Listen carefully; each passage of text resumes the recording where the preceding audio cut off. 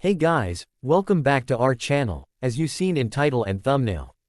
In this video we are going to see, what if Deku awakens a primordial demon curse quirk. This is movie. And for more comment down your thoughts and like share, also check out my Patreon to support me. All details in description. The first thing Inko Midoriya noticed wasn't the doctor's face. It was his hands. They were shaking so badly that the pen kept skittering across the clipboard like it was trying to escape him. The room was bright, clean, and filled with cheerful posters, smiling cartoon heroes pointing at charts of quirk development milestones, but the air felt heavy, like someone had quietly locked the door to the sun. Izuku sat on the examination bed with his legs dangling, sneakers not quite touching the floor. He was 4 years old and trying very hard to look brave, because mom looked worried and he didn't want to make it worse. On the wall, a framed certificate read, Drive. Tsubasa, quirk specialist. The man swallowed, once, twice, like he was trying to force down a truth that refused to go quietly. Inko-san, he said, voice thin.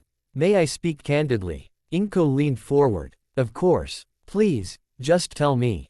He's just late, right? Izuku's a good boy. He's trying so hard. He keeps saying he'll be like All Might. At the mention of All Might, Izuku's eyes lit up reflexively. He pulled his backpack closer, like the worn All Might keychain inside was a secret talisman.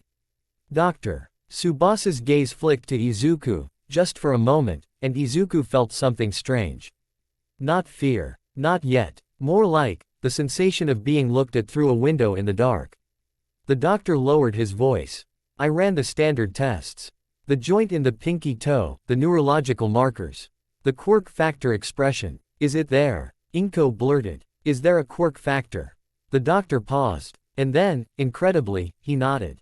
Inko's shoulders loosened so suddenly she almost slumped. Her eyes shimmered with relief.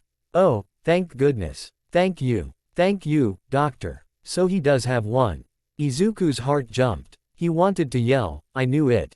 He wanted to clap, to laugh, to spin off the bed and declare that he'd be a hero and everybody would see. But Drive. Tsubasa didn't smile. He set the clipboard down so carefully it looked like it might explode if he wasn't gentle enough. Yes, he said quietly. He has one. Quote. Inko blinked. Then, what's the issue? The doctor's gaze drifted to the closed door. Then to the nurse's desk outside the glass window. Then back to Inko, and Izuku could see it clearly now. This man was trying to decide whether telling the truth would make him responsible for what happened next. He reached into a file and pulled out a sheet of paper with inked graphs and numbers. Most of it meant nothing to Izuku, but one part stood out, bold, circled, and annotated like someone had tried to correct a math problem that refused to be corrected. Quirk factor activity, extreme. Classification, indeterminate. Biological compatibility, anomalous. Risk index, high. Inko stared at it. Her mouth opened, but no sound came out at first. Indeterminate, she whispered. What does that mean? Is it rare? Is it dangerous? Doctor. Tsubasa's shaking hands tightened into fists, like he was anchoring himself. It means, he said, his quirk factor is off the charts. I've never seen expression values like this in a child without obvious mutation. His biology should not be stable. Inko's fingers curled around the edge of the paper.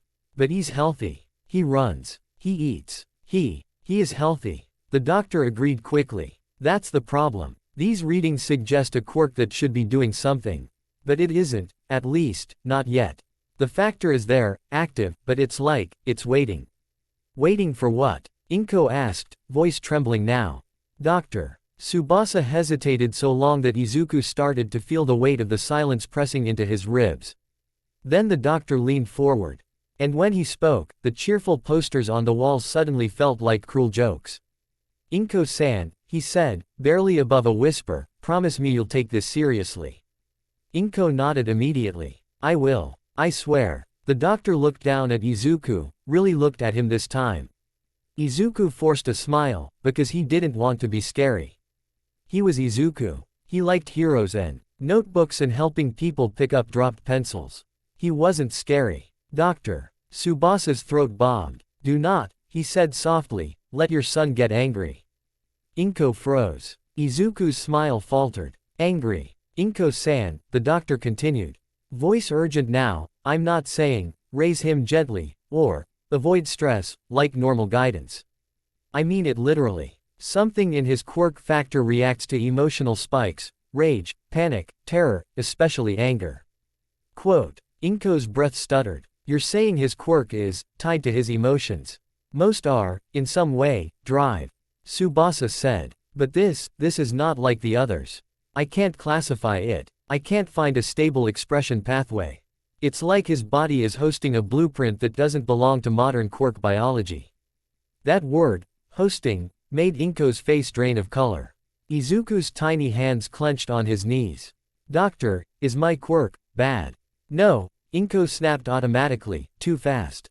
No, sweetie, of course not. But she looked at the doctor for confirmation.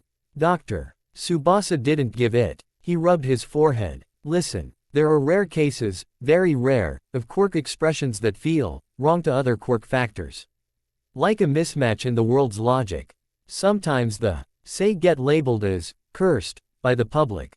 That's not scientific. But he didn't finish. He didn't have to. Inko's eyes filled. She reached for Izuku's shoulder, squeezing like she could protect him through sheer force of love. Izuku stared at the paper again, the jagged lines climbing higher and higher like a mountain with no peak. Am I going to hurt people? He asked quietly. Doctor. Tsubasa's lips parted. And for a moment, Izuku saw the answer in his eyes before the man even spoke. I don't know, the doctor admitted. But you must treat this like it could happen. Start early emotional control exercises. Avoid provocation. Avoid bullying. Inko flinched like he'd slapped her, because even at 4, the world had already begun to teach her son what it meant to be different. The doctor slid the paper into the folder and pushed it across the desk. One more thing, he said. Inko's voice came out as a whisper. What, doctor? Tsubasa hesitated, then spoke with the careful weight of someone reciting a warning carved into stone. If his quirk manifests under extreme emotion, and if it's as powerful as these readings suggest, you may not be able to stop it once it starts. Izuku swallowed. He looked at his hands. They were small, normal, soft. How could something inside him be too big to stop? Inko pulled him into a hug so tight it almost hurt, and Izuku pressed his face against her sweater. Breathing in the familiar smell of detergent and safety. But behind that scent, faint and strange, he thought he felt something else. A chill, like the shadow under the desk was listening. Years passed the way they always did, one day at a time, until you looked back and realized the days had stacked into a wall you couldn't climb. Izuku grew. So did his notebooks. So did his hope. And so did the world's insistence on reminding him where he stood. Quirkless. The word followed him like a stain people pretended not to see. It was in the way teachers paused before calling on him, as if worried he'd break. It was in the way classmates smiled too brightly, like kindness was a performance. And it was in Bakugo Katsuki's eyes. At 4, Bakugo had called him Deku, like it was nothing, just a nickname. By 8, it was a verdict leash. You're still following me. Bakugo would snap when Izuku trailed behind with that familiar anxious smile, clutching a hero magazine like it was sacred scripture. You're annoying. You're quirkless. You can't be a hero. Stop looking at me like that. Izuku would flinch, apologize, and still scribble notes later about Bakugo's explosion angles and footwork. Because heroes didn't give up. Because All Might didn't give up. Because if Izuku stopped believing, then what was he? At home, Inko tried. She really did. She cooked his favorite foods. She bought him new notebooks. She smiled through her own guilt like a mask that cracked at the edges every time he said, "It's okay, Mom. I'll be fine." But fear lived in their apartment like a second tenant. Whenever Izuku came home with bruises he claimed were from tripping, Inko's eyes would flicker to his shadow before she hugged him. Whenever Izuku clenched his fists too tightly during an argument, Inko would soften her voice instantly. Like she was talking to a sleeping bomb. "Breathe, sweetie," she'd say. "It's okay. Just breathe." Izuku learned to swallow his anger before it reached his throat. He learned to laugh when it hurt. He learned to smile like it didn't matter. He learned, above all, to be afraid of himself. Sometimes, late at night, he'd sit at his desk, lamp casting a circle. of light that made the corners of his room look darker than they should have been. He'd stare at his shadow on the wall. And he'd swear, that it moved half a second too late. Like it was deciding whether to follow him. Like it was waiting for permission. The day everything broke began like a day that had broken Izuku 100 times before. Middle school graduation was on the horizon. UA application packets had been handed out. The air buzzed with the excitement of kids who knew the world would open for them because they were born with the right kind of miracle in their blood. Bakugo stood at the front of the classroom, basking in attention like sunlight. "I'm obviously getting into UA," he said, loud enough for everyone. "I'll be the #1 hero. None of you extras are even competition." Laughter. Admiration. A few nervous nods. Izuku sat at his desk, staring at his UA booklet, fingers shaking slightly. He didn't want to be competition. He just wanted to stand on the same sky. A boy behind him snickered. "Hey, Deku, what are you applying for?" "UA's janitor course." More laughter. Bakugo turned, eyes sharp. "He's applying for the take a swan dive off the roof course." The words hit like a thrown rock. The class quieted, not because they were offended, but because they were eager. They wanted to see what Izuku would do. They wanted the show. Izuku's throat tightened. His fingers pressed into his UA booklet hard enough to wrinkle it. He felt it then, something deep and cold stirring at the edges of his nerves. A memory of Dr. Tsubasa's trembling hands. "Do not let your son get angry." Izuku forced air into his lungs. He smiled. I'm applying," he said softly. Because I want to try." Bakugo's grin sharpened. He stepped closer, close enough that Izuku cool. "D smell the faint bite of nitroglycerin sweat." "Try." Bakugo repeated. "You're quirkless. Trying is embarrassing." Izuku's smile twitched. "Bakugo, Kachan, I just." Bakugo slammed his hand down on Izuku's desk. The bang echoed. "I said stop." Bakugo snapped. "Stop chasing me. Stop acting like you can stand where I stand." Izuku's shadow stretched under the desk, long and thin in the afternoon light. For a second, it looked like a hand reaching. Izuku blinked, and it was normal again. Bakugo snatched Izuku's notebook from his desk, the one filled with hero analysis, combat diagrams, pages and pages of devotion. He flipped it open with a cruel laugh. "What is this?" Bakugo mocked, loud enough for the whole class. "Look at him. He's writing notes like he's a hero. This is pathetic." He tossed the notebook into the air. It landed in a puddle near the open window, pages splashing, ink bleeding like bruises. Something inside Izuku flinched. Not outwardly. Not yet. But it flinched. The cold thing in him shifted, hungry and curious. Like it had smelled blood in the water. Izuku stood slowly, forcing himself to breathe. He walked to the puddle, picked up the notebook with shaking hands. "Give it back," he said quietly. Bakugo's eyes narrowed. "Or what?" Izuku didn't answer. He didn't know. He just wanted the ache in his chest to stop. Bakugo leaned forward, voice low. "You know what, Deku? Maybe you should take my advice. Because if you keep dreaming, you're only going to hurt yourself." Izuku's grip tightened on the soggy notebook. The cold thing inside him pressed against the back of his ribs like a fist. He wanted to scream. He wanted to throw something. He wanted. Inko's voice flashed in his head. "Breathe, sweetie. It's okay." Izuku exhaled. He bowed his head. "I'm sorry," he whispered. Bakugo scoffed and turned away. The class lost interest. They always did, once the victim stayed quiet. Izuku walked home with wet pages pressed to his chest, each step heavy. He told himself the same lie he always told. "It's fine. I'm fine. I can handle it." His shadow followed him faithfully on the pavement. But it looked darker than usual. The sludge villain attack didn't happen because Izuku was unlucky. It happened because Izuku was Izuku. He detoured down a side street because he saw a kid drop a wallet and wanted to return it. He paused to admire a hero billboard because it gave him strength. He took the long way home because he didn't want to run into Bakugo's group again. And when he stepped into a narrow alley, sunlight narrowing into a thin strip above, the air changed. It became damp, thick, like breathing through cloth. Izuku's foot caught on something, sticky, heavy, and before he could pull back, the world lunged. A wet, gurgling laugh echoed as something surged up from the ground like living tar. Found you, a voice rasped, oily and thrilled. A nice body, a nice.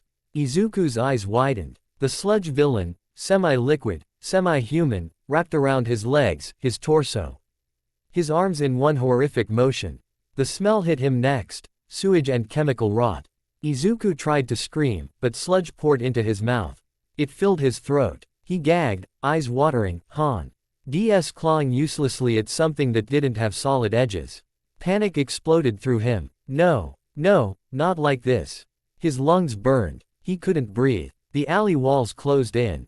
The sky above was too far. His hands thrashed. His shadow on the ground convulsed like it had been struck. The sludge villain's voice vibrated through him. I'm gonna borrow you for a while, kid. Don't worry. You'll still be in there somewhere. Izuku's vision blurred. He heard his heartbeat like a drum.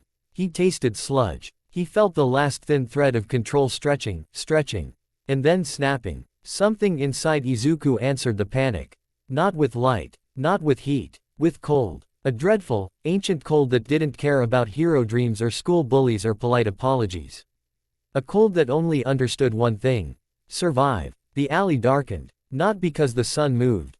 Because the shadows deepened. Izuku's shadow on the ground thickened, swelling outward like ink dropped in water. And then it rose. Black, viscous tendrils tore free, not from his skin, but from the darkness beneath him. They unfurled like limbs waking from a long sleep, curling upward with purpose. The sludge villain hesitated. What? The tendrils struck, not like punches, like hunger. They wrapped around the villain's sludge body and squeezed. The sludge hissed, vibrating violently, as if the shadows were pressing a law into it that it couldn't resist. The air temperature dropped so sharply that Izuku saw his breath, faint, white, impossible in summer. The ed. A sound like wet metal scraping. No, what is this? Izuku's eyes rolled back for a heartbeat. When they snapped open again, his irises were gone. His eyes were pitch black, reflecting nothing. He couldn't breathe, but he also didn't care. Because the thing controlling him didn't need breath. The tendrils tightened, and something terrifying happened. The sludge began to change. It wasn't torn apart. It wasn't blown up. It didn't splatter. It simply thinned, like paint being absorbed into a sponge. Like darkness drinking darkness. The sludge villain's voice turned from confident cruelty to raw fear. Stop. I'll leave. The tendrils pulsed, and the villain's form collapsed inward. The alley filled with a pressure that made the world feel wrong. A primal dread that made animals silent and made the skin on your arms crawl. If anyone had been watching from the street, they would have felt it. They would have turned away without knowing why. They would have hurried their steps, heart hammering, as if something behind them had noticed them. Inside the alley, Izuku's body shook. His hands, still trapped inside sludge, twitched. Somewhere behind the blackness in his eyes, a boy was screaming. Stop. I don't want this. I don't want to hurt anyone. But the curse didn't understand those words. It only understood threat. And the sludge villain was a threat. So it fed. The villain's sludge body shrank, dragged downward by the tendrils into the shadow pool beneath Izuku like it was being swallowed by the ground itself. The villain's voice cracked. You're not. The last words drowned in a wet gasp. Izuku's legs buckled. He fell forward. The tendrils held him upright like a puppet. And then, a thunderous crash. A gust of wind like a storm hitting the alley. A massive figure landed at the alley's mouth, blocking the sunlight completely. All Might. But he wasn't smiling. Not the bright, billboard smile. Not the, everything will be okay, smile. His face was tight, eyes wide, scanning. He'd been chasing the sludge villain for days. The creature had slipped through hero nets like oil through fingers. When he saw Izuku, wrapped in sludge, black tendrils writhing from the boy's shadow, All Might's breath caught. For a fraction of a second, his heroic presence faltered, not because he was afraid of villains. Because he was afraid of what he was seeing. All Might. Someone shouted from far away, civilians gathering, drawn by noise. All Might didn't look back. His eyes locked on Izuku's pitch-black stare. In that stare, All Might saw something that didn't belong in a child. Something ancient, hungry, wrong. Izuku Midoriya, All Might said. Voice low and urgent, like he was speaking to a bomb with a heartbeat. Can you hear me? Izuku didn't answer. The tendrils shifted. The shadow beneath him expanded, rippling like a living lake. All Might stepped forward carefully. Okay, he murmured, mostly to himself. Okay, we can do this. We can. The sludge villain, barely a fraction of his former size now, let out a strangled hiss from within the shadow's grip. All Might's jaw tightened. He moved. In one burst of speed, he was beside Izuku, hands glowing with controlled force, not a full smash, not a killing blow. Precision. He slammed his palm into the sludge mass around Izuku's face, blasting it away in a controlled gust. Air hit Izuku's lungs. He inhaled sharply, violent, desperate. His eyes flickered. For half a second, green returned. He coughed, gagging, tears streaming. All Might, he rasped. The relief in All Might's eyes lasted exactly one heartbeat. Because the curse didn't like losing its meal. The tendrils snapped toward All Might like whips. All Might dodged, but the air behind him shivered as the shadow passed, as if it had brushed the fabric of reality. All Might's instinct screamed. He'd fought monsters. He'd fought all for one. But this wasn't an opponent. This was a force. Something that didn't care about hero rankings or law or morality. All Might planted his feet and raised his arms in a defensive stance. Izuku, he said again, louder, sharper. Listen to me. You need to calm down. Izuku's chest heaved. His hands clawed at his own throat. I can't, he choked. I didn't mean. The tendrils coiled tighter, like hearing his fear and savoring it. All Might's voice softened instantly. Hey, he said, and there it was, the hero voice, warm and steady, the voice T. Had saved thousands just by existing. You're okay. You're breathing. Look at me. Izuku's eyes darted to him. All Might held his gaze like a lifeline. You're not a villain, All Might said firmly. You're a kid who got attacked. That's all. The tendrils trembled, uncertain. All Might pressed his advantage carefully. I need you to do something for me, he said. I need you to focus on my voice. Count your breaths. 1, 2, 3. Izuku's lips trembled. He tried. He really tried. 1, he whispered. The tendrils loosened by a hair. 2. The alley's pressure eased slightly, like the world exhaled. 3. The blackness in Izuku's eyes flickered again. Green, just a spark, returned. The tendrils shuddered, as if annoyed. The sludge villain squealed weakly from the shadow's grip. All Might's eyes flashed. In one swift motion, he lunged, not at Izuku, but at the shadow itself. He grabbed the sludge remnant and yanked it free with overwhelming strength, ripping the villain away from the tendrils. Grasp. The tendrils snapped at empty air, furious.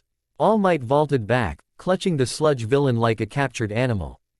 The villain writhed. No. Put me down. That kid is. All Might didn't listen. He looked at Izuku, who had collapsed to his knees, trembling violently, coughing up the last of the sludge from his lungs. The black tendrils still hovered, restless, curling around Izuku like protective serpents. All Might swallowed. His voice came out quieter. Young Midoriya. Izuku looked up, and the terror on his face, real, human, helpless, hit All Might harder than any punch ever could. I didn't want to, Izuku whispered, voice broken. I couldn't breathe and then, it just, happened. The tendrils twitched at his fear. All Might noticed immediately. His eyes narrowed slightly, not in judgment. In calculation. Emotion triggers it. Panic makes it worse. All Might forced his expression into calm. You did what you had to do to survive, he said carefully.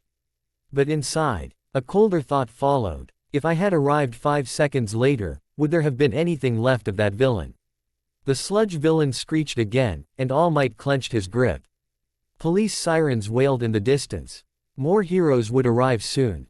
Questions would follow. And All Might, standing in the alley with a trembling boy and shadows that moved like hungry arms, felt something he hadn't felt in years.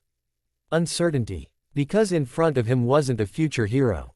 It wasn't a normal kid. It was a child with something primordial in his shadow, something that made even All Might's instincts warn him to be careful. Izuku wiped his eyes with a shaking hand. Am I in trouble? He asked. All Might's mouth opened. He almost said of course not. He almost said everything will be fine. But then the tendrils flexed. Sensing Izuku's fear, and the alley's light seemed to dim a shade darker. All Might chose his words like stepping through a minefield. No, he said, voice steady. You're not in trouble. You're going to be okay. Izuku nodded weakly. He wanted to believe it so badly. But as he looked down, he saw his shadow stretching beneath him. It didn't look like him anymore. It looked like something that had been waiting a long time to wake up. Ly, not words. A sensation, a hunger that wasn't satisfied. A cold curiosity that brushed against his fear like a fingertip. For the first time in his life, Izuku understood something with perfect clarity. He wasn't just afraid of bullies. He wasn't just afraid of failing. He was afraid of what lived with him. And it had finally noticed the world. The police arrived first. That was normal. It was also the worst possible timing. The alley was still cold. Not winter cold. Not even air conditioner cold. It was the kind of cold that made your bones feel like they remembered something older than your body, something that had once hunted in darkness long before people learned to put names on fear. Izuku sat with his back against the wall, knees drawn to his chest. All Might stood between him and the growing crowd, holding the sludge villain in an iron grip while other heroes rushed in, Kamui Woods, Backdraft, and a few local pros Izuku recognized from TV. Their eyes didn't go to the villain first. They went to Izuku, to the way the shadows around him seemed wrong. Even now, even with Izuku breathing hard and trying to calm down, the darkness under him didn't lie flat like a normal shadow. It pulled, it thickened, it twitched like it had muscles. All right, step back. A police officer barked, shooing civilians away. Heroes only. Aizawa wasn't there yet, but Izuku could already imagine what someone like Aizawa would see in him. A problem, a risk, a student that could put others in danger. All Might turned his head slightly and spoke without looking away from the approaching heroes. Young Midoriya, he said quietly, I need you to keep breathing. Don't focus on them, focus on me. Izuku tried. He did. But the moment Kamui Woods took one step into the alley, Izuku felt it, like a pressure spike behind his eyes. Not his own fear, something else. Something in his shadow reacting like a dog smelling a stranger near the house. The tendrils rose again, slow and watchful. Kamui Woods froze mid-step. All Might, he said carefully. What's going on here? Backdraft shifted behind him, water gauntlets primed. As the kid, the source of that. One of the other pros muttered, that isn't sludge. All Might's jaw tightened. He adjusted his stance so his body shielded Izuku even more. The villain is contained, All Might said firmly. The child is a victim. A pause. The pros didn't relax. They didn't holster their readiness. And that was the moment Izuku understood something brutal. Even heroes, especially heroes, were trained to fear what they couldn't label. Backdraft's helmet tilted. All Might, his eyes. Izuku flinched. His eyes were normal now. Green, human. But the shadow didn't care. The tendrils twitched, like they wanted to correct the narrative. All Might lowered his voice, not for them, but for Izuku. Don't listen, he murmured. You're okay. Izuku wanted to say thank you. Wanted to say I'm sorry. Wanted to say I didn't mean it. But his throat still burned from the sludge, and his heart was pounding too loud to form words. A police officer stepped forward, hand hovering near his radio. All Might. Protocol says we detain the villain and take statements. The boy needs to. The officer stopped. Because Izuku's shadow surged. Not attacking, yet, but rising like a wall. The alley lights flickered once. Kamui Woods' vines stiffened. Backdraft's water hissed louder. And All Might's eyes flashed, sharp and warning. That's enough, he said, voice carrying the weight of the symbol of peace. Lower your weapons. Kamui Woods hesitated. Then slowly, he relaxed his stance. Backdraft did too, though his posture still screamed caution. The officer swallowed and stepped back. All Might turned toward Izuku again, softer. You're going to the station, he said. But not like a criminal.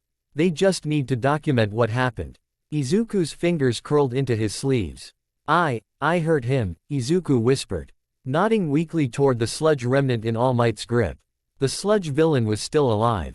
Barely. A trembling lump of oily mass, reduced to something pitiful and writhing. Izuku stared at it, his stomach twisted. He had been minutes away from erasing a person. Even if they were a villain. Even if they deserved punishment. That wasn't what heroes did. All Might followed Izuku's gaze. His expression tightened, and for the first time, Izuku saw the tiniest fracture in the hero's confidence.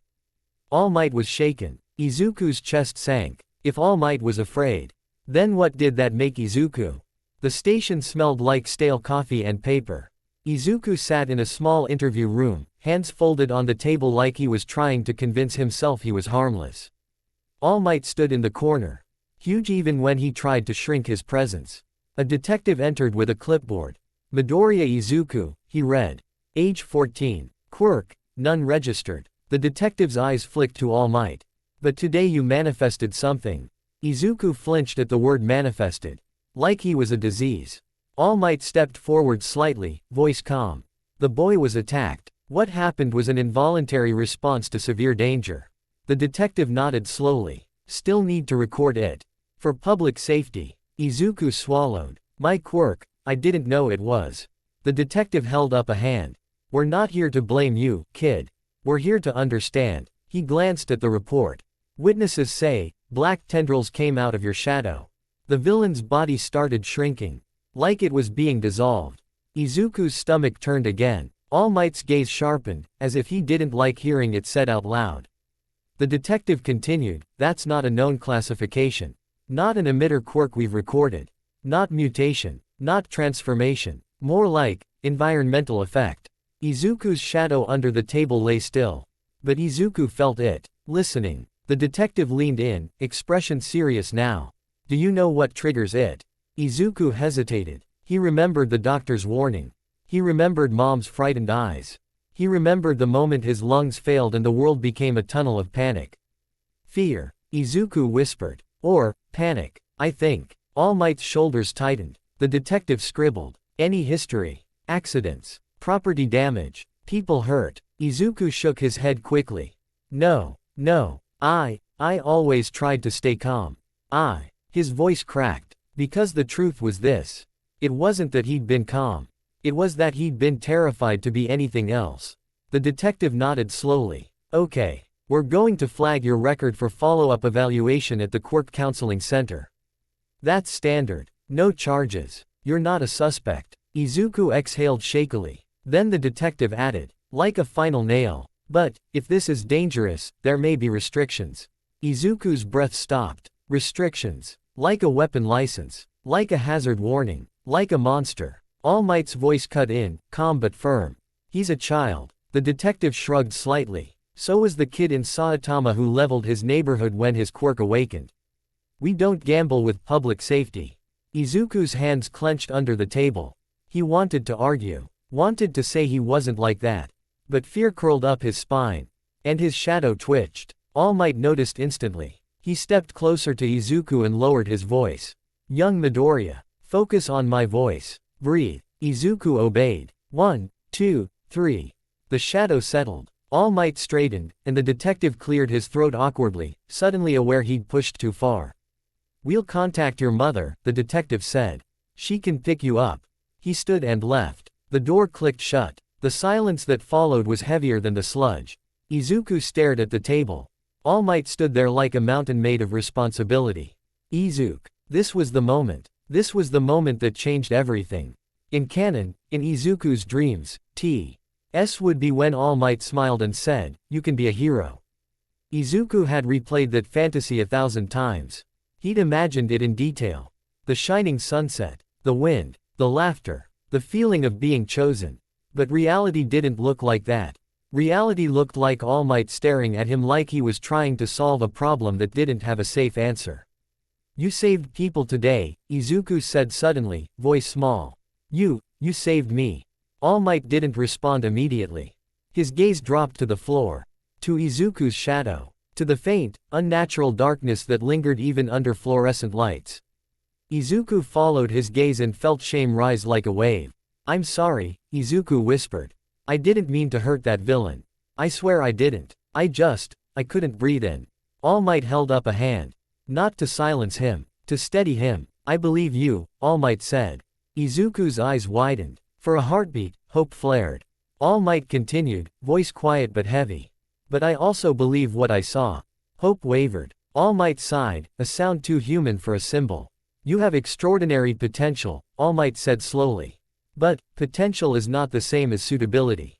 Izuku blinked. Suitability. All Might's eyes softened, like he hated every word he was about to say. Some powers, All Might said, are extremely difficult to use safely. Some powers turn people into targets. Or dangers. Or both. Izuku's throat tightened. But heroes have dangerous quirks. Bakugo's explosions, Todoroki's fire. Yes, All Might interrupted gently. And even those can be regulated, trained, stabilized. What you displayed was something else. Izuku's hands trembled. He wanted to beg. He didn't know how. All Might looked away for a moment, and Izuku caught a flicker, something like fear. All Might was afraid of him. The realization punched through Izuku's chest. I can control it, Izuku said quickly. I can learn. I can train. I'll do anything. Please, All Might. All Might stepped closer. He placed one massive hand on Izuku's shoulder. It should have felt like comfort. But it felt like a gate closing. Young Midoriya, All Might said softly, I became a hero to protect people from fear. Izuku's breath hitched. And what I felt in that alley, All Might continued, voice barely audible, was fear. Izuku froze. All Might swallowed. Not fear of the villain. Fear of what was behind you. Izuku's eyes stung. I'm not a villain, Izuku whispered. I know, All Might said immediately. But your quirk, whatever it is, might not care about your intentions. It might react to your emotions in ways you can't predict. And if that happens in public, if that happens near civilians. All Might didn't finish. He didn't need to. Izuku saw it anyway. A crowd panicking. Shadows lashing out. A hero in training losing control and hurting someone by accident. A headline. Demon Boy attacks civilians. Izuku's stomach churned. All Might's grip tightened slightly, reassuring but firm. And that is why. Izuku held his breath, waiting for the words he'd dreamed of. All Might's eyes closed for a second. When they opened, the warmth was still there. But the decision was too. I cannot offer you one for all Might said. Izuku's world tilted. He stared at All Might like he'd misheard. What? All Might's voice broke, just a little. If I gave a power stockpiling quirk to someone already struggling to contain an unstable force, it would be irresponsible. It would be dangerous. Izuku's hands clenched. He felt tears burn behind his eyes. But, you said you needed a successor, Izuku whispered. Someone to be the next symbol of peace. All Might's expression softened with something like grief. Yes, he said. And I wanted to believe that could be you. Those words hurt more than the rejection. Because it meant All Might had considered it. It meant Izuku had been close. And then the shadow happened. All Might's voice dropped, gentle and painful. You still have value. You can still help people. But heroism, as society understands it, may not be safe for you. Izuku's breath came out shaky. So, that's it. All Might shook his head slowly. I'm not telling you to give up your life. I'm telling you to be careful with it. Izuku stared at his own hands. Normal hands. Not demon hands. Not villain hands. But they felt distant. Like they didn't belong to him anymore. All Might stood straighter. Like he was forcing himself to be strong. Sometimes, he said, the most heroic thing you can do is choose not to unleash what you carry. Izuku's chest tightened, and for the first time since the alley. Anger flickered. Not hot anger. Not loud anger. A quiet, bitter anger that tasted like injustice. So I'm punished for surviving. The thought rose unbidden. His shadow trembled. All Might's eyes snapped to it instantly. Izuku froze. He swallowed the anger hard. He forced it down like poison. Because he couldn't afford it. He couldn't afford himself. All Might exhaled slowly, relieved as the shadow settled again. I'll speak to the commission, All Might said. They'll want to evaluate you. Ua may want to evaluate you too, if you still apply. Izuku looked up sharply. Ua. All Might hesitated. Ua is the best chance you have at learning control. If they accept you. Izuku's heart thudded. A thin sliver of hope pushed through the pain. If they accept me, Izuku repeated. All Might nodded slowly. But I need you to understand, young Midoriya, there will be people who fear your power. And fear makes people cruel. Izuku laughed weakly, bitter. I know. All Might's gaze softened again. Then, quietly, like it cost him. I'm sorry. Izuku stared. All Might, apologizing to him. I wanted to save you, All Might said. Not just from villains. From what you carry. Izuku's throat tightened so much he couldn't speak. All Might stepped back, like giving space was the only kindness he had left. I'll escort you home, he said. Izuku nodded numbly. But inside him, something shifted. A dark, slow ripple in his chest. Not the curse, yet. Something human. Something wounded. A thought that wouldn't go away. If even All Might is afraid of me, then what am I supposed to be? Inko's face crumpled the moment she saw him. She pulled him into her arms so fast the air left his lungs. Oh, Izuku, she cried. My baby, are you hurt? Are you? I'm okay, Izuku whispered, patting her back awkwardly. All Might stood behind them like a silent wall, watching the shadows. Inko looked up at All Might with gratitude, then with confusion when she saw his expression. All Might, she asked. All Might bowed his head. Midoriya-san, your son is safe. But, his quirk has manifested. Inko's hands went cold. She didn't ask what kind. She didn't need to. She looked at Izuku's shadow. And she knew. Her eyes filled with tears. Izuku felt his stomach twist. Mom, I didn't mean to. Inko grabbed his face gently, forcing him to look at her. No, she said, voice shaking. Listen to me. You are not a monster. You are my son. Izuku's eyes stung. The shadow under him trembled like it was reacting to her love. Not hungry. Curious. As if warmth was unfamiliar. All Might watched that, eyes narrowing slightly. He took a breath and spoke with careful gravity. Midoriya-san, he said, Ua may be his best option. Not because I think Hero Society will accept him, but because Ua can teach him control. Quote. Inko's mouth trembled. Control. All Might nodded. If he's going to live safely in this world, he needs training.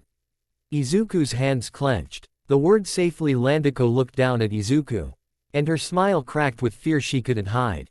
Do you still want to apply? She whispered. Izuku's heart beat loud. He thought of Bakugo's laugh. He thought of the class calling him useless. He thought of All Might's rejection.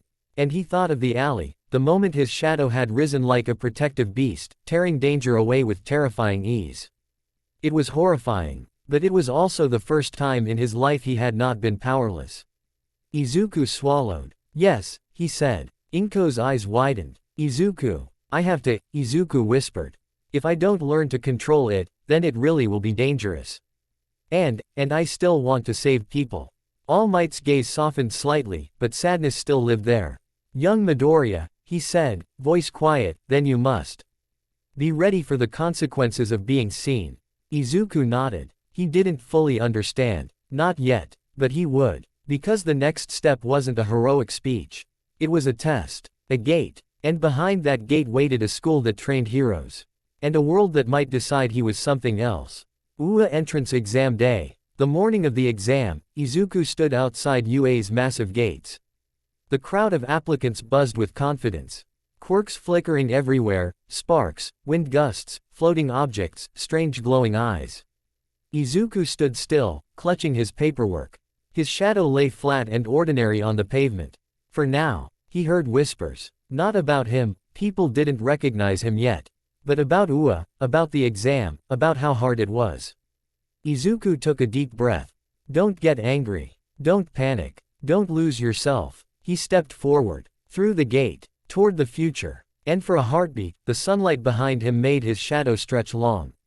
Too long. Like something tall was walking beside him, just out of sight. Ua High felt like a different planet. Not because the building was huge, though it was. Not because the gates were thick or the cameras everywhere, though they were. Not even because every hallway was packed with future pros whose quirks hummed under their skin like engines warming up. Ua felt like a different planet because everyone belonged here. Everyone except Izuku. He stood in the homeroom doorway on the first day, shoulders tight, wearing the standard uniform that somehow made him look even more like a kid pretending to be a hero. Around him, voices bounced off the walls, introductions, jokes.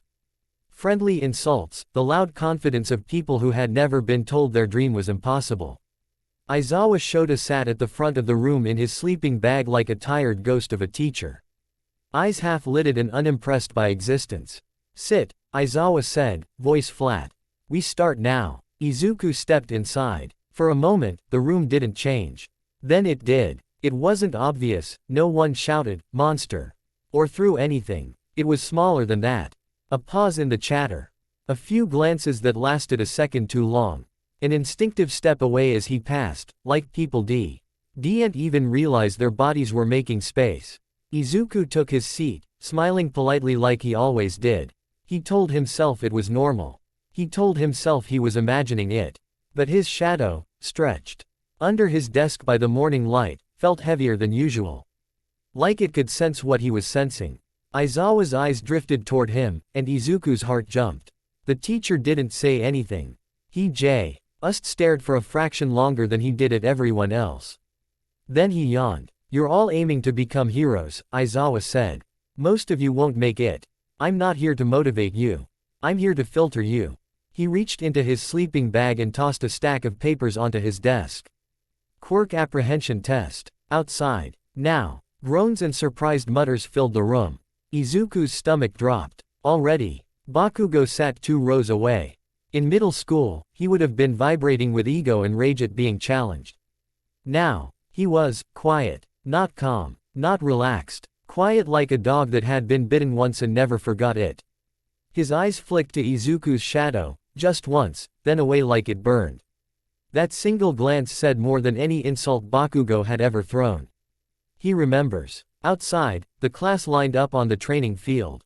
Aizawa explained each test like he was reading a grocery list: 50-meter dash, grip strength, standing long jump, ball throw. "I don't care how flashy your quirk is," Aizawa said. "I care how useful you are as a hero." Izuku swallowed hard. His quirk, his curse, was flashy in the worst way. And useful was a word that could turn into weapon if you weren't careful. The tests began. People blasted forward with speed quirks, sprang into the air, threw the ball into the clouds. Izuku performed like a normal kid. Not terrible, he'd trained his body as much as he could, every morning runs, push-ups, stairs until his legs trembled. But compared to them, he was small, human, mortal. Aizawa watched him like a scientist watching an unstable chemical. When it came to the ball throw, Izuku held the ball in his palm, sweat dampening his fingers. All he had to do was throw. Normal. Safe. He threw. It went fine. Not amazing. Aizawa wrote something down. No comment. But the look in his eyes said, "You're hiding." Izuku lowered his gaze. He had to. If he used the curse for something as simple as a ball throw, what would happen? Would the ball dissolve? Would the ground underneath him darken? Would everyone see? Would everyone fear him? The day ended without disaster. Izuku told himself that was a win. But the whispers had already started. Not loud, not blatant, just enough. Did you see his eyes at orientation? Is it true he melted a villain? He's quirkless, but also not. I heard the commission flagged him. Izuku pretended not to hear. He kept smiling. He kept taking notes. He kept holding the monster inside him like a fragile cup filled with poison. And every day, he grew more tired from carrying it. USJ Day arrived like a promise. Not a fun promise. A serious one. Disaster training. Realistic rescue scenarios. A step closer to being a real hero. 13 greeted them at the facility, voice cheerful and bright, helmet reflecting the massive dome's lights. "Welcome to the unforeseen simulation joint," 13 announced. "Here, you'll learn how to rescue people under extreme conditions, floods, fires, collapses." Izuku listened, but his gaze kept drifting. The USJ was designed like a giant enclosed world. Fake city blocks, a lake zone, a landslide area, a burning building section. It was impressive. And it made Izuku uneasy. Oz the curse didn't care about training facilities. It cared about emotion. And disaster zones were built to create it. Aizawa stood near the entrance, scarf hanging loose, eyes scanning students like he was already expecting problems. "I'm supervising," he said. "Don't waste my time." Some of the class laughed nervously. Izuku didn't. He felt that same pressure in his chest he'd felt in the alley. Different situation, same warning. Something was going to happen. He didn't know why. He just knew. His shadow on the concrete floor looked a shade darker than everyone else's. He tried not to stare at it. 13 continued explaining rescue protocols. Izuku's heart slowed a little. Maybe he was just paranoid. Maybe this would be normal. Then the air changed. A tear opened in space near the CE. NTER of the USJ like reality had flinched. A swirling purple-black mist expanded outward, swallowing light, bending sound. Kurogiri stepped out like a man assembled from fog, wearing a bartender suit. That looked too neat for something so wrong. Behind him, figures poured out, villains, criminals, twisted smiles and sharp weapons. The class froze. 13's cheerful tone died instantly. Aizawa's eyes snapped sharp. Kurogiri's voice echoed, calm and polite, like he was welcoming guests into a lounge. "We apologize for the Pseudogiri said. We are the League of Villains."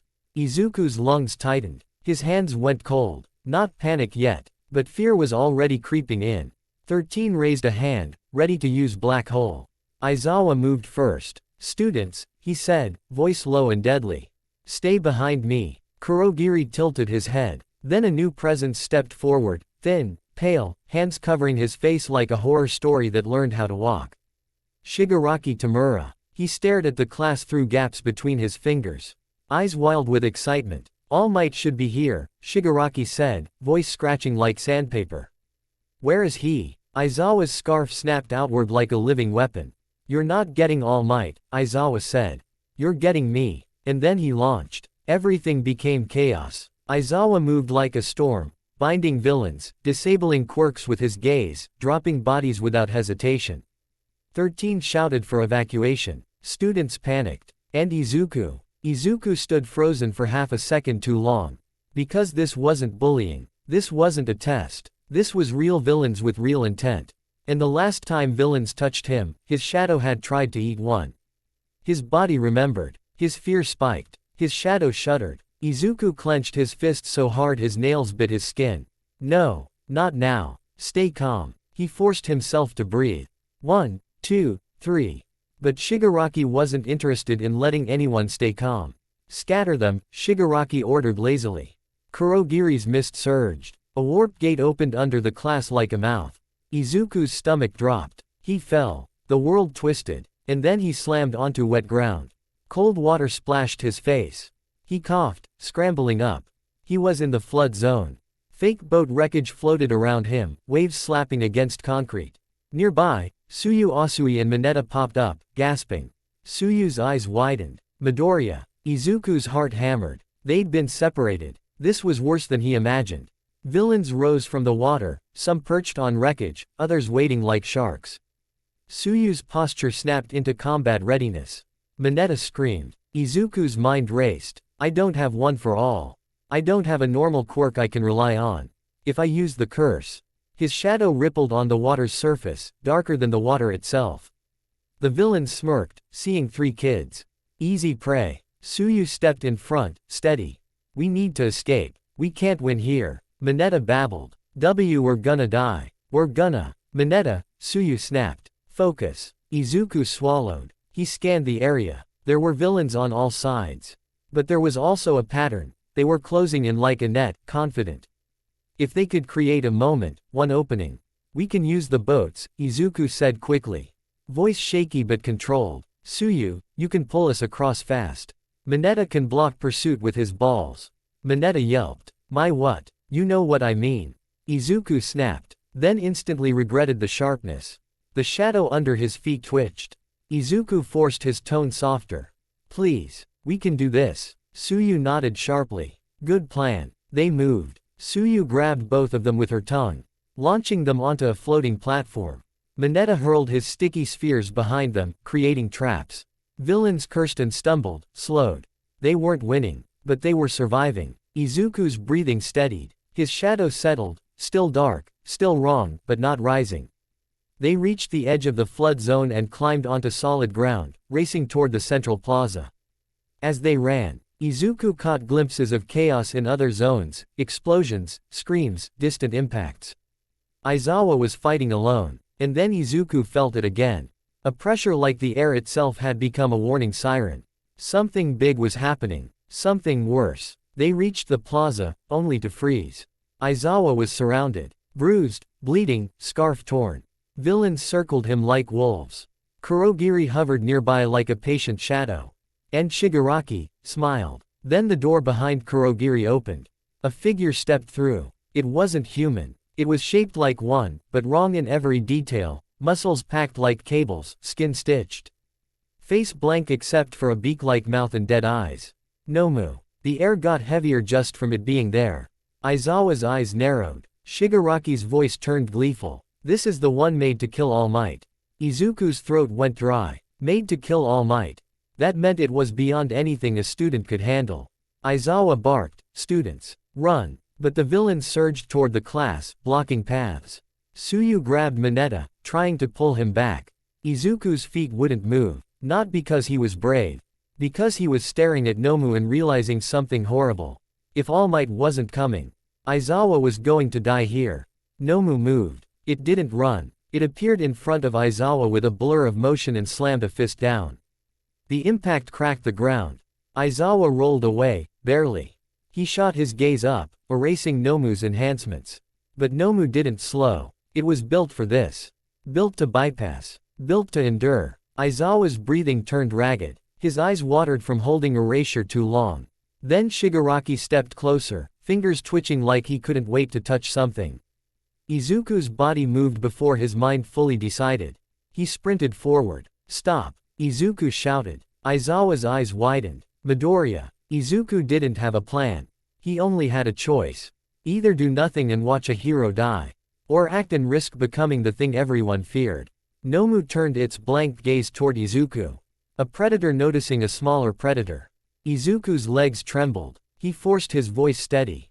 "Hey, over here." Nomu lunged. Too fast. Izuku dodged, barely, feeling wind shear past his face. He stumbled, caught himself. Aizawa shouted something, orders, warnings, but Izuku couldn't hear over his own pulse. Nomu grabbed him. A massive hand closed around Izuku's torso like a clamp. Izuku's breath exploded out. Pain shot through his ribs. He kicked, useless. He clawed at the hand, useless. Nomu lifted him, crushing tighter. Izuku's vision blurred at the edges. Panic spiked. Not small. Not manageable. A primal terror that screamed, "You're going to die." His shadow on the cracked ground convulsed violently. Nomu's grip tightened. Izuku couldn't breathe. He felt the same moment as the alley. The same snapping point. He tried to hold it back. He tried. But fear wasn't a switch you could politely turn off. It was a flood. And the curse loved floods. Black tendrils erupted from Izuku's shadow. Surging upward like spears. They didn't strike Nomu's body. They struck its shadow, anchoring it. Nomu paused for half a heartbeat, confused by a force it didn't understand. Izuku gasped a fraction of air. But then Shigaraki laughed, delighted. "Oh," he said, voice bright with interest. "So you really are the one." The tendrils thickened. The air temperature dropped again. Students screamed from behind. Suyu grabbed Mineta, pulling him back instinctively. Even they, his friends from moments ago, looked at Izuku like they didn't recognize him. Izuku's eyes darkened at the edges. He tried to speak. "I can't." Nomu slammed him down. Izuku hit the ground hard. The impact rattled his skull. His vision flashed white, then black. For a moment, there was nothing. No sound, no light, no pain, just falling inward. And in that darkness, Izuku felt it clearly. Not a voice, not words, a presence, a thing that had been chained by fear and politeness in childhood. A thing that didn't like being handled. A thing that did not tolerate predators. Nomu stepped closer to finish him. But before it could, Izuku's shadow rose like a tidal wave. Not tendrils this time, a shape, tall, broad, wrong, a silhouette that didn't match Izuku's body at all. The curse took the wheel. Izuku's body jerked upright like a puppet yanked by invisible strings. His eyes opened, pitch black dot dim around him. As if even the USJ lights were reluctant to stay bright. Nomu swung. The curse moved. Not fast like a sprinter. Fast like a thought. Izuku's body blurred sideways, avoiding the blow by inches. The shadow wrapped around Nomu's arm. And then something terrifying happened. Nomu's skin, stitched, engineered, modified, began to age in seconds. Not wrinkling like a human. Breaking down like a building left in acid rain. The fibers dried. The surface turned brittle. A gray rot spread across it like rust on metal. Nomu roared. It yanked its arm back, but the shadow held. Not with strength. With inevitability. The curse didn't grab. It imposed a rule. Everything ends. And Nomu, bio-engineered puppet that it was, didn't understand how to fight an ending. Aizawa stared, eyes wide. Higuraki's smile faltered for the first time. Kurogiri's mist rippled violently, like it sensed something it didn't want to name. Nomu swung again with its free arm. The curse let it. The fist passed through the shadow like punching smoke. Then the shadow surged up Nomu's torso, crawling across it like night spilling over a statue. The rot spread. Not gore. Not splatter. Just dismantling. Nomu's muscle fibers slackened as if time had been forced forward. Its enhancements, regeneration, shock absorption, fought back. But regeneration meant nothing if the material itself was being turned into dust. Nomu staggered, roaring louder. The curse stepped forward. Izuku's body moved with eerie smoothness, no wasted motion, no hesitation, no fear. It placed a hand on Nomu's chest. Not a punch. A touch. Nomu's chest caved inward, not from force, but from collapse. Like a sandcastle losing its shape. A wave of gray dust erupted outward. Nomu's legs buckled. It fell to its knees. Shigaraki's face twisted, rage surging. No, he snarled, rushing forward. But the curse's head turned toward him slowly. And everyone, students, villains, even Aizawa, felt it. That cold dread. That sense of standing near. Something that didn't belong in a teenager's body. Shigaraki stopped mid-step. His fingers twitched. He wanted to touch Izuku. To decay him. To prove dominance. But something primal in Shigaraki, the aim instinct that made him fear All Might, hesitated. Decay was an ending. But this was something older. An ending that didn't need hands. Kurogiri's voice came out strained. Tamura, we should. Shut up. Shigaraki snapped. But his confidence was cracking. Behind them, Nomu tried to rise again, regeneration pushing, forcing muscle back into shape. The curse didn't allow it. The shadow tightened. Nomu's body turned gray, crumbling at the edges like a statue left in a storm. Within seconds, the creature that was built to kill All Might was reduced to a collapsing husk of brittle material. Falling apart into dust and fragments that scattered across the cracked plaza floor. Silence hit like a hammer. Not because the battle was over. Because everyone's brains were trying to process what they'd just seen. Aizawa's breathing was harsh. Students stood frozen, eyes wide, mouths open. Villains backed away instinctively. And Izuku, still standing, looked like something wearing a student uniform by mistake. Then Kurogiri moved. Mist surged forward, forming a barrier between Shigaraki and Izuku. Kurogiri's tone was different now, less polite, more urgent. That power, Kurogiri whispered. The mist around his head trembled. Like his quirk itself was unsettled. It feels ancient. Shigaraki snarled, but he didn't attack.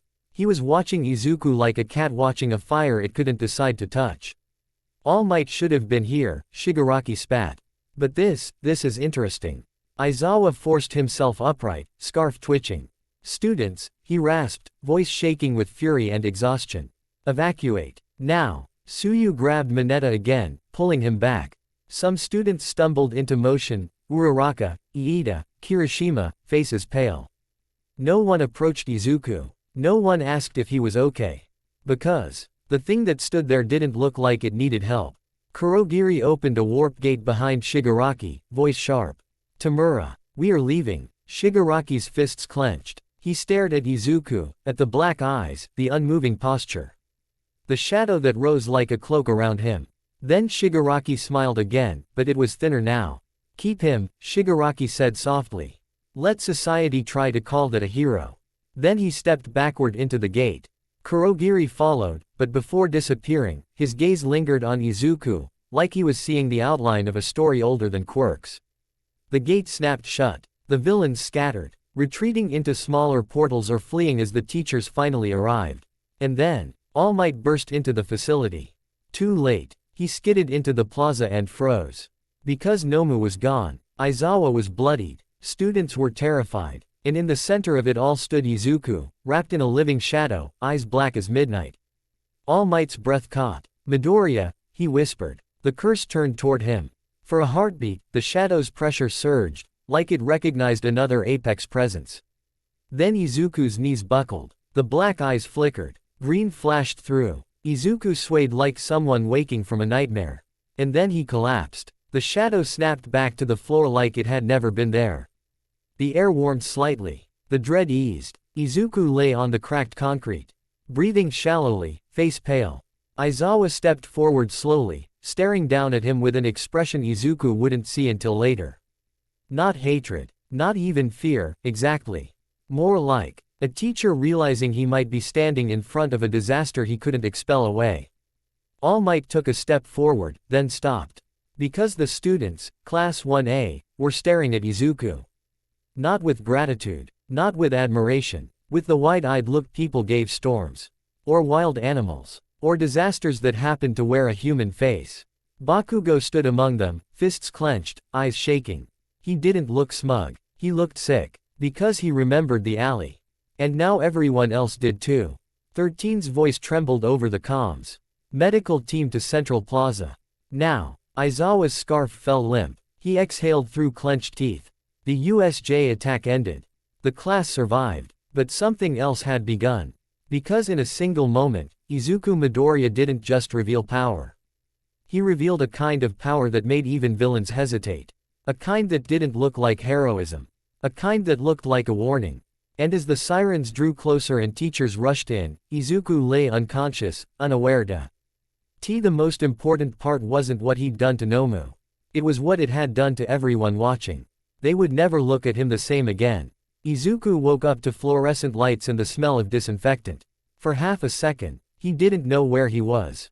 His body felt heavy, like someone had poured sand into his bones. His throat was dry, and his head throbbed with that specific AQG. OT after crying too much or sleeping too little, except Izuku couldn't remember doing either. Then he saw the curtain. Ooh, a hospital wing. His stomach dropped. Memories slammed back in like a door kicked open. The plaza, Nomu's blank eyes. The cold in the air, the shadow rising like a tide. Izuku jerked upright. Pain exploded in his ribs and he winced, clutching his side. A soft beat sounded from a monitor next to his bed.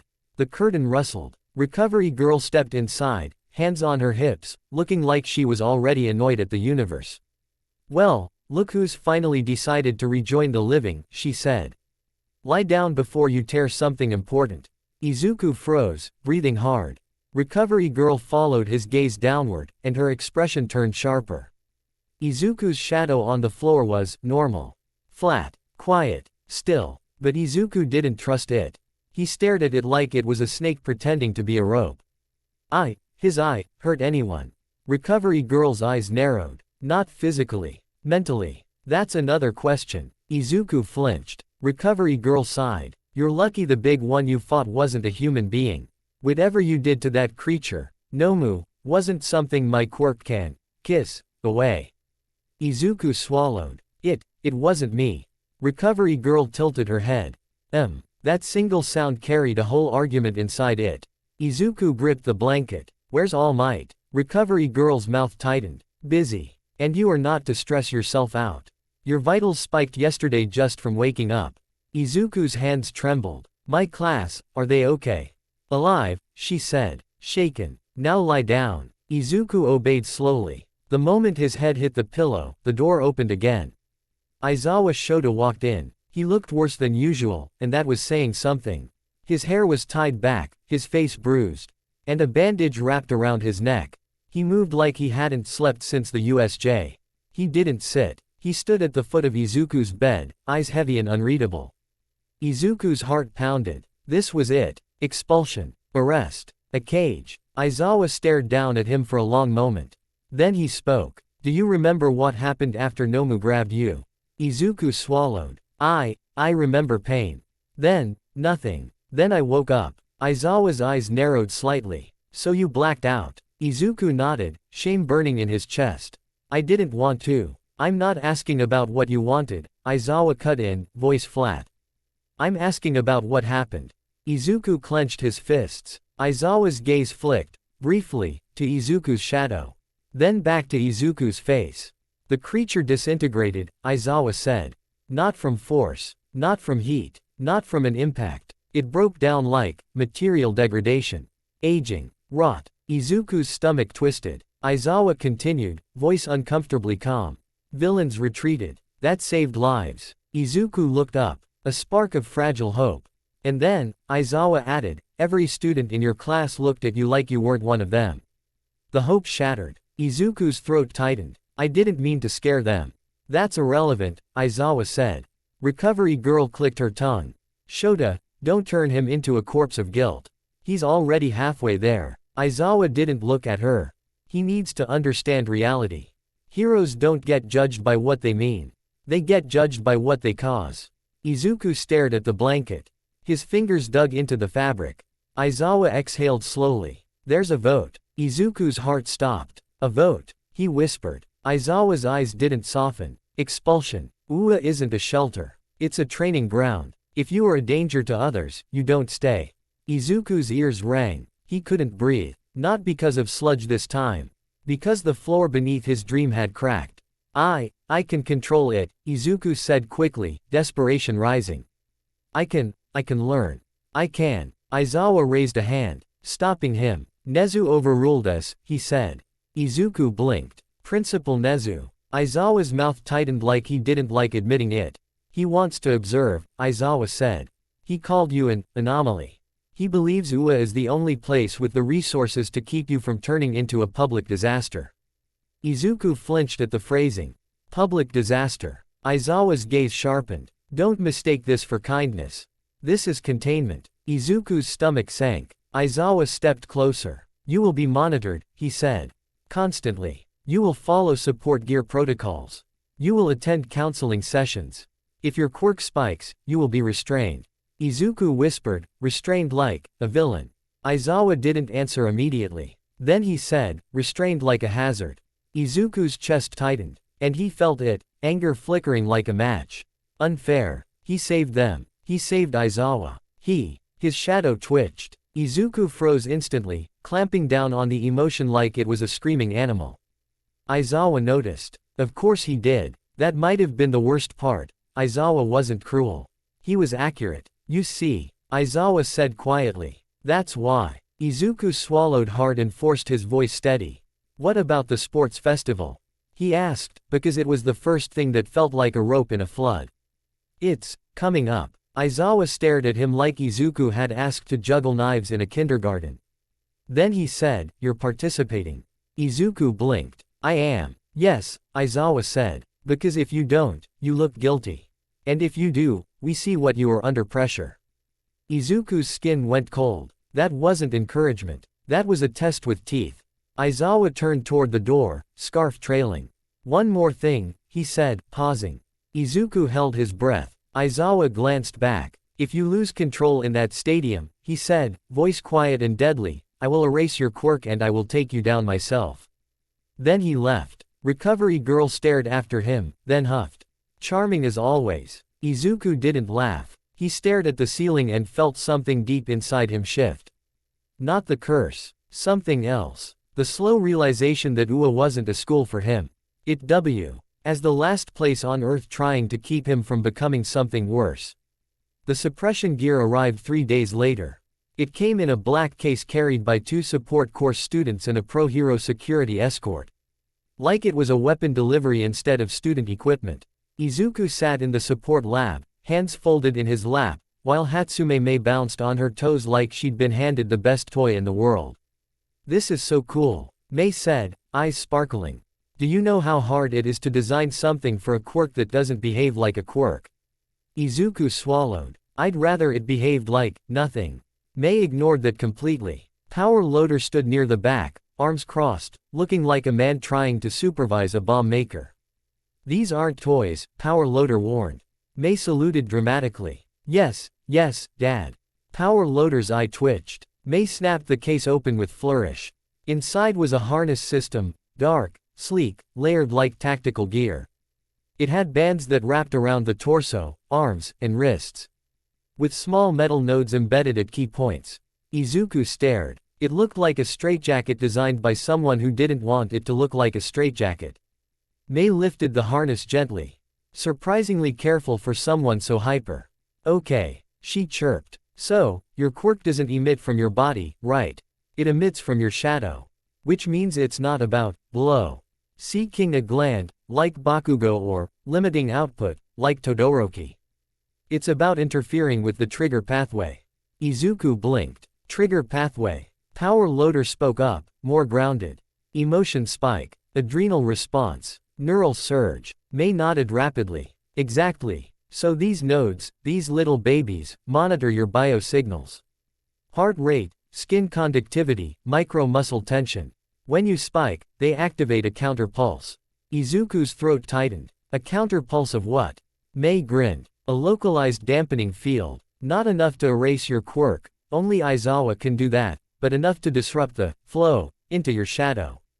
Think of it like static in a radio signal. Izuku stared at the harness. So if I panic, he whispered, it shuts me down. Power loader's voice was firm. It suppresses the worst of it. The goal is safety. Izuku's shadow on the lab floor lay still. But he felt it. A faint, irritated pressure at the edge of his senses. Like something didn't like being told, no. May stepped closer, holding out the gear. Try it on. Izuku hesitated, then stood. As the harness settled over his shoulders, he felt the weight, physical and symbolic. It wasn't just equipment, it was a state menu. May buckled the straps with quick efficiency. Okay, don't freak out, she said cheerfully, but if you push too hard, it might knock you unconscious. Izuku went pale. It can, what? Power loader groaned. May shrugged. It's a safety feature. If his quirk hits critical, better he naps than dissolves a city block. Izuku's stomach turned. May patted his arm. Relax. It's calibrated. Mostly. Izuku didn't feel relaxed. He felt like a walking emergency protocol. Class 1A's reaction to the harness was worse than the harness itself. Because it confirmed what everyone had already started whispering. He was dangerous enough to need restraints. When Izuku returned to class wearing the gear under his uniform, the room went quiet. Kaminari stared. Dude, is that like a hero costume prototype? Jiro's eyes narrowed. That's not a costume. Kirishima swallowed. Midoriya, are you okay? Izuku forced a smile. Yeah, it's just support gear. Bakugo's chair scraped back. He stood, staring at Izuku like he was looking at a loaded gun. TCH, Bakugo muttered, but there was no usual fury in it. Just bitterness. Of course you'd need a leash. Izuku flinched. The words weren't even the worst part. The worst part was that Bakugo looked genuinely unsettled. Like he'd say anything to mask fear. Uraraka stepped forward, her expression determined. Hey, she said gently. Ignore him. If the school gave you gear, that means they believe you can learn. Izuku's throat tightened. He nodded. Thanks. Iida adjusted his glasses, posture stiff with concern. Midoriya, if you require assistance, protocol adherence. Breathing exercises, I can help you maintain discipline. Izuku almost laughed, but it came out shaky. Thanks, Iida. Todoroki watched quietly from his seat, eyes cool. He didn't look afraid. He looked curious. Like Izuku's darkness was just another puzzle. And that made Izuku nervous in a different way. Because Todoroki's calm wasn't comfort. It was distance. The sports festival arrived anyway. Ua didn't pause for trauma. Ua didn't stop for fear. Ua moved forward, and you either kept up, or got crushed under the treadmill. The stadium was enormous, filled with cheering crowds. Flashing cameras, and the bright roar of thousands of people hungry for spectacle. Izuku stood in the tunnel with the other students, heart hammering. He could feel the curse turning under his skin, not because he was angry, but because attention felt like pressure. All those eyes, all those expectations, all that fear waiting to be born. Present Mike's voice boomed through speakers. Ladies and gentlemen, welcome to the UA Sports Festival. The crowd erupted. Izuku's hands trembled. The harness nodes pressed cool against his ribs. Breathe. Aizawa stood near the entrance, arms crossed, gaze sharp. When his eyes met Izuku's, there was no encouragement there. Only warning. Nezu sat high in the VIP area, smiling pleasantly like this was all a fascinating experiment. And somewhere, Izuku could feel it, the sense that the Hero Public Safety Commission was watching too, even if their faces weren't obvious. Because this was more than a festival for him. It was a public trial. The gates opened. Class 1A marched out into the stadium's blinding sunlight. The roar hit Izuku like a wave. He forced his face into a smile. He waved awkwardly like a normal student. And the crowd cheered. But then the announcers began listing students' quirks that made the crowd shout louder. Explosion. Half cold, half hot. Hardening. Zero gravity. Each one got applause. Then Izuku's name came. Midoriya Izuku. The crowd cheered, because he was from Class 1A, because they cheered for everyone. But there was an odd hesitation in it. A murmur layered under the excitement. Like they recognized him. Like they'd seen the news clips from USJ. Like they were clapping while wondering if they should be afraid. Izuku's stomach twisted. He waved again, smaller this time. His shadow stretched long behind him on the track. For a second, it looked like it waved too. Izuku blinked hard and kept walking. Event 1. Obstacle Race. The starting line felt like a battlefield. Hundreds of students lined up.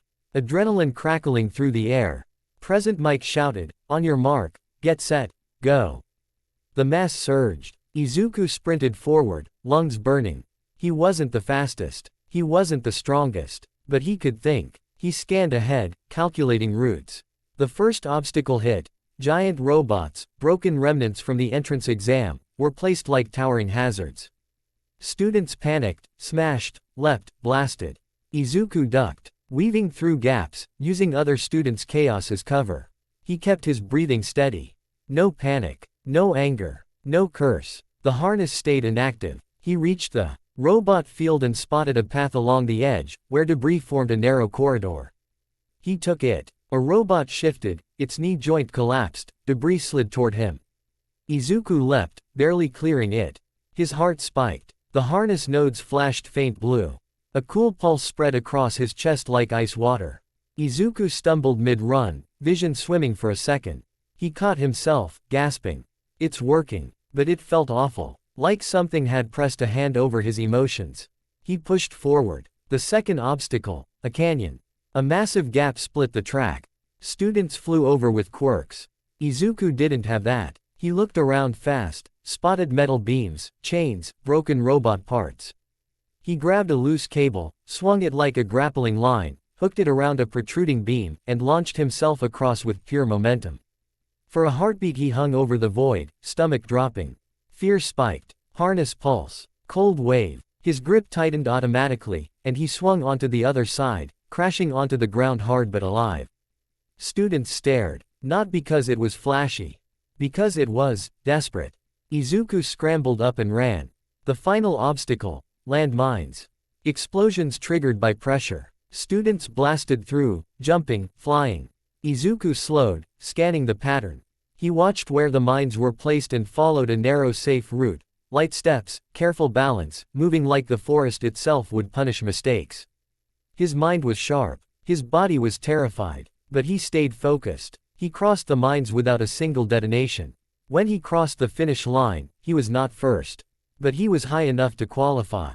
The scoreboard flashed. Izuku Midoriya, top 20. The crowd cheered, surprised, intrigued. Present Mike shouted, "Ooh. Midoriya using pure strategy. That's what we love to see." Izuku bent over, hands on knees. Breathing hard. His shadow lay flat under him. Quiet. Waiting. Event 2. Cavalry Battle. Teams formed quickly. Izuku stood awkwardly, trying to find partners. "So." Me students glanced at him and immediately looked away. Others whispered. He could practically hear their thoughts. "If his quirk goes off near me, I'm done." Uraraka and Iida approached first. "We'll team with you," Uraraka said firmly. Iida nodded. "It is the logical and ethical choice." Izuku's chest warmed. "Thank you." Then Tokiyami stepped forward, expression unreadable. "I will join," Tokiyami said. Izuku blinked. "Tokiyami." Tokiyami's shadow moved. Dark shadow curled around him like a living creature, powerful, dangerous. Tokiyami looked at Izuku calmly. "My quirk is also shadow-based." "I understand." Restraint. Izuku didn't know what to say. He just nodded gratefully. Their team formed, Uraraka, Iida, Tokiyami, Izuku on top. As the battle began, chaos erupted, students rushing, quirks flashing, headbands stolen. Izuku's team moved like a machine. Iida's speed, Uraraka's gravity, Tokiyami's dark shadow acting as both shield and threat. For a while, Izuku almost forgot his own darkness. Almost. Then dark shadow flared, Tokiyami pushing it harder to defend them. The air around their team darkened. Izuku. It thickened slightly, like it recognized a cousin.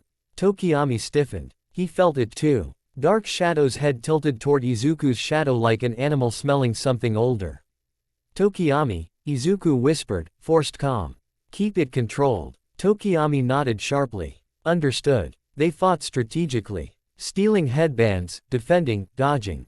Izuku's heart stayed high but manageable. Harness stayed mostly silent. They finished with enough points to qualify for the tournament. The crowd cheered louder now. Not because Izuku was flashy, but because he was becoming a storyline. The boy who fought without using the terrifying thing everyone whispered about. The underdog. The anomaly. The question mark. The tournament bracket. Izuku stood in the waiting area, staring at the screen. His matchup flashed. Midoriya Izuku vs Todoroki Shoto. The stadium erupted. Because this was the fight everyone wanted. The famous half-and-half prodigy. Versus the boy with the shadow that ate monsters. Izuku's stomach turned. He glanced toward Todoroki across the hall. Todoroki stared back, calm as ice. No hostility. No fear. Just that same distant curiosity. I won't underestimate you, Todoroki said quietly. Izuku swallowed. Please do. Todoroki didn't smile. No. Izuku's hands trembled. His harness felt heavier than ever. Because Todoroki's fire, his fire, would create deeper shadows. And deeper shadows meant more room for the curse. The curse stirred like it heard the word, room, and liked it. Midoriya vs Todoroki. The stadium roared as they stepped into the arena. Present Mike's voice shook with excitement. This is it. Two powerhouses colliding, Todoroki Shoto vs Midoriya Izuku. Izuku stood in his starting position, breathing carefully. Todoroki stood opposite, expression unreadable. Aizawa watched from the sidelines, eyes like knives. Nezu smiled from above. Cameras zoomed in. Izuku felt every eye like a weight on his skin. Breathe. Stay calm. Don't panic. Present Mike shouted, begin. Todoroki moved first. A wave of ice surged across the arena like a glacier being born. Shooting toward Izuku at terrifying speed. Izuku sprinted sideways, barely dodging as ice spikes erupted where he'd been standing. The cold hit his face. His breath came out in white. Fear spiked. Harness pulse. Cool static spread across his chest, forcing his emotions down. Izuku staggered but stayed upright. It's okay. It's okay. He ran forward, weaving through ice formations, using them as cover. Todoroki's ice was precise, like he was building a maze to trap Izuku. Izuku's brain raced. If he got boxed in, his fear would spike, and the curse would. He shook the thought away. He needed Todoroki to not push him into that. Todoroki. Izuku shouted, voice steady. Stop trying to corner me. This isn't a test of control, it's a test of who you are. Todoroki's eyes flickered. Who I am. Todoroki repeated. Izuku clenched his fists. You're holding back. You're fighting like you're trying to win without being yourself. Todoroki's voice turned colder. I can win with ice. Izuku felt anger spark. Not at Todoroki. At the idea. At someone throwing away half of themselves because of trauma. At seeing it and wanting to fix it. His shadow twitched. Harness pulse flared stronger, almost painful. Izuku winced, forcing the emotion down. I'm not saying use fire for your dad, Izuku shouted. I'm saying use it for you.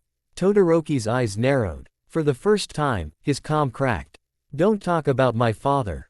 Todoroki said quietly. Izuku froze. Because he felt it then. A whisper at the back of his mind. Not words. A sensation. A cold hunger rising whenever pain rose. Orochi's anger, tasted like a signal flare. And the curse loved signals. Todoroki raised his hand. Ice surged again, stronger, sharper. Izuku dodged, but the arena narrowed, ice walls forming a cage. Izuku's breathing quickened. His heart hammered. Fear rose. Harness pulsed, hard. Static surged through his body. His vision blurred for a second. He stumbled. Todoroki advanced, ice cracking under his feet. You can't keep dodging forever, Todoroki said. Izuku backed up, breath ragged. His shadow stretched behind him, long, trembling. The arena's lights cast harsh angles. Shadows deepened in the ice crevices. The curse pushed upward like it smelled a chance. Izuku clamped down, forcing control. I can. He snapped, then caught himself. His voice had risen. His emotion had spiked. His shadow surged. Just a little. A thin black tendril flickered out from his shadow like a tongue tasting air. The crowd gasped. Present Mike's voice cracked. Whoa! Midoriya's quirk, is that? Aizawa's eyes sharpened instantly, ready. Todoroki's gaze locked onto the tendril. Not fear. Recognition. Like he realized Izuku really had been holding back. Izuku's chest heaved. He forced himself to calm down.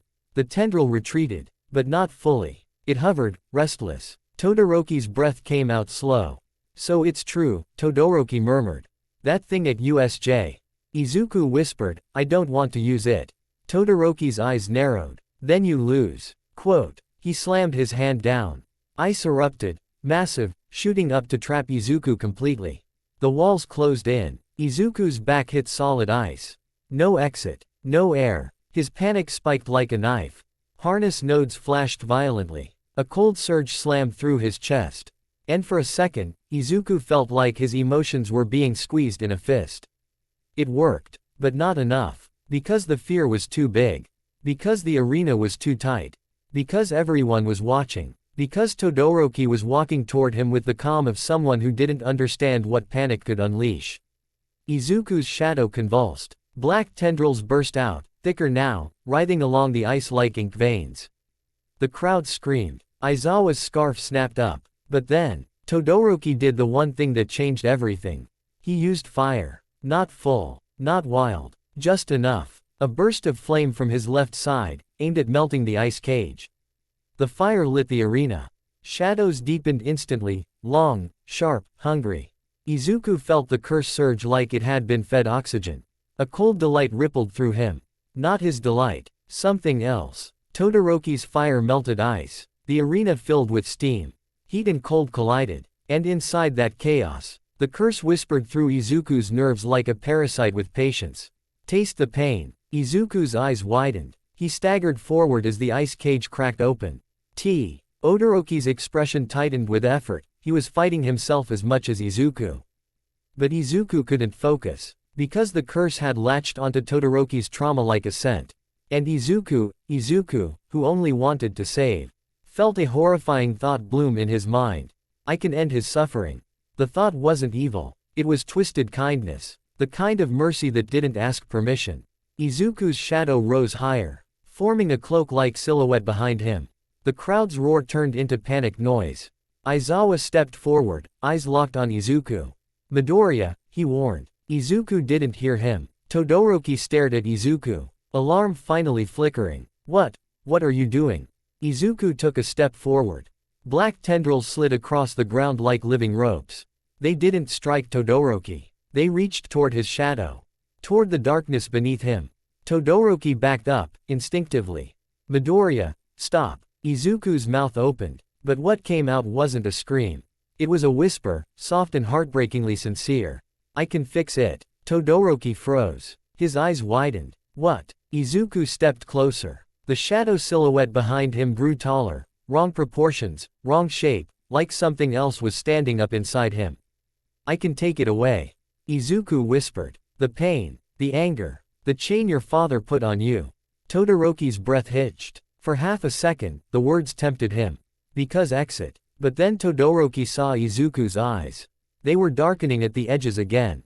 Not fully black. Not yet. But trending. And Todoroki realized, whatever fix Izuku meant, wasn't normal. It wasn't safe. It wasn't human. Todoroki threw up an ice wall between them. Izuku's tendrils struck it. The ice didn't shatter. It crumbled, turning gray, brittle, breaking apart like it aged 100 years in a second. The stadium went dead silent for one terrifying moment.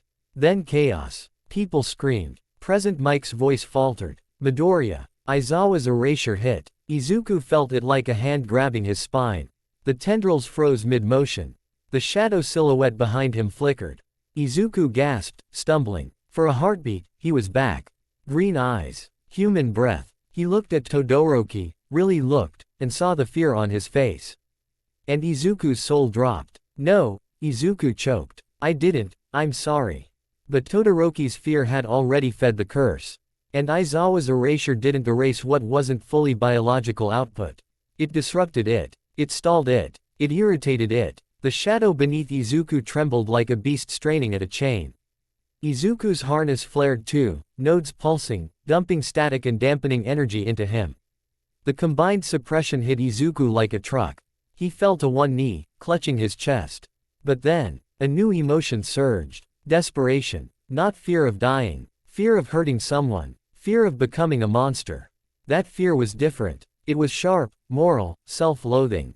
And the curse loved self-loathing. Because it turned, save, into, end.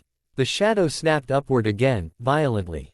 Aizawa's eyes widened. Midnight. Midnight moved instantly. She leapt into the arena, cracking a whip to create distance, and released a controlled burst of her sleep-inducing aroma, aimed not at the students but around Izuku's position, forming a ring of containment. But Izuku's shadow surged through it like smoke through a fence. Not because it was immune. Because it wasn't breathing. Todoroki stumbled back, eyes wide. Izuku. Todoroki shouted, voice raw. Stop. Izuku's head jerked up. His eyes were going black again. He reached out a trembling hand toward Todoroki. The shadow tendrils followed. Izuku whispered, voice broken and sincere, if I just take it, you won't hurt anymore. That was the moment the teachers realized what this was. Not a villain attack. Not a rampage. A warped form of mercy. A quirk trying to help by erasing what it interpreted as pain. Smintos slammed both hands down. The arena floor erupted, walls of concrete rising around Izuku like a fortress being built in seconds. The crowd screamed as the sudden barriers blocked sight. Smintos formed a second layer, thicker, tighter, creating a containment chamber. Inside the chamber, Izuku's shadow battered the walls. Not breaking them immediately, but aging them. Gray cracks spread like spiderwebs. Smintos gritted his teeth, sweating. It's degrading my material. Aizawa maintained erasure, eyes watering from strain. Midnight snapped. Recover him, now. Snipe fired a specialized dart, not lethal, designed for rapid sedation. The dart pierced Izuku's shoulder. Izuku jerked, eyes wide. For a heartbeat, he looked like a scared kid again. He rasped. I'm sorry. Then the sedative hit. His body swayed. The shadow flared once, angry, hungry, denied. Then the harness dumped one last heavy pulse. Izuku collapsed. The shadow fell with him, slapping flat onto the floor like a defeated wave. Silence. Smintos kept the walls up for another 10 seconds. Aizawa didn't stop erasure until Recovery Girl confirmed Izuku's vitals were stable.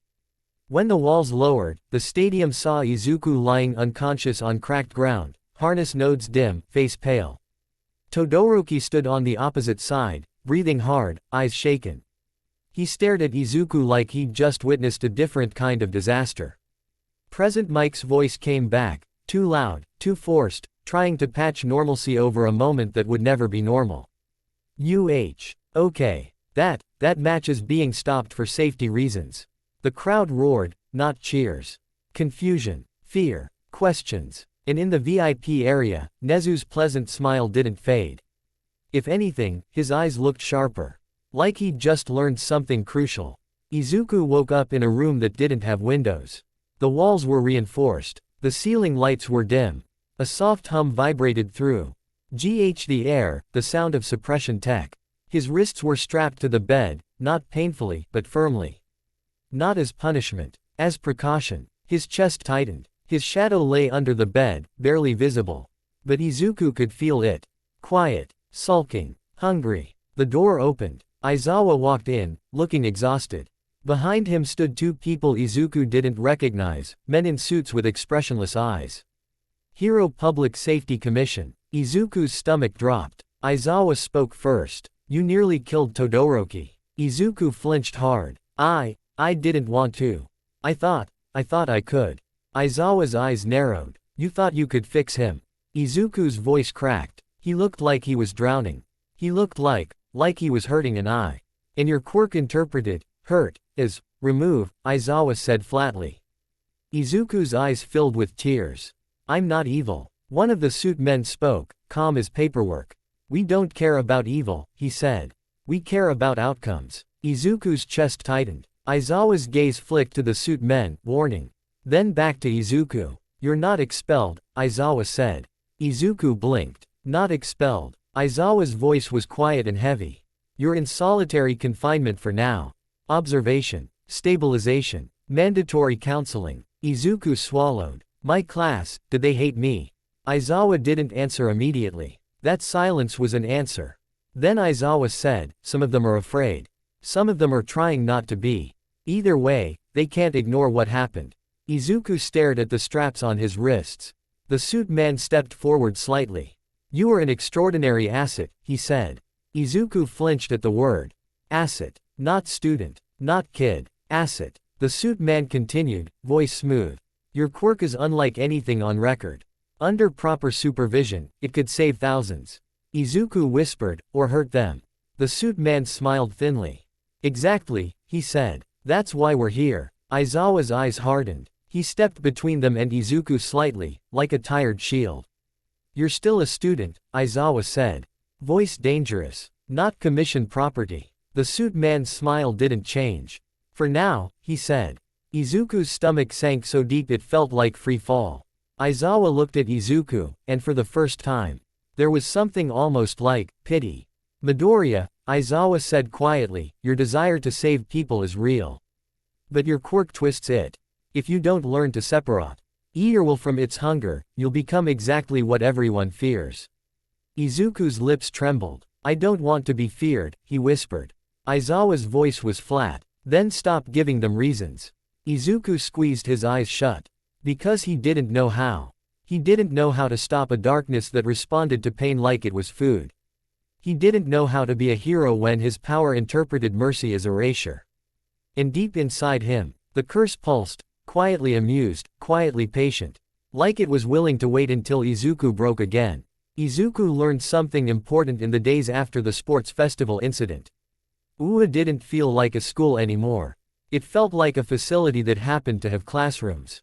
His solitary confinement wasn't a dungeon, but it might as well have been. The room had a bed, a desk, a bathroom, and a camera tucked into the corner that never blinked. The food arrived on a schedule. The counseling sessions arrived on a schedule. Even the air fed, regulated, humming with suppression tech. And the worst part, no one said prison. They used softer words. Safety, observation, recovery, responsibility. Words that sounded like care, but landed like chains. Every time Izuku closed his eyes, he saw Todoroki's face, shock and fear, not hatred but something close to it. And every time he remembered the whisper that had come out of his own mouth, I can fix it, his stomach twisted like he'd swallowed ice. He had meant it. That was what terrified him. The curse hadn't forced him to lie. It had taken something real inside him, his need to help, and bent it into something sharp. Like mercy with teeth. On the fifth day, the door opened, and it wasn't Recovery Girl. It wasn't Aizawa. It was Principal Nezu. Nezu walked in with the gentle confidence of someone who could smile while holding the lever to drop a guillotine. His tiny paws were folded neatly behind his back. His eyes were bright. Midoriya Izuku, Nezu said warmly, as if greeting him at an afternoon tea. How are you feeling? Izuku sat up on the bed, the straps no longer on his wrists but the cameras still there. Scared, Izuku admitted. Nezu's smile softened. A sensible emotion. Izuku swallowed. Am I being expelled? Nezu tilted his head. Interesting that you ask that first. Izuku's throat tightened. I almost hurt Todoroki. I lost control. Nezu's gaze flicked to the corner camera, then back to Izuku. You did not lose control, Nezu said, voice calm. You lost ownership. Izuku blinked. Ownership. Nezu hopped onto the desk, tail flicking once. A fire can burn a house down whether it's lit by accident or on purpose. But the difference matters to the person holding the match, doesn't it? Izuku stared at his hands. Nezu leaned forward slightly. You are holding a match, Midoriya. A very large match. UA can teach you how to hold it. But the world will try to take it from you. Izuku's stomach sank. The commission. Nezu's smile didn't fade, but his eyes sharpened. Yes, the Hero Public Safety Commission has been requesting a partnership. They believe your quirk is not merely unusual. They believe it is strategically significant. Izuku felt cold crawl up his spine. Asset, he whispered. Nezu nodded once, as if appreciating the accuracy. That is the term they prefer. Izuku's voice cracked. I'm not an asset. I'm a student. Nezu's tone remained kind. You are both. Izuku's shadow lay under the bed, barely visible, but Izuku felt it shift, subtle irritation, like a growl behind a closed door. He forced himself to breathe. Nezu continued. They've made an offer. They will not push for your removal from UA, publicly, if UA agrees to an internship arrangement. Izuku's heart stumbled. Internship. Like the normal ones. Nezu's eyes glittered. No. Izuku swallowed hard. Then what is it? Nezu's smile became apologetic. Custody. Supervision. Controlled deployment. Izuku sat very still. He heard the word deployment and imagined a box, with his name on it, being shipped to places that needed something to disappear. He whispered, "Do I have a choice?" Nezu's silence was gentle, which was worse than a blunt answer. "Midoriya," Nezu said softly, "if UA refuses them, they will pursue other methods. Legal pressure, media pressure, classified evaluations. They will say they are protecting the public." Izuku's fingers curled. "And you're letting them?" Nezu hopped down from the desk and padded closer to the bed. "I am buying you time," Nezu corrected. "This arrangement keeps you within a structure. With rules. With oversight that includes UA. If you vanish into their hands entirely, you may not come back." Izuku's throat tightened. "So it's the least bad option." Nezu smiled, almost sadly. "Precisely." Izuku stared at the floor.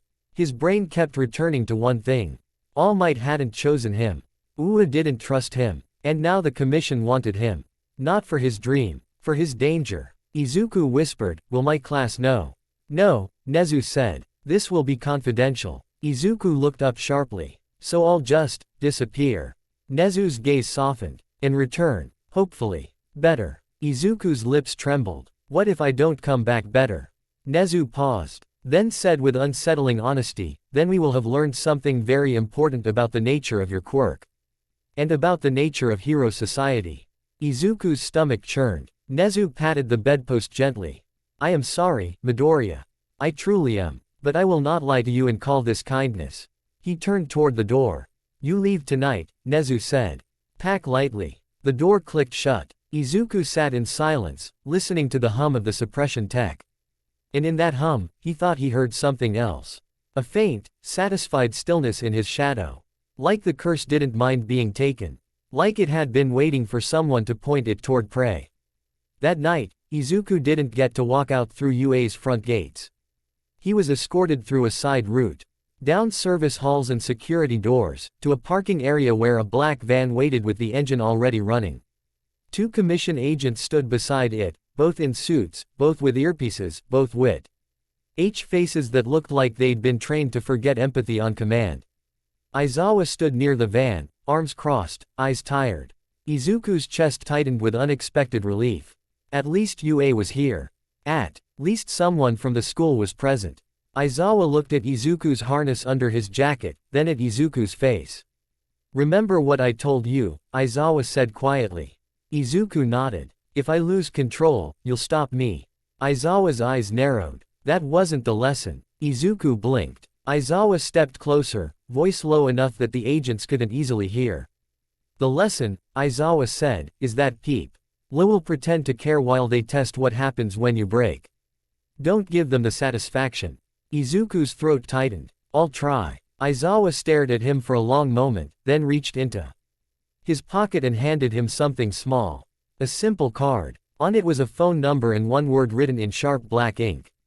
"Eraser." Izuku's eyes widened. Aizawa's voice stayed flat, but something human slipped through. "If things get wrong," Aizawa said, "you call." "Understood." Izuku clutched the card like it was a life raft. "Yes, sir." One of the agents cleared his throat. "Eraser head, we're on schedule." Aizawa's gaze snapped up. "Cold. He's a student." The agent's smile was polite and empty. "He's a responsibility." Aizawa's scarf twitched slightly like it wanted to strangle the sentence out of him. Izuku stepped toward the van, heart pounding. The door opened. Inside, the seats were arranged like a transport unit, not like a family vehicle.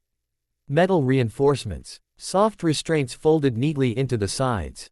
A faint scent of disinfectant and something sterile, like a hospital that had been redesigned by someone who expected emergencies. Izuku sat. The door shut. The van moved. And UA disappeared behind them like a closed chapter. The commission facility wasn't officially called a facility. It was called a program office. It was located in a nondescript building that looked like a corporate headquarters, glass, steel, clean lines, like nothing morally questionable could happen inside because the architecture was too polite. Izuku was taken through security layers that didn't feel like school gates. Scans, locks, authorization codes. He was led into a white room where a woman in a neat suit waited with a clipboard. She smiled like a brochure. "Midoriya Izuku," she said. "I'm Director Seiko. I oversee your placement." Izuku sat where he was told. Director Seiko sat across from him. "First," she said gently, "we want YT your enemies." Izuku stared at her hands. They weren't trembling like Dr. Tsubasa's had been. They were steady. That steadiness scared him more. "We're here to ensure public safety," she continued. "And to ensure your safety as well." Izuku's voice was careful. "By using me." Director Seiko smiled as if he'd said something cute. "By guiding you," she corrected. "You are powerful. Power without guidance becomes tragedy." Izuku flinched at the word tragedy. Because it felt like she already had his headline written. Director Seiko slid a folder toward him. Inside were charts, evaluations, and photos, grainy stills from USJ, from the sports festival, from the sludge incident. Izuku's stomach tightened as he saw himself with black eyes. Director Seiko tapped a page. "This is our assessment," she said. "Your quirk appears to be entropy-based. Material degradation, environmental drain, shadow medium manifestation, emotional trigger, partial autonomy." Izuku swallowed. "It's not a person." Director Seiko nodded. "No, but it behaves like an instinct." She leaned forward slightly. Voice softer. "We believe your quirk is a primordial," she said. Izuku blinked. "Like all for one said later in your outline." Director Sako's eyes flickered at the phrase, but she didn't question it. She simply continued. "In the early quirk era," she said, "there were mutations that didn't follow modern patterns. Things that were unstable, wild, quirks that behaved like disasters rather than abilities." Quote. Izuku's chest tightened. "So, I'm a disaster." Director Seiko smiled again. "You are a solution," she said. "If you accept structure." Izuku's voice cracked. "Structure like a leash." Director Sako's tone didn't change. "Structure like a seatbelt." She slid another item across the table. A collar. Not thick, not bulky, sleek black with embedded nodes. Izuku stared at it, throat tightening. Director Seiko spoke like she was offering him a watch. "This is an additional safety measure," she said. "It syncs with your harness. If your biosignals exceed a danger threshold, it can induce temporary unconsciousness." Izuku went pale. "So you can knock me out whenever you want." Director Sako's smile softened, almost maternal. "Only if you endanger yourself or others," she said. Izuku stared at the collar. He didn't say what he was thinking because the cameras in the corner were watching. He didn't say, "That's the same sentence villains use when they say, 'for your own good.'" Director Seiko folded her hands. "Your internship begins immediately," she said. "You will accompany a licensed operative. You will engage only targets we authorize. You will not act independently. You will not communicate details of your missions to UA students." Izuku whispered, "What targets?" Director Sako's eyes sharpened just slightly, just enough to show the truth under the brochure. "Villains," she said. "One's too dangerous for standard arrest. One's society cannot afford to let roam." Izuku's stomach twisted. "Kill?" Izuku asked, the word tasting like poison. Director Seiko blinked once, then smiled wider, like she was relieved he'd said it first. "No," she said. "This is hero society. We do not kill." Izuku exhaled shakily. Director Seiko continued, "But we do neutralize." Izuku's shadow under the chair shifted. Director Sako's gaze flicked down for a fraction of a second. Like she could feel it too. "We need you to understand something," she said calmly. "Your quirk frightens people. If you use it recklessly, you become a villain in their eyes. If you use it with our supervision, you become a tool of peace." Tool. The word landed like a slap. Izuku's hands clenched. He felt anger rise. His harness nodes warmed. The collar on the table seemed to stare at him. Izuku swallowed the anger hard, forced his breathing steady. Director Seiko watched his micro react. Tion like a scientist watching a rat learn not to touch a wire. "Good," she said softly. You learn quickly. Izuku felt sick. His handler was a pro-hero Izuku had never heard of. That alone told him everything. Public heroes had brands. They had cameras. They had catchphrases. This one had a plain uniform, a blank mask, and a voice that didn't carry emotion unless he decided it was useful. Call me Warden, the man said in a training room lit like a clinic. That's enough for you. Izuku stood across from him, harness under his new tactical jacket, collar now locked around his neck with a quiet click. It wasn't tight, but it was present. Izuku hated how quickly he became aware of it in every swallow. Warden walked in a circle around him slowly. We're going to establish rules, Warden said. Rule 1, you do not panic. Panic is failure. Izuku swallowed. I can't always. Warden raised a hand. Rule 2, you do not moralize in the field. You hesitate, people die. Izuku's stomach turned. These are arrests. Warden's mask tilted. Do you think villains politely wait for handcuffs? Izuku didn't answer. Warden stopped in front of him. Rule 3, Warden said. You don't feed it. Izuku froze. What? Warden tapped his own shadow with his boot. That thing in you, he said calmly. It wants to degrade, to consume. It will take any excuse. Izuku whispered, it's not hungry. It's. Warden cut him off. It is hungry. Quote. Izuku's chest tightened. Warden continued, you will learn to use a fraction. A whisper. Enough to disable, not enough to erase. Izuku stared at his own shadow. It lay flat under the training room lights. Quiet, but Izuku felt its irritation at being talked about like an animal. Warden tossed a training dummy into the room, thick padded material with a metal frame. Show me, Warden said. 1%. Izuku's throat tightened. If I. Warden's finger tapped the remote device in his hand. Izuku felt the collar hum faintly. A reminder. Try, or get shut down. Izuku took a deep breath. He focused on calm, on steady breathing, on turning off the emotional volume in his chest. He extended his hand toward the dummy. His shadow twitched. A thin tendril slipped out, barely thicker than a rope. It touched the dummy's leg. A gray line spread, like metal oxidizing, like fabric losing strength. The dummy's leg buckled slightly. No disintegration, no dust storm, just a controlled weakening. Izuku yanked the tendril back instantly, breathing hard. Warden nodded once. Again, he said. Izuku did it again, and again. Hours passed in cold repetition until Izuku's limbs felt numb. Every time he used the curse, even gently, he felt something inside him lean forward, pleased, curious, wanting more. And every time he stopped, he felt that presence pull back, annoyed, patient. Like a predator being fed crumbs. After the 5th session, Izuku stumbled back to the small dorm room the commission assigned him. It wasn't UA. No posters. No shared laughter in the hall. Just a bed, a desk. A lock that opened from the outside. Izuku sat at the desk and stared at his hands. He felt like he'd left something behind in the stadium. Not just his reputation. Something softer. His innocence. He pulled out Aizawa's card and held it between 2 trembling fingers. Then he shoved it into the back of his drawer like he was hiding hope from surveillance. He lay down, and in the darkness of the room, his shadow pulled beneath the bed. It felt awake. The missions began within a week. They didn't call them missions. They called them operations. Operation 1 was in an industrial district at night. Izuku sat in the back of the van, watching rain streak the window. Warden sat across from him like a statue. 2 other operatives sat in silence. No chatter. No nerves. No human warmth. Target is a repeat offender, Warden said.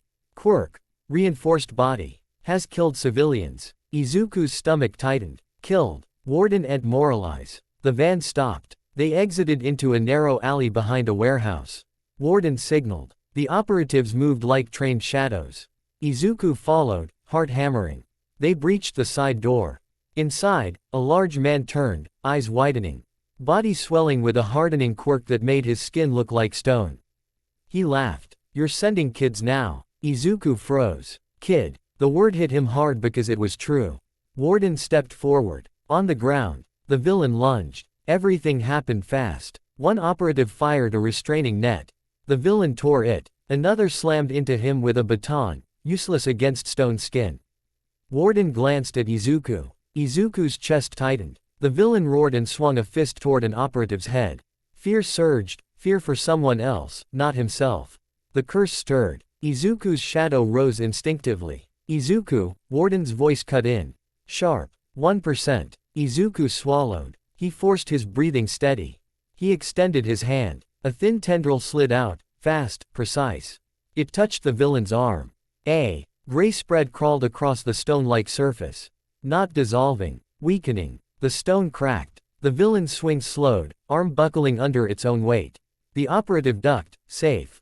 Warden moved in immediately, slamming cuffs onto the weakened arm and triggering a suppressant device that neutralized the villain's quirk. The villain collapsed, snarling. Izuku stood there shaking. It had worked. No disintegration, no dust, no horror. Just controlled harm. Warden nodded. Good. Izuku should have felt relief. Instead, he felt something else. A faint pulse of satisfaction deep inside him. Not human satisfaction. The curse's satisfaction. It had touched a target. It had made something break. And it wanted to do it again. Izuku clenched his fist so tight his nails cut skin. No. Operation 2. Operation 3. Nights blurred into each other. Izuku became a quiet figure in a black jacket, collar at his neck, moving through alleys and abandoned buildings, touching villains with a fraction of entropy, weakening armor. Degrading weapons, cracking reinforced skin just enough to make cuffs possible. The commission praised him. Not with applause. With efficiency. With you, one agent said once, we reduce collateral. Izuku almost laughed. Because what they meant was, with you, we can end problems quietly. He returned to Ua during the day occasionally, officially, recovering, Anophic. Ally being kept separate from his classmates. When he did appear, he felt the gap. Uraraka tried to smile at him, but it was strained. Iida offered formal greetings like he didn't know what else to do. Kirishima waved, but didn't come close. Tokiyami watched him carefully, like one shadow studying another. Bakugo stared like Izuku was a threat that had stolen his spotlight in the worst way. And Todoroki. Todoroki didn't speak to him at all. Not because of anger. Because he looked like someone who didn't want to remember what it felt like to be fixed. Izuku stopped feeling like a classmate. He started feeling like a rumor that walked. And in that loneliness, the curse's presence felt louder. Like it was happy to be his only constant. Operation 6 was the one that broke the pattern.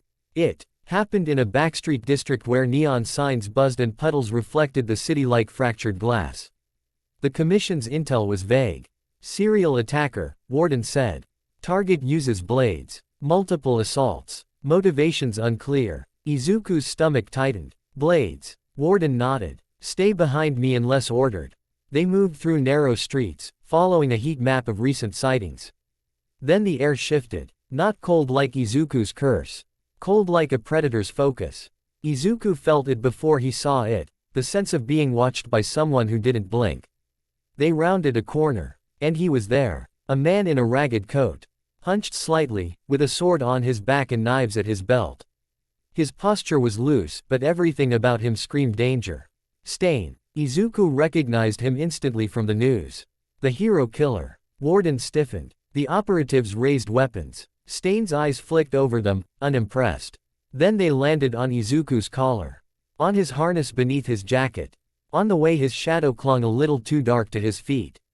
Stain's mouth curved in something that wasn't a smile.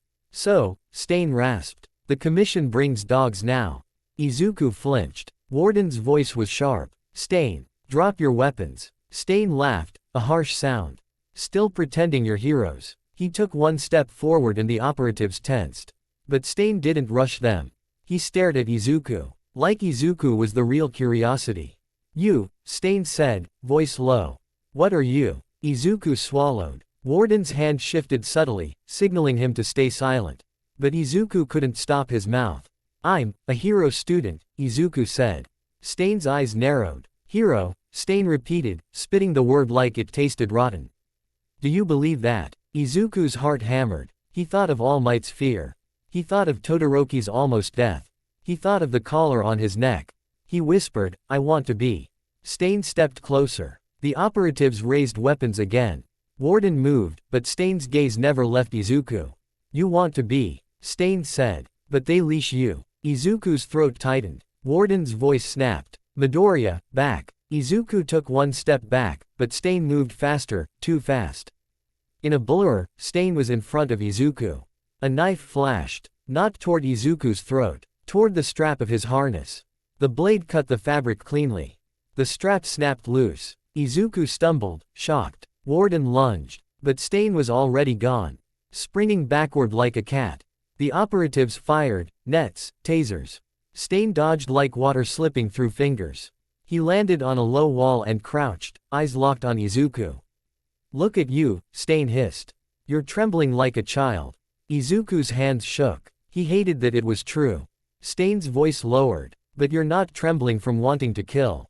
You're trembling from wanting to save. Izuku froze. Warden shouted, do not engage him. Midoriya, focus. But Stain didn't attack. He watched. Like he was testing Izuku by simply existing. You're a tragedy, Stain said quietly. Society fears you, so society chains you.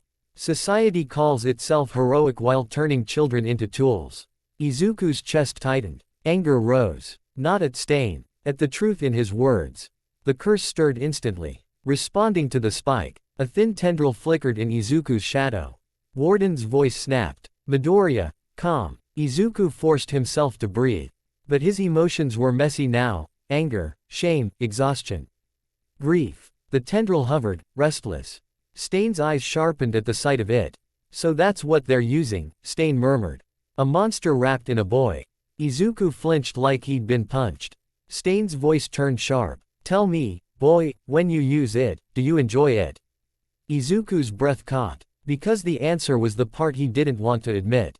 He didn't enjoy hurting, but something inside him did. Izuku whispered, voice breaking, I don't want to. Stain stared at him for a long moment. Then, slowly, his expression changed. Not soft, but different. You're crying, Stain said. Like he hadn't expected it. Izuku blinked, and realized tears were sliding down his face. He hadn't even noticed. His voice came out cracked and raw. I'm trying, Izuku whispered. I'm trying so hard, and they keep looking at me like I'm already the villain. The operatives hesitated, confused. Warden's mask tilted slightly, as if he was recalculating.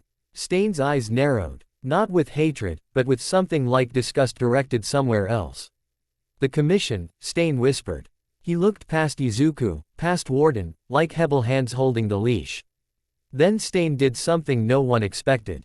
He sheathed the knife. He straightened slightly, gaze still locked on Izuku. I kill false heroes, Stain said.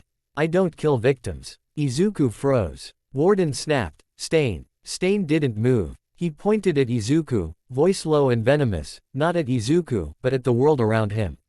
Remember this, Stain said to Izuku. If you become a weapon, you will be used until you break. If you become a symbol, you will be hunted until you fall. Society doesn't save what it fears. Izuku trembled. Stain's eyes narrowed. But you, Stain said, quieter, still want to save. That makes you rare. Izuku whispered, then why are you? Stain's mouth twisted. Because the world is sick. He turned his gaze to Warden.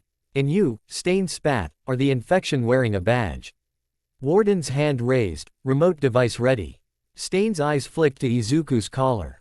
He smiled thinly. You think you control him, Stain said. But you're just gambling on when he snaps. Stain stepped backward into the shadows of the alley. Not with a warp gate. Not with smoke. Just moving through darkness like he belonged there.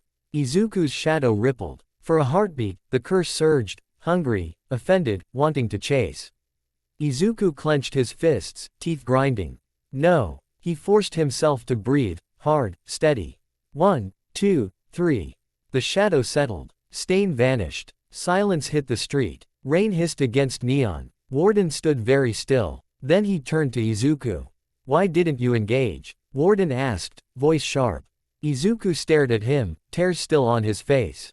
Because, Izuku whispered, I didn't want to.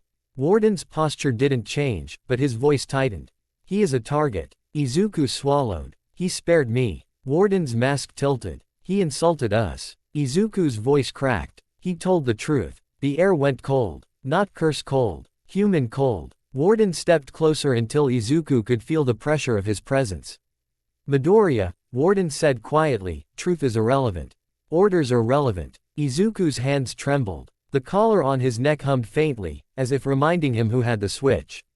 Warden leaned in, voice low. You will forget what he said, Warden ordered.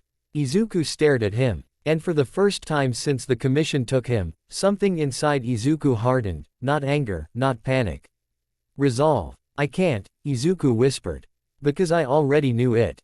Warden went still. Then he exhaled, slow. Back to the facility, Warden said. Evaluation. Izuku turned and walked with them, rain soaking his hair, the city lights blurring. But Stain's words stayed inside him like a thorn. Society doesn't save what it fears. And worse. Stain had looked at Izuku's tears and decided he wasn't a monster. He was a victim. Izuku didn't know whether that was comfort. Or a different kind of prison. That night, in his assigned room, Izuku sat on the edge of his bed and stared at his shadow. It pulled under the frame, quiet, patient. Izuku whispered, voice barely audible, are you lonely? The shadow didn't answer. Not with words. But Izuku felt a faint shift, like something leaned closer, curious. He swallowed. He remembered the feeling of the curse's satisfaction during operations. He remembered how easy it was to stop villains when he let it touch them. He remembered how the commission's praise felt empty. And how Stain's disgust had felt, honest. Izuku reacted, head up and touched the collar at his neck. Then he did something he hadn't done in weeks. He pulled out Aizawa's card. He stared at the number. His finger hovered. But he didn't call. Not yet. Because calling meant admitting he was drowning. And Izuku still wanted, stupidly, stubbornly, to swim on his own. He slid the card back into the drawer. Lay down. Closed his eyes. And in the darkness behind his eyelids, he saw Todoroki's face again. Not fear this time. Pain. And Izuku heard his own voice from the arena, warped by something hungry. I can fix it. He whispered into the room, trembling, I don't want to fix people by breaking them. Quote. His shadow shifted slightly. Like it didn't understand. Like it didn't care. Like it was willing to wait. The first thing Class 1A noticed when Izuku came back wasn't the collar. It was the silence. Midoriya Izuku had always been quiet in a specific way, polite, apologetic, bursting with thoughts he tried to keep from spilling out too fast. Even when people ignored him, he still tried to connect. He still watched everyone like they mattered. Now, he walked into the classroom like he was trying not to touch anything. His posture was straighter, but not confident, more like braced. His eyes didn't dart around nervously anymore. They stayed low, controlled, as if looking at people directly risked waking something up. And the air around him felt colder. Not literally. Not like the USJ. Just the emotional kind of cold you feel when someone has been through something you can't name and doesn't want you to ask. Aizawa didn't announce his return. He didn't give a speech. He just pointed at Izuku's seat like it had always been his. Sit, Aizawa said. We're continuing. Izuku nodded once and sat down.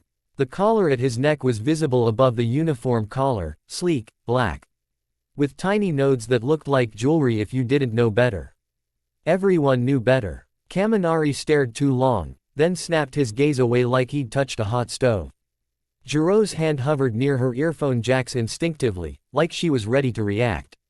Kirishima opened his mouth, then closed it, then tried again. Midoriya, he began, voice careful. You, good. Izuku blinked once. I'm here. It wasn't rude. It wasn't even dismissive. It was just, not an answer.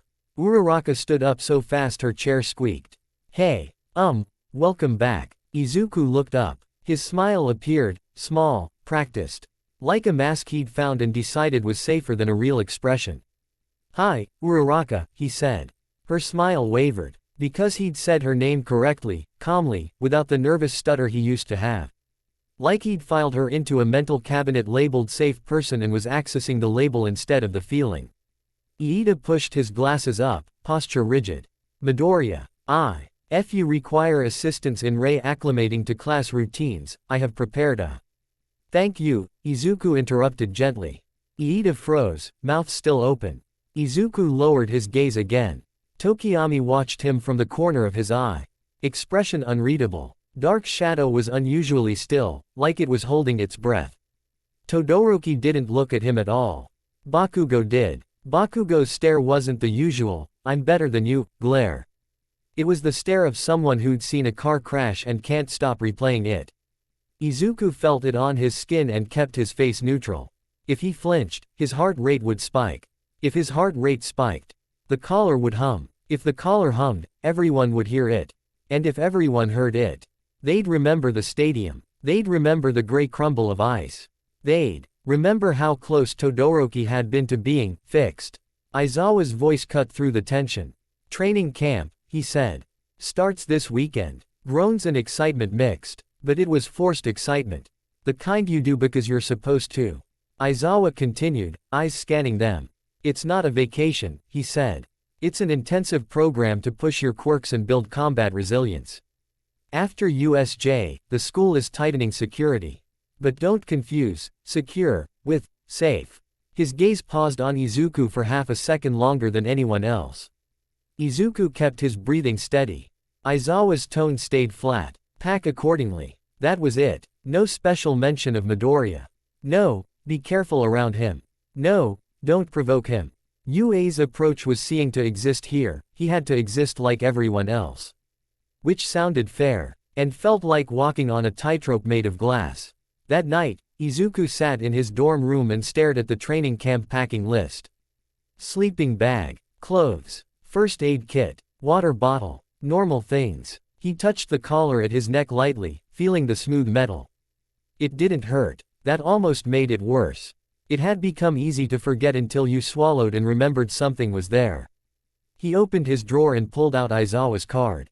Eraser. The number. A lifeline. He didn't call. He didn't know what he would even say.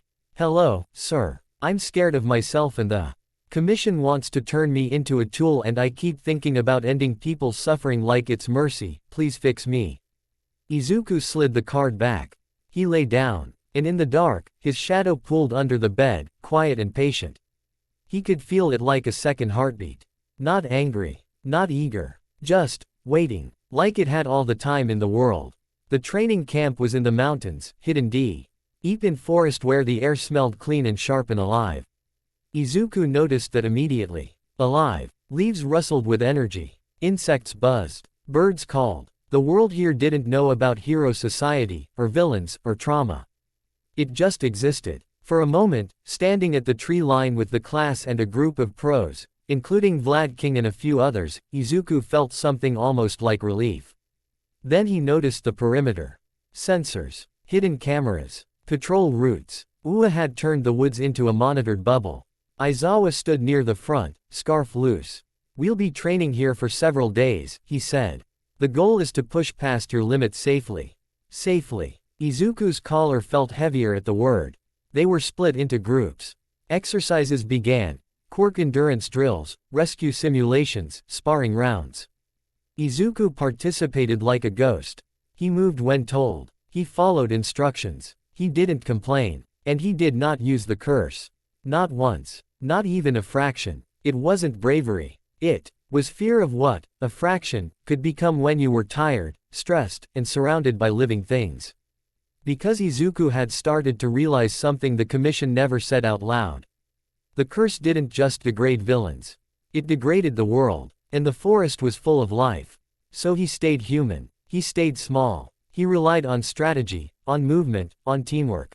His classmates noticed. Kirishima tried again at lunch. Sitting a little closer than before. You don't gotta be alone, you know. Kirishima said, voice earnest. "You're still." Izuku looked up, and his smile returned, polite, controlled. "I know," he said. "Thank you." Kirishima frowned slightly, sensing the distance. Uraraka offered him extra food. Izuku accepted, thanked her, and ate quietly. Tokiyami sat nearby without speaking. As if presence was the safest kind of support. Todoroki stayed far. Bakugo stayed closer than he wanted to, but only because he refused to look like he was avoiding anyone. And when the sun began to set, painting the forest in orange and red, Izuku felt it. The shift. The wrongness. Not like a weather change. Like a story turning its page. His shadow stretched long in the sunset. And it felt alert. Izuku's stomach tightened. He stood up quietly and moved toward the edge of the camp, pretending he was going to refill his water. Aizawa's gaze followed him. Izuku kept his breathing steady. He reached the tree line.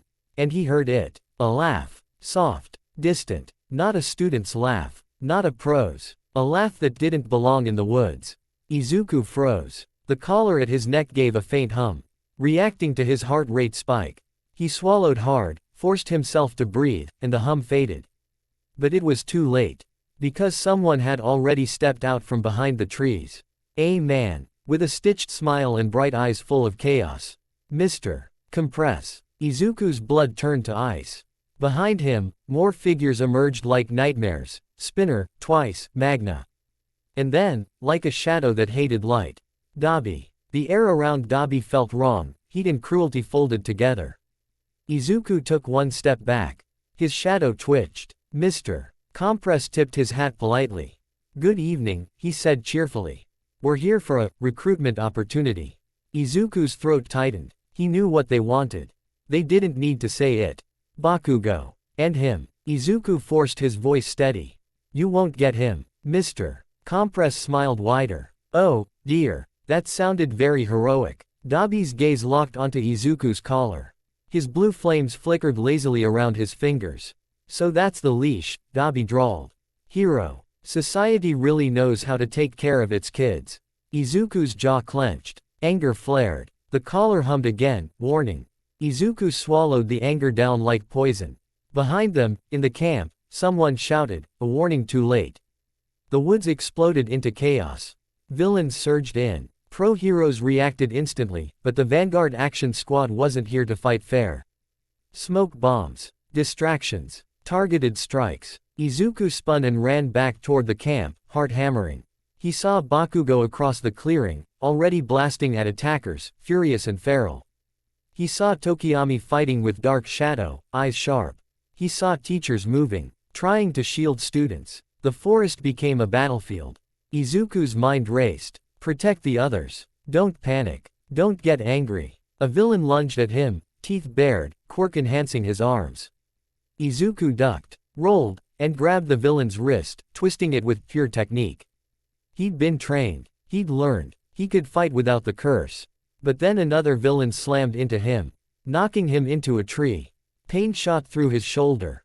His breath hitched. Fear spiked. The collar hummed loud enough that Izuku heard it over the chaos. A villain's eyes widened at the sound. Oh, the villain snarled. So you're the freak one.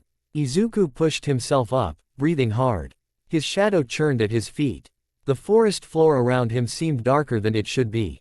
Izuku clenched his teeth. No, he whispered. Not here. Because the worst possible place for the curse was here, among trees, roots, living things. But the villains weren't stupid. They'd been told. They were hunting Bakugo and Izuku for different reasons. Bakugo because he was loud and powerful and recruitable. Izuku because he was something else. A problem. A prize. A weapon. A monster in a student uniform. A blast of blue fire cut across the clearing. Dabi. He wasn't aiming at Izuku. He was aiming to split the battlefield, to funnel people. Izuku watched the flames bite into trees. The smell of burning bark hit him. His heart rate spiked again. He hated fire now, not because of Todoroki. Because fire made shadows deeper. And deeper shadows meant the curse had room. Then a new figure smashed through the underbrush like a wrecking ball. A massive man with bulging muscles and eyes like a hunting dog. Muscular. He grinned like this was Christmas. Well, Muscular growled. Look what we got here. Izuku's stomach dropped. Muscular wasn't here for Bakugo. He was here for the kid who looked like he'd break easily. Muscular lunged. Izuku dodged, barely, feeling wind shear and raw force. A fist slammed into the tree Izuku had been leaning on. The trunk cracked. Wood splintered. Muscular laughed. Run all you want. He roared. I love it when they run. Izuku backed away fast, scanning for escape routes. His mind screamed, find a pro-hero. Find Aizawa. Don't engage. But Muscular was too fast. And too strong. Izuku turned and sprinted deeper into the forest, hoping to lead him away from the camp. Muscular followed like a missile, smashing through brush. They crashed through trees and rocks until the camp sounds faded behind them. Izuku's lungs burned. His legs ached. His heart hammered like it wanted out of his chest. The collar hummed. Izuku forced himself to breathe. Be a child's voice. Crying. Izuku skidded to a stop. A small boy stood near a tree, eyes wide with terror. Kota. Izuku's heart clenched. Kota, he shouted. Kota froze. Muscular's grin widened. Well, Muscular said, voice delighted, would you look at that? Izuku stepped in front of Kota without thinking. His body moved on instinct. Hero instinct. Kota's eyes filled with tears. Go away, Kota whispered, voice trembling. Heroes are. Izuku didn't let him finish. Because Muscular was already swinging. Izuku shoved Kota aside. The fist hit Izuku's forearm. Pain exploded. Izuku flew back into a tree, vision flashing white. He heard Kota scream. Muscular strode forward, cracking his neck. Kid's got spirit, he said. But you're not built for this. Izuku tried to stand. His arm shook violently. He couldn't lift it properly. Muscular laughed. You're done. He lunged. Izuku's world narrowed. He couldn't dodge fast enough. He couldn't block. He couldn't run. Fear slammed into him like a tidal wave. The collar's hum rose to a sharp whine. And in that moment, Izuku felt the horns. And collar trying to push him down, trying to sedate him, trying to shut him off. But the fear was too big. Because it wasn't just fear for himself. It was fear for Kota. Kota was a kid who hated heroes. A kid who was about to be crushed because Izuku hesitated. Izuku's eyes burned. His jaw clenched. I won't let you, he whispered. Muscular's fist descended. And something inside Izuku snapped. Not outwardly. Inwardly. A lock turning. A chain breaking. His shadow erupted. Not a tendril. A flood. Blackness surged out from beneath him and spread across the forest floor like spilled ink, swallowing moonlight. Muscular's fist hit the shadow. And stopped. Not because it was blocked by force. Because the space itself felt wrong.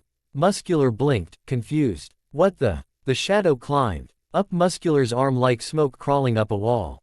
Gray spread where it touched. Muscular roared and flexed, muscle fibers bulging, trying to overpower the effect. It didn't matter. Because the curse wasn't fighting his muscles. It was telling them a rule they couldn't resist. Everything breaks. Muscular staggered back, ripping his arm away. The skin where the shadow touched looked dry and brittle, not destroyed. Not gruesome, like it had lost vitality. Muscular snarled, eyes wide for the first time. You're that one, he growled. The one they warned us about. Izuku stood. His posture changed. Not into confidence. Into stillness. His eyes darkened at the edges. The shadow behind him rose like a towering silhouette, taller than the trees, wrong proportions, the shape of something that didn't belong in a kid's body. Kota stared from behind a tree, trembling. Izuku turned his head slightly toward Kota and spoke, voice calm in a way that didn't feel normal. Don't look, Izuku said. Kota froze. Muscular's grin returned. Forced and angry. You think you scare me? I'm Muscular. He lunged again, muscles swelling to absurd size. Izuku's shadow surged to meet him. They collided. And the forest held its breath. The ground under Muscular's feet turned gray. Not instantly dead. Not crumbling to dust. Just drained. Leaves on nearby branches drooped as if winter had touched them. Grass dulled. The life in the soil felt like it was being pulled away to feed the curse's hunger. Izuku felt it too. Felt the curse feeding not just on Muscular, but on the environment, because it didn't understand boundaries. It understood, there is life here. And life was fuel. Izuku's chest tightened with horror.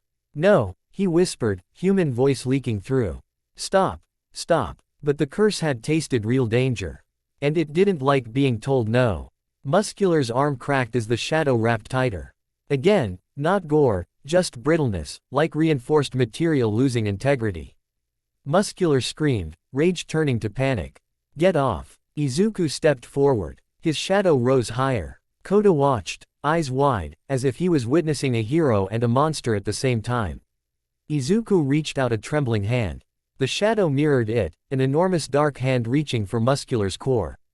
Muscular tried to pull away. He couldn't. The shadow touched Muscular's chest.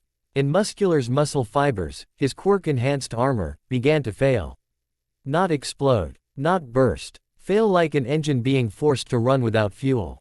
Muscular dropped to one knee, panting. His eyes stared up at Izuku with hate and fear twisted together. What are you? Muscular rasped. Izuku's lips parted, and the answer that surfaced wasn't what he wanted to say. It was what the curse felt. A warning, Izuku whispered. Then the collar at Izuku's neck finally triggered its emergency response. A sharp pulse surged through him. A heavy wave slammed into his brain like a blackout curtain. Izuku's knees buckled. The shadow flared, angry, hungry, denied. Then snapped back hard, crashing into the ground like a wave hitting shore. Izuku collapsed. The forest went quiet. Muscular lay trembling, weakened, unable to continue. Kota stood frozen, staring at the gray patch of forest around them, trees dulled, leaves sagging, ground pale and lifeless in a wide circle. It looked like the world had been drained of color. Kota stumbled forward. He looked at Izuku, unconscious. Breathing shallowly, collar dim, and then at Muscular. Kota's small hands shook. He didn't know what to do. He didn't even know what he'd just seen. But he knew this. The kid who saved him didn't look like a hero on TV. He looked like someone who paid for saving with something inside himself.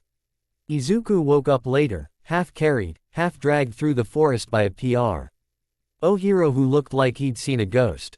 They brought him back to the camp. The battle was over. Not because the heroes won cleanly. Because the villains got what they came for. Bakugo was gone. The clearing was wrecked, trees scorched. Ground torn, students injured and shaken. And everyone looked at Izuku like he was a storm that had passed through and left a scar on the land. Aizawa was there, face tight, eyes bloodshot. He grabbed Izuku by the shoulder, forcing eye contact. "Midoriya," Aizawa said, voice low. "Did you lose control?" Izuku's lips trembled. He looked past Aizawa to the forest behind him. He could see it even from here, the gray blight patch spreading like a bruise among green. Izuku swallowed. "I stopped Muscular." Aizawa's eyes narrowed. "How?" Izuku's throat tightened. "I unchained it." Silence. Aizawa's jaw clenched. He looked like he wanted to yell. But he didn't. Because he was too tired. Because yelling would spike Izuku's emotions. Because they were all learning the same awful rule. You couldn't treat Izuku like a normal kid without risking consequences. Aizawa exhaled slowly. "You saved Kota," Aizawa said. Izuku looked down. "And I hurt the forest." Aizawa's gaze flicked toward the blight. Then back to Izuku. "It could have been worse," Aizawa said. Izuku's voice cracked. "That's not comforting." Aizawa didn't argue. Nearby, students whispered. "Did you see the trees? It looked like winter, like death." He did that. Uraraka stood at the edge of the group, eyes wet, hands clenched. She wanted to come closer. She couldn't. Tokiyami watched the blighted patch with a grim expression. Dark Shadow trembled slightly, like it had felt something ancient and didn't like it. Todoroki stared at the ground, face pale. Bakugo wasn't there to make noise. Bakugo was gone. And then the worst detail arrived, carried by a pro-hero's tight voice. "The villains," the hero said, "they didn't take Midoriya." Izuku's stomach dropped. Aizawa's eyes narrowed. "Why not?" The hero swallowed. "They recoiled. Like they didn't want to touch him." Izuku's chest tires stood. The villains weren't afraid of heroes. They were afraid of something that could erase them. Aizawa's voice was sharp. "Shigaraki." The hero nodded. He ordered them to leave Midoriya. Said he was broken goods. The words hit Izuku like a slap. Broken goods. Not even worth stealing. Not even worth recruiting. Just a hazard left behind. Izuku stared at his hands, shaking. He'd saved Kota. He'd stopped Muscular. And the outcome was still the same.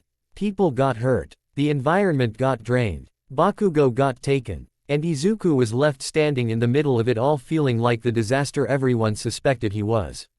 Aizawa stepped closer, voice low. "This isn't your fault alone," Aizawa said. "The villains targeted you. The system failed to predict it." Izuku's laugh came out broken and small. "It's always me." Aizawa's eyes hardened. "No. It's what you carry." Izuku swallowed. "Then what do I do?" He whispered. Aizawa held his gaze. "Survive," Aizawa said. "And learn to own it. Because if you don't, someone else will." Izuku's collar hummed faintly, reacting to his heartbeat. Izuku forced his breathing steady. But his shadow, stretched on the ruined ground under harsh camp lights, looked darker than ever. And the forest behind him, gray, lifeless in a spreading scar, looked like proof. Proof that even when Izuku tried to do the right thing, The curse took payment anyway. The night after the training camp, Ua didn't sleep. The dorm lights stayed on. Teachers moved like shadows. Students whispered in clusters that kept breaking apart whenever a pro-hero walked by. Phones buzzed with half-confirmed news, and every screen showed the same headline in slightly different fonts. Ua student abducted. Villains strike again. Where was All Might? Izuku sat on the edge of his bed and stared at the wall like it might give him permission to breathe. Bakugo was gone. That fact felt heavier than the collar around his neck. Because Bakugo was loud. Bakugo was indestructible in Izuku's mind. Bakugo was the constant, awful gravity in his life, always there, always pushing, always forcing Izuku to become tougher. Now the gravity had been ripped out of the sky. And Izuku couldn't stop replaying the moment the villains didn't take him. They recoiled. They didn't want the risk. They didn't want the hunger. They didn't want the thing inside Izuku that didn't play by hero rules. Broken goods. The phrase kept looping like a song you hated but couldn't turn off. He'd saved Kota. He'd stopped Muscular. And the forest had still paid the price. That gray patch of blight was burned into his eyes, proof that even when he did the right thing, the curse collected payment anyway. A soft knock came at his door. Izuku stiffened instantly. His shadow under the bed tightened, like it woke up. The collar gave a faint hum. Izuku forced a slow inhale. "Come in," he said. The door opened. It was Aizawa. He looked worse than he had after USJ, tired in a way sleep couldn't fix. His scarf hung loose like it had forgotten why it existed. He didn't walk in at first. He just stood there, eyes scanning Izuku's posture. His breathing, the collar, the shadow. "Pack a bag," Aizawa said. Izuku blinked. "What?" Aizawa finally stepped inside and shut the door behind him. "You're being moved," Aizawa said flatly. "Temporary. Until things settle." Izuku's stomach dropped. "Moved where?" Aizawa didn't answer immediately. That pause was enough. Izuku whispered, "Commission." Aizawa's eyes narrowed. "They're calling it protective custody," he said. "And Nezu is playing the same game he always plays, keeping you as close as possible while pretending it's cooperation." Izuku's hands clenched around the edge of his blanket. "I don't want to go back," he whispered. Aizawa's voice stayed calm. "Then don't." Izuku looked up sharply. Aizawa stared at him. For a moment, neither of them spoke. The air between them held too many truths. Then Aizawa said, quieter, "The Commission thinks you're a leashable disaster. The League thinks you're unstable. And your classmates." He stopped. Izuku's throat tightened. "They're afraid." Aizawa didn't deny it. Izuku exhaled shakily. "So what am I supposed to do?" Aizawa's gaze sharpened. "You're supposed to stay alive long enough to learn control. That was the plan." Izuku laughed, small, broken. "Plans keep breaking around me." Aizawa's eyes flicked down to Izuku's shadow, then back up. "Your quirk reacts to your emotions," Aizawa said. "And you're standing on a mountain of guilt." Quote. Izuku swallowed hard. Aizawa stepped closer, voice low. "If you go with them again," he said, "they'll push harder this time. They'll call it training. They'll call it guidance. But you know what it feels like." Izuku nodded slowly. Aizawa's eyes narrowed like he was forcing himself to say something he didn't want to say. "If you run," Aizawa said, "you'll be hunted." Izuku's heart thudded. "And if you stay," Aizawa continued, "you'll be owned." Silence. Izuku stared at Aizawa, realizing what he was really hearing. Not permission. A warning wrapped around a choice. Aizawa turned slightly, as if he couldn't stand to hold eye contact for this part. "You're not officially expelled," he said. "Which means if you disappear, UA will have to pretend we don't know where you went. Nezu will call it regrettable.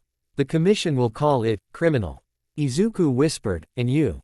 Aizawa's jaw tightened. "I'll call it survival," he said. Izuku's eyes stung. Aizawa reached into his pocket and placed a small object on the desk. A plain keycard. No label. Just a magnetic strip and a number. "Service exit routes," Aizawa said. "2 cameras are down for maintenance tonight. They'll be back up in 10 minutes.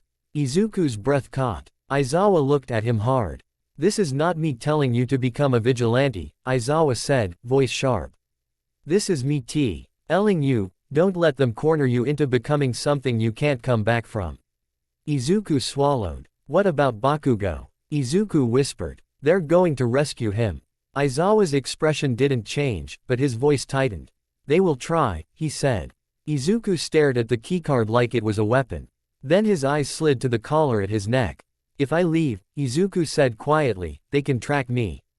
Aizawa's gaze flicked to the collar. I know. Izuku whispered, then it doesn't matter. Aizawa paused. Then he said one sentence that felt like a knife and a lifeline at the same time.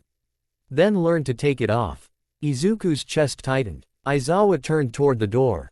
10 minutes, he said. Then he left. Izuku sat still for 3 full breaths. Then he stood. He didn't pack much. A hoodie, a spare shirt, some cash he'd saved, a cheap first aid kit, a water bottle, his notebook, because even now, even with everything falling apart, Izuku couldn't abandon the habit of writing down what he observed. His hand hovered over the drawer. Aizawa's eraser card was inside. Izuku took it, not as a promise, as an anchor. Then he sat at the desk and pulled out 2 sheets of paper. His pen trembled. He wrote anyway. To Mom. Mom, I'm sorry. I'm not leaving because I don't love you. I'm leaving because if I stay, they will turn me into something that scares you too.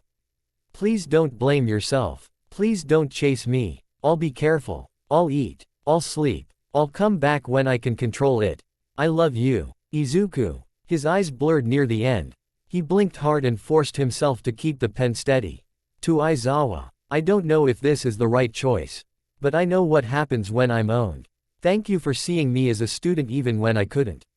I won't hurt anyone. I'll try. Midoriya. He folded both letters neatly he drawer where Recovery Girl would eventually find them, because UA staff always checked. Then he looked down at his shadow. It lay on the floor like a normal shadow. But Izuku felt it watching. Patient. Interested. Like it didn't mind the idea of the dark. Izuku swallowed. Listen, he whispered to himself. We're doing this my way. The shadow twitched. Not agreement. Not defiance. Just presence. Izuku grabbed his bag and the keycard, pulled up his hood, and stepped into the hallway. The dorm was quiet. Too quiet. He moved carefully, feet light, breath steady. No fear. No panic. No spikes. Because spikes meant hums. And hums meant cameras noticing. He reached the service route door and swiped the keycard. The lock clicked. He stepped into a dim main tenant's corridor that smelled like metal and cleaning solution. 2 cameras faced him down the hall. Izuku forced himself not to look at them. He walked like he belonged there. Like he was supposed to be there.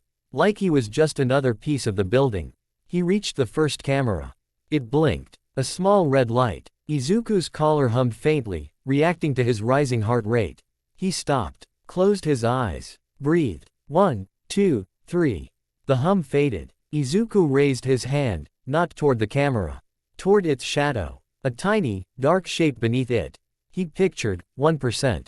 A whisper. A micro touch. A thread of black slid out from his shadow, so thin it looked like a trick of light. It brushed the camera's shadow.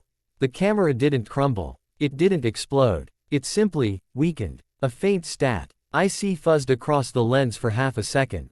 The red light flickered. Izuku pulled the thread back immediately. He walked on. By the time he reached the second camera, he was sweating. Not from effort. From the concentration of holding back a force that wanted to do more than static. He repeated it. A touch. A flicker. A momentary blind spot. Then he reached the outer service exit. Cold night eye. R hit his face like freedom and fear mixed together.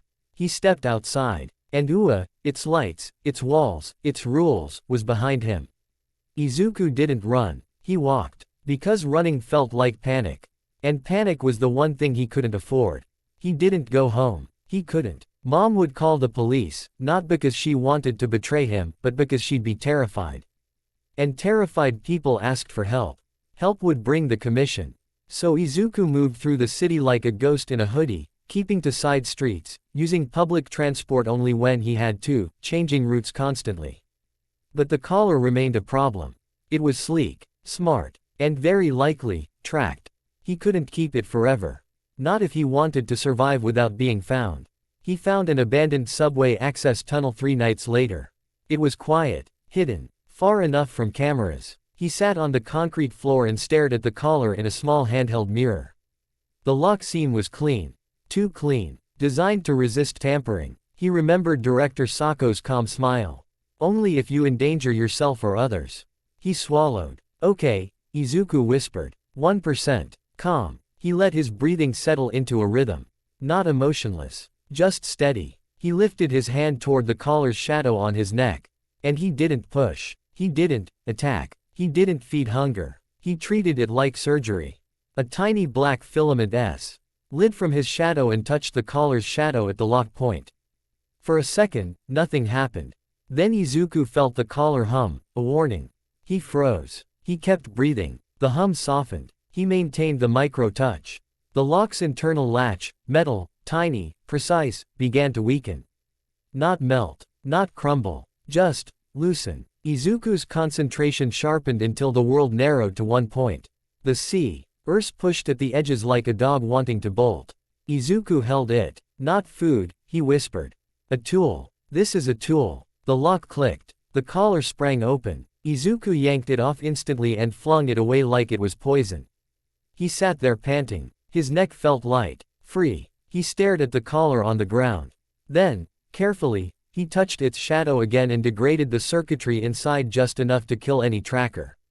The collar went dark, silent, dead. Izuku slumped back against the wall, shaking. He'd done it. He'd removed the leash. And the fact that he could remove it scared him almost as much as the leash itself. Because it meant his power could undo anything built to control him.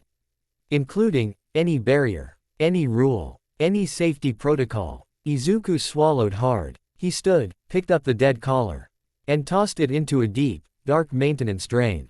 Let it disappear, like he was disappearing. The first time he stopped a mugging, it wasn't heroic. It was ugly. A man with a knife cornered a woman near a convenience store. The streetlight above them flickered, half broken. The woman's hands shook. The knife shook. Izuku stepped out from the shadow of a building. He didn't announce himself. He didn't pose. He just said, "Go." The mugger turned, startled. "What the, who are you?" Izuku didn't answer. He didn't want a name. Names became targets. The mugger laughed nervously. "Kid, don't." The knife swung. Izuku moved in, grabbed the wrist, twisted, clean, controlled. The knife clattered to the ground. The mugger reached for it with his other hand. Izuku's shadow flicked. Not a tendril, a thin lash that struck the knife's shadow. The knife didn't dissolve. It rusted. Fast. The blade pitted, weakened, became useless. The mugger stared at it, eyes widening. Fear spiked. Izuku felt the curse lean forward like it smelled a meal. Izuku forced it down. He pinned the mugger with a knee, bound his wrists with zip ties he'd started carrying, then stepped back. The woman stared at him, trembling. Thank you, she whispered. Izuku's throat tightened. He wanted to say it's okay. He wanted to say I'm a hero. Instead he said, go home. Call the police. She hesitated. Who are you? Izuku looked down at his shadow. It lay long and dark beneath him. He said the only honest thing he could. Someone you should leave before you start being afraid. Then he walked away before she could answer. By the time police arrived, he was gone. But rumors started like they always do. A shadowy figure. Streetlights dimming. Weapons corroding. Villains found unconscious with their gear ruined. Their escape routes collapsed by bad luck. People didn't know what to call him. So they called him what it felt like when he appeared. An omen. Weeks became months. Izuku learned the city's veins, alleys, rooftops, subway tunnels. Abandoned stairwells. He learned which neighborhoods had the most fear. He learned which corners smelled like trouble before trouble arrived. He learned to sleep in short bursts, hoodie up, bag under his head. He learned to eat whatever he could buy cheaply without being noticed. And he learned something worse. He learned that stopping villains with the curse was easy. Too easy. A gun. Touch the shadow of the metal, jam it. Rust it. Make it useless. A knife. Same. A quirk-enhanced weapon. Degrade its mechanism. A tough villain with a hardening quirk. Weaken the ground under their feet. Make their balance fail. Then cuff them. The curse didn't need strength. It needed permission. And every time Izuku gave permission, even a little, it felt satisfied. Like it had been starving for years and now finally got a diet. Izuku tried to keep a code.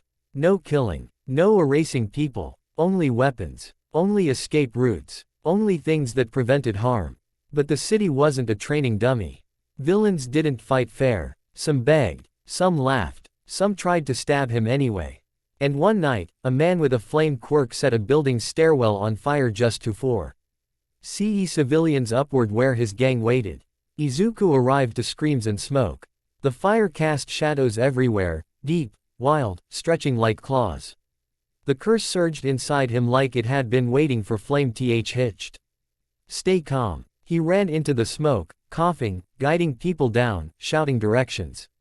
A child cried. Fear spiked. The curse rose. Izuku forced it down and kept moving. Then he saw the gang at the top of the stairs, laughing as people stumbled into their trap. Something in Izuku snapped. Not fear. Anger. Hot, clean anger. The curse loved it. Shadows erupted, not just touching weapons, but crawling across the stairwell like night spilling upward. The gang's metal bat corroded in seconds. Their knives weakened. The flame user's fire sputtered strangely, like the air itself didn't want to burn. The villains backed up, suddenly afraid. What is that? Someone screamed. Izuku stepped through the smoke, eyes reflecting faint darkness. He didn't say, I am here. He didn't say anything heroic. He said, leave. They didn't. So the curse took payment. Not from their bodies. From everything around them. The stair railing weakened. The door hinges rusted. The floor supports groaned like old wood. The villains stumbled as their environment turned unreliable, collapsing their confidence and their footing. They fled, not because Izuku chased them, but because reality itself began to feel hostile near him. Izuku stood in the stairwell after the civilians escaped, breathing hard. The fire was contained. The building was damaged but standing. The villains were gone. And Izuku realized something that made his stomach sink. He hadn't just stopped them. He'd terrified them. He'd become something criminals told stories about. A dark rumor that made them look over their shoulders. A warning that the shadows might bite back. The omen, someone would say later on the street. If you see the lights dim, run. Izuku hated the name, but it followed him anyway.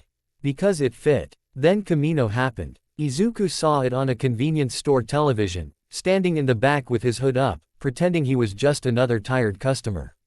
Smoke, buildings, sirens, a desperate rescue attempt, a fight that shook the air. All Might. And then, the moment that felt like the sun going out.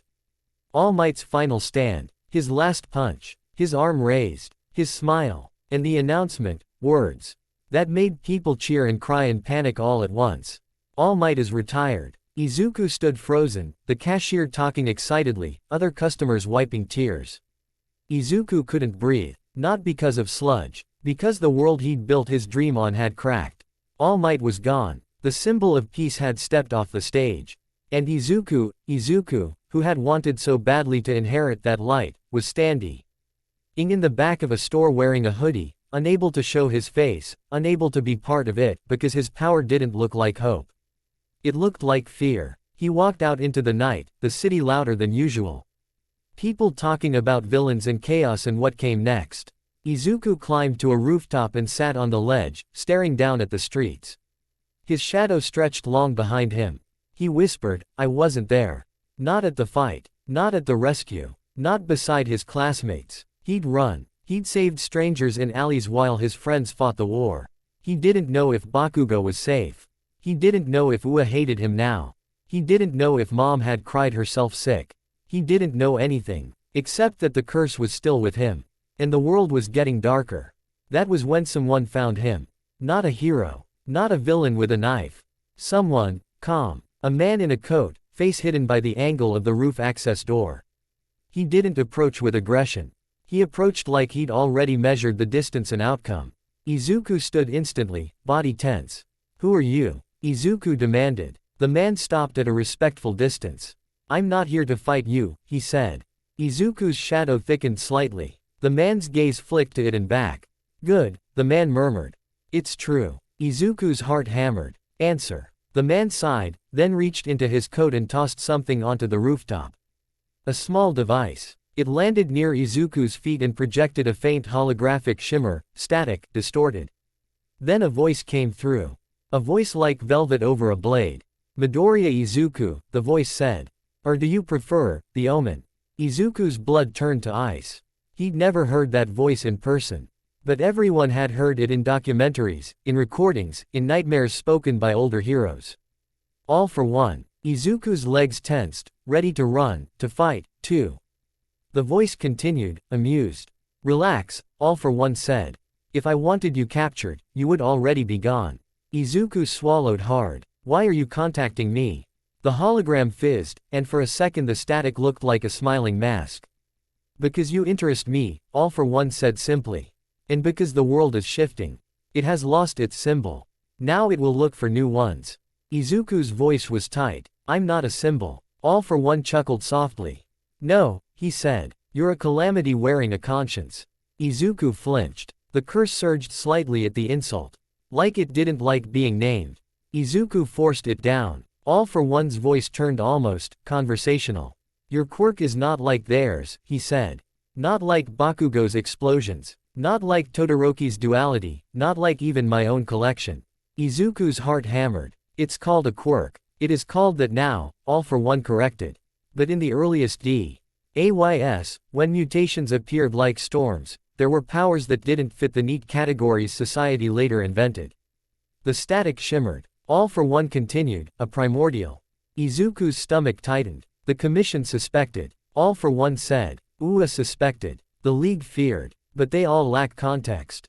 Izuku clenched his fists. Then tell me. A pause. Then All for One's voice lowered, almost reverent. Entropy, he said. Izuku's shadow rippled. All for One spoke as if explaining a natural law. Not death, he said. Not decay alone. A fundamental push toward ending. Toward breaking structure. Toward turning order into dust. Izuku's throat tightened. So I'm a walking collapse, All for One said lightly. Yes. Izuku's breath shook. All for One's voice softened in a way that felt wrong. And yet, you resist it, he said. You clamp your own emotions like a vice. You try to use it gently. You try to be a hero. Izuku's eyes stung. Because I want to save people. All for One hummed. A beautiful flaw. Izuku snapped. Why do you care? All for One chuckled again. Because I want it, he said. Izuku's blood ran cold. The rooftop felt smaller. The air felt heavier. Izuku's shadow rose a fraction, alert. All for One continued, calm and honest. I have stolen hundreds of quirks, he said. I have worn power like clothing. But yours. The voice paused. Then, with something like irritation. Yours might consume me. Izuku froze. All for One, fearful. The idea felt impossible. But his next words were quiet, sharp truth. Entropy does not belong to anyone, All for One said. It does not obey. It does not serve. Izuku whispered, then why are you? Because I'm curious, All for One said. And because you are standing at a crossroads. Izuku stared at the device. All for One's voice turned colder. The heroes will hunt you eventually, he said. Not because you've done evil. Because you make them nervous. The commission will try to leash you again. The villains will try to recruit you or remove you. Everyone will want to define you. Izuku's jaw clenched. I'll define myself. All for One laughed softly. I hope you try, he said. Because if you fail, someone else will do it for you. Izuku's voice shook with anger. Are you threatening me? All for One's tone stayed smooth. No, he said. I'm advising you. The static shimi life, All for One said. I have watched people with power get crushed by systems that fear them. You can become their weapon.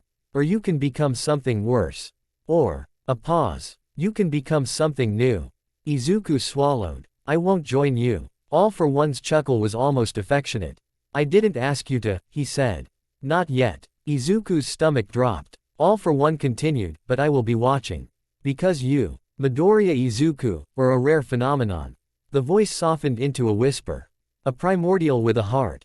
Izuku's fists clenched. I'm not yours, Izuku said.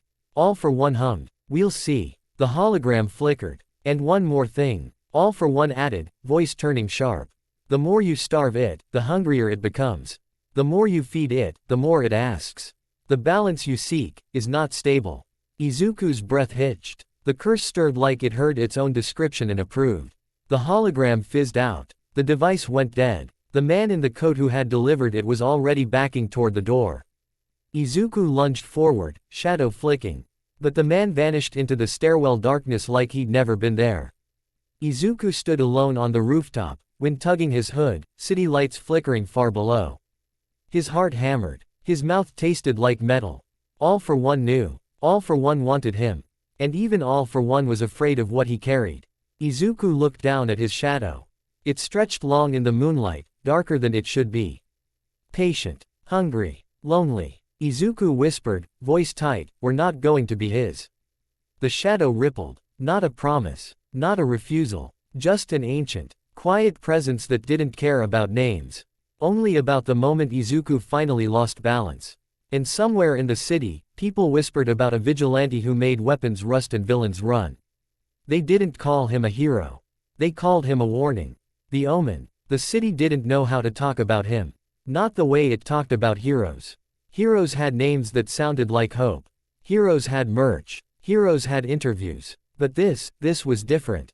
People talked about him like they talked about earthquakes. In whispers. In warnings. In half-jokes that weren't really jokes.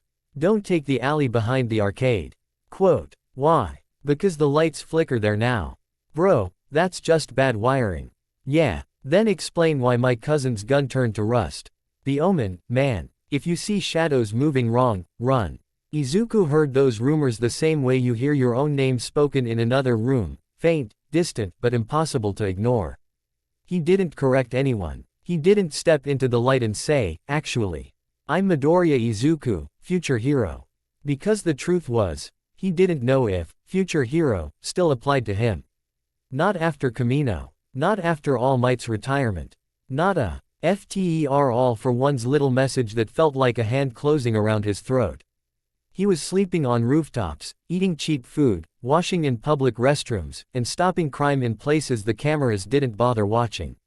He was surviving. And survival made the curse comfortable. Because survival meant fear. Fear meant spikes. Spikes meant hunger. He fought it every day. But the line between you, sing it, and feeding it, was thinner than a hair. And that hair was starting to fray. Then, one night, the city shifted. Izuku felt it before he saw it. A heaviness in the air, like storm pressure. Not his storm. A different storm. He was crouched on a rooftop edge, watching a street 2 blocks down where a group of men were shaking down a shop owner. He was waiting for the right moment to move, quiet, controlled. Without letting adrenaline spike. Then his shadow tightened. Like it sensed danger the way animals sense earthquakes. Izuku's breathing slowed. He scanned the surroundings. Nothing obvious. No pro-heroes. No villains. No. A flicker in the corner of his vision. A tiny red dot reflected in a window. Izuku's stomach dropped. Laser sight. He moved instantly, rolling back from the ledge. A shot cracked the air and struck the concrete where his head had been. Izuku's heart slammed. Fear spiked. His shadow surged. Izuku forced it down, breathing hard. Stay calm. Another shot. Then another. Not aimed to kill. Aimed to hurt. Izuku sprinted across the rooftop, leaping to the next building. More shots followed, pinning his route like someone was shaping his movement. A professional. A captured team. Heroes. Izuku's chest tightened. Not rage. Not betrayal. Just inevitability. Aizawa had warned him. They would hunt him. Because he made them nervous. Izuku jumped again, clearing a narrow alley between buildings. And landed directly in a web of steel cables that snapped around his limbs midair. He hit the roof hard, cables tightening like a net. His shadow convulsed. Izuku gritted his teeth, forcing his breathing steady. He didn't panic. He didn't. But the pressure of being caught, of being restrained, lit up his nervous system like a flare. The curse pushed upward. Izuku fought it. Then a voice spoke from the dark. Midoriya Izuku, a calm voice said. Or should I say, the Omen. Izuku's blood went cold. Because it wasn't a villain voice. It wasn't a street thug's voice. It was a hero voice, professional. Composed, exhausted. A man stepped into the dim rooftop light. Endeavor. Even without flames, he carried heat like a presence. Behind him were more pros, specialty capture heroes, support units. And a few faces Izuku recognized from TV. Not all of them were famous. But all of them looked serious. Endeavor's eyes narrowed at Izuku's shadow, which was trembling beneath him like a chained beast. You've been operating illegally, Endeavor said. You've interfered with multiple investigations. You've caused property degradation in public zones. Izuku swallowed, voice tight. I stopped crimes. Endeavor's tone didn't soften. You are not licensed. Izuku tugged against the cables. They didn't budge. He could degrade them, easily. But the moment he did, the Earth would taste, breaking restraints, and want more. And if he broke free violently, they'd label him hostile. So he stayed still, breathing. I'm not your enemy, Izuku said quietly. Endeavor stared at him like he wasn't sure that mattered. You are a hazard, Endeavor replied. The word landed like an old bruise being pressed. Hazard. Not student. Not kid. Not hero. Hazard. Izuku's jaw clenched. His shadow twitched. Endeavor raised a hand. Flames flickered along his fingertips, not a blast, not an attack. A warning. Stand down, Endeavor said. Izuku's voice cracked. I am standing down. I'm literally tied up. A few pros shifted uncomfortably at that. Endeavor didn't. Where is your collar? Endeavor asked. Izuku's stomach tightened. So they knew. They knew he'd removed it. Endeavor's gaze sharpened. That device was a safety measure, Endeavor said. It was a leash, Izuku snapped. His heart spiked. His shadow surged. Endeavor's flames flared slightly. Izuku froze, forcing his breathing steady again. Endeavor's eyes narrowed, seeing the micro change. You see, Endeavor said quietly, almost to the others. That's why we can't ignore him. Izuku's throat tightened. You're doing it again. Breathe. Control. Endeavor stepped closer. We can take you in peacefully, he said. Uwa will be involved. Aizawa will. Izuku's breath hitched at the name. Aizawa. If Aizawa was part of this, did that mean? A second voice cut in. A woman, sharp and cold.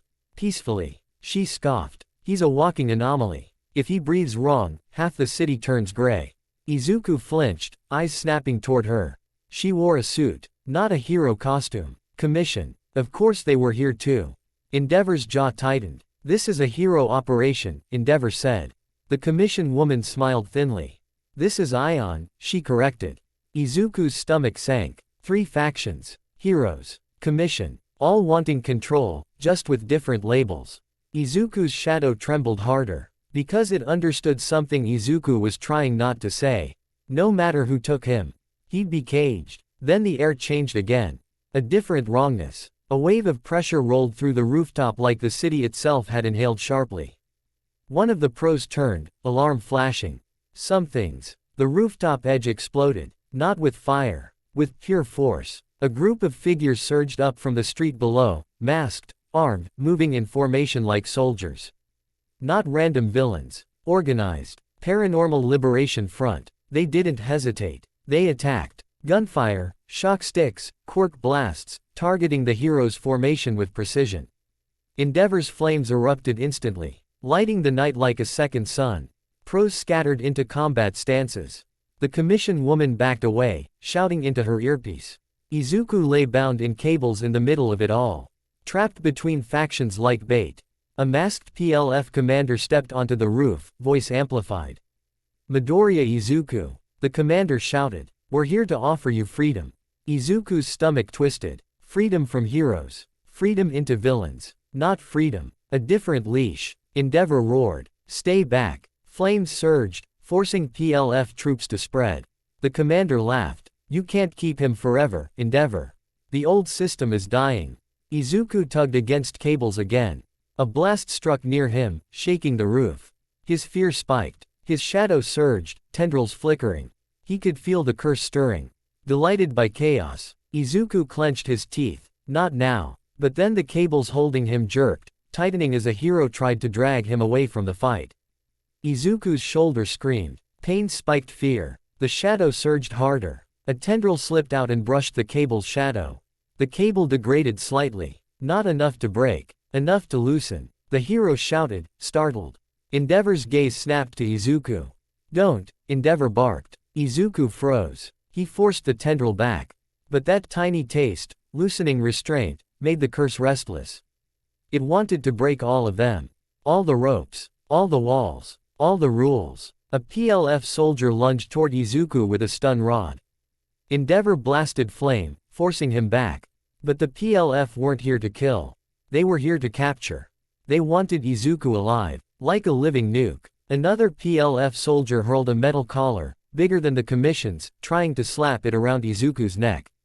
Izuku's heart slammed. Anger surged. Fear surged. The curse surged. Izuku snapped. A shadow tendril lashed out, striking the collar's shadow midair. The collar rusted instantly, falling apart before it even reached him. The PLF soldier stumbled back, eyes wide. What the? Endeavor's eyes narrowed. The commission woman's face lit up with a horrible kind of interest.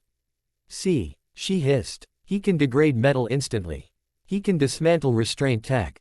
We need. Endeavor snarled, cutting her off with a glare. But the PLF commander laughed. That's it. The commander shouted. That power. That's what the world needs. Izuku's chest heaved. He wanted to scream that the world didn't need it. That it wasn't a tool. That it was a hunger pretending to be an ability. But the rooftop was a war zone now, and words didn't matter. A blast knocked Endeavor sideways. A PLF soldier yanked on Izuku's cables. Another hero pulled the other way. Izuku was literally being tugged between sides. Like a rope in a game. Like an object. Like an asset. His emotions spiked hard: humiliation, rage, fear, helplessness. The curse rose like a tidal wave. Izuku's eyes darkened at the edges. His shadow spilled across the rooftop, thickening, expanding. Endeavor's flames flared brighter, trying to counter it with light, but the brighter the light, the deeper the shadows became. The curse loved deep shadows. Izuku felt it pushing, not with words but with sensation. Break. End. Consume. Izuku clenched his teeth so hard his jaw hurt. No, he whispered. But his whisper was swallowed by chaos. Then a voice cut through everything. A familiar voice. Not Aizawa. Not All Might. A desperate voice that sounded like it had been chasing him for miles.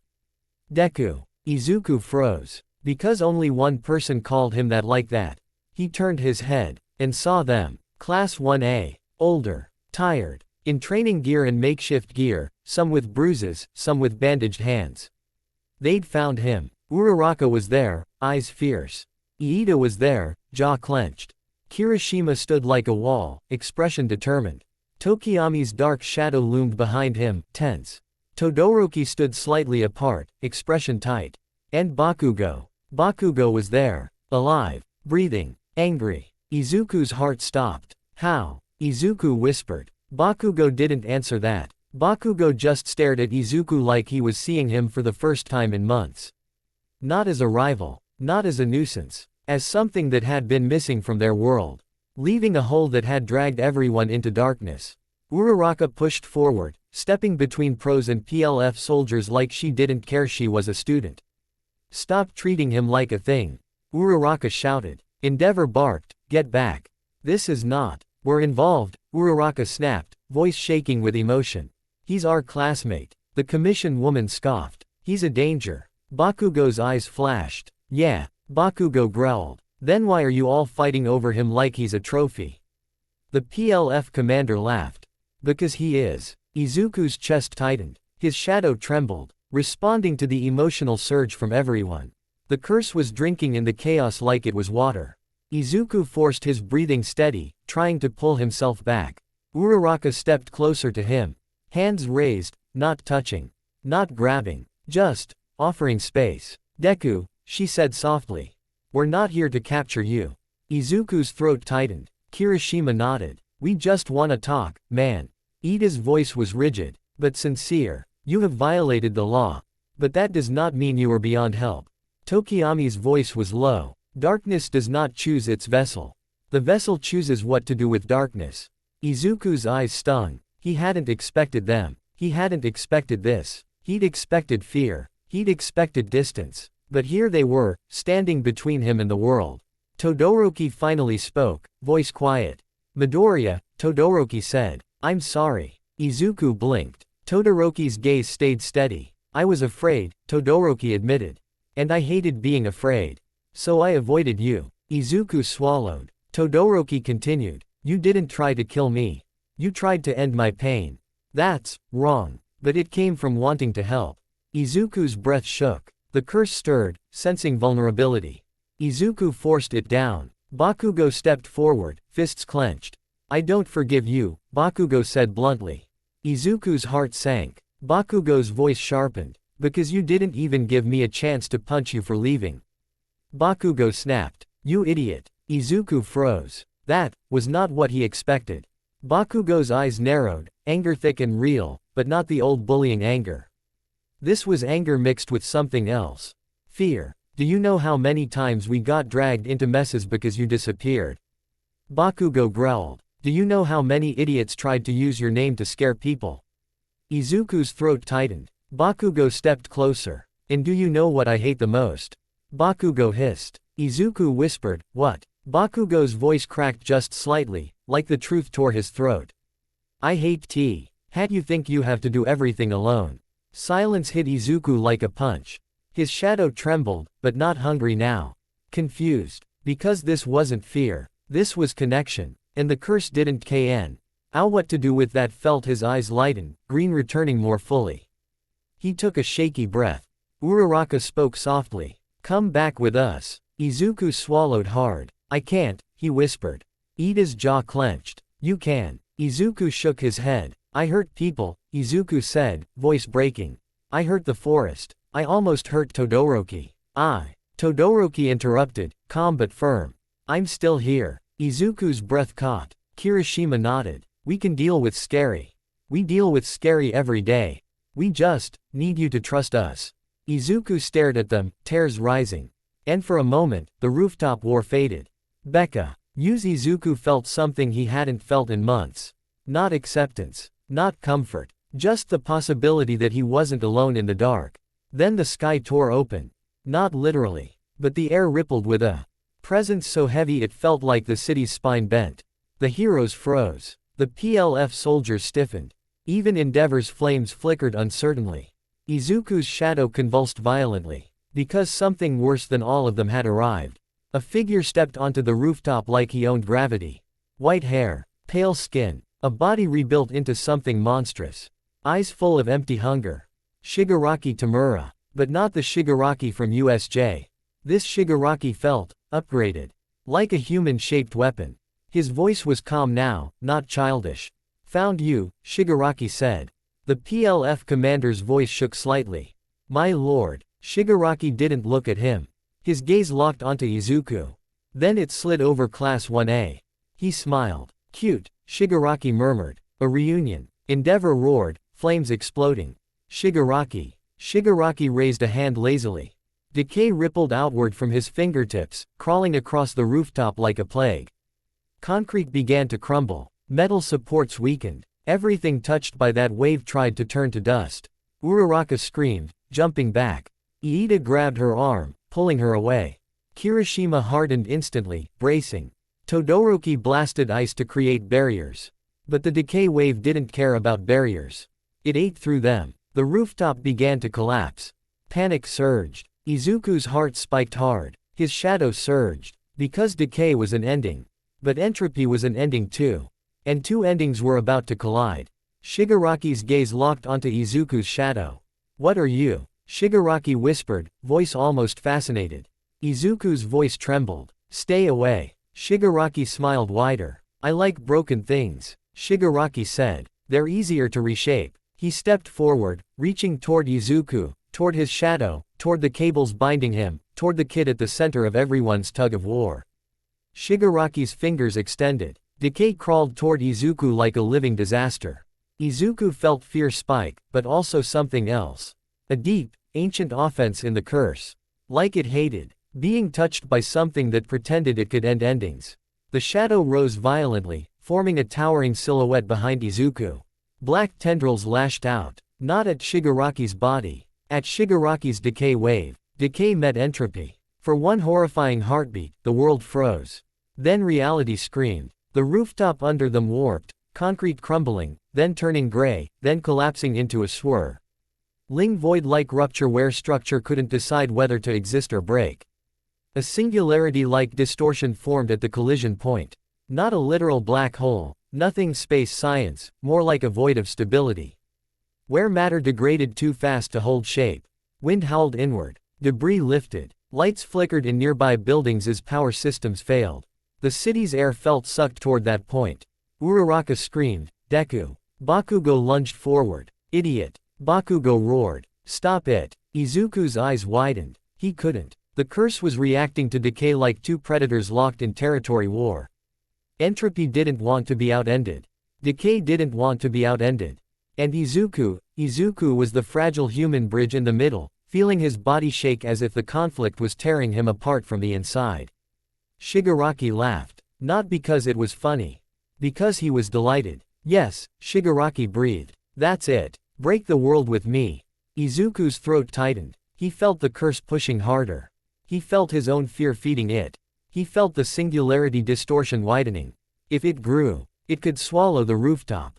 Then the street. Then people. Then, a desperate voice cut through Izuku's panic. Uraraka. Deku. She shouted, tears in her voice. Look at me. Izuku's eyes flickered. He saw her, standing at the edge, hair whipping in the wind, hands out like she was trying to grab him without touching. I'm here. Uraraka screamed. You're not alone. Iida shouted too. Midoriya. Regulate your breath. Kirishima roared. Fight it, man. Tokiyami's voice cut through like a bell in darkness. Master your shadow. Todoroki's voice was quieter but firm. Choose. Bakugo's voice was raw. Deku. Bakugo snarled. If you die here, I'll kill you myself. That absurd threat, so Bakugo, so stupid, so alive, hit Izuku like a slap. And for one tiny moment, Izuku laughed. A broken, shocked laugh. The laugh loosened something in his chest. Not fear, not anger. A different emotion, connection, memory, human. The shadow trembled. Not hungry, confused, because it didn't understand laughter. Izuku clung to that confusion like a rope. He forced his breathing to match it. Inhale, exhale, inhale, exhale. The singularity distortion quivered. Shigaraki's smile faltered slightly. What? Shigaraki hissed. Izuku's eyes shifted, green returning through the black like sunlight breaking through clouds. He looked at Shigaraki and whispered, voice shaking but clear. I'm not yours. Then he did the only thing he could. He didn't push back with more power. He didn't try to outend decay. He tried to pull the curse inward. To compress it. To contain it. The shadow screamed silently, an instinctual resistance, like a tidal wave being forced back into a bottle. The distortion shrank slightly. Shigaraki snarled and lunged, reaching again. No. Shigaraki roared. Give it to me. Izuku clenched his teeth and held the compression. The cables binding him snapped, not because he attacked them, but because the distortion around him made everything unstable. Izuku fell forward, free for the first time in minutes. Bakugo lunged and grabbed Izuku's arm. Their hands locked. For a second, Izuku felt Bakugo's grip, real, warm. Furious proof of another human. Bakugo snarled, don't let go. Izuku's eyes stung. He didn't let go. Uraraka reached them too, grabbing Izuku's other arm. Iida and Kirishima formed a shield. Todoroki blasted ice barriers to slow Shigaraki's approach. Tokiyami's dark shadow flared, pushing back the PLF soldiers trying to close in. Endeavor roared, flames blasting toward Shigaraki. The rooftop was still collapsing, still unstable, but the singularity distortion had shrunk enough to stop swallowing everything. Shigaraki hissed, furious. He touched the ground. Decay surged again. Izuku's shadow flared instinctively. But this time, Izuku forced it into a tighter shape, like a cloak around his body instead of a wave outward. The entropy didn't collide outward. It contained. For a heartbeat, Izuku held the line. Then Shigaraki smiled again, cruel and excited. Good, Shigaraki whispered. You're learning. He stepped back slightly, eyes glittering. Run, Shigaraki said softly. I'll take you later. Quote. Then Kurogiri's replacement warp, another portal user, opened behind Shigaraki, and he vanished with a laugh that echoed like a promise. The PLF troops retreated too, dragged away by their own escape quirks. The heroes scrambled to stabilize the collapsing roof and evacuate. And in the center of it all, Izuku sat on cracked concrete, breathing hard, Bakugo and Uraraka still gripping his arms like they were afraid he'd disappeared their hands. Izuku stared at his own shadow.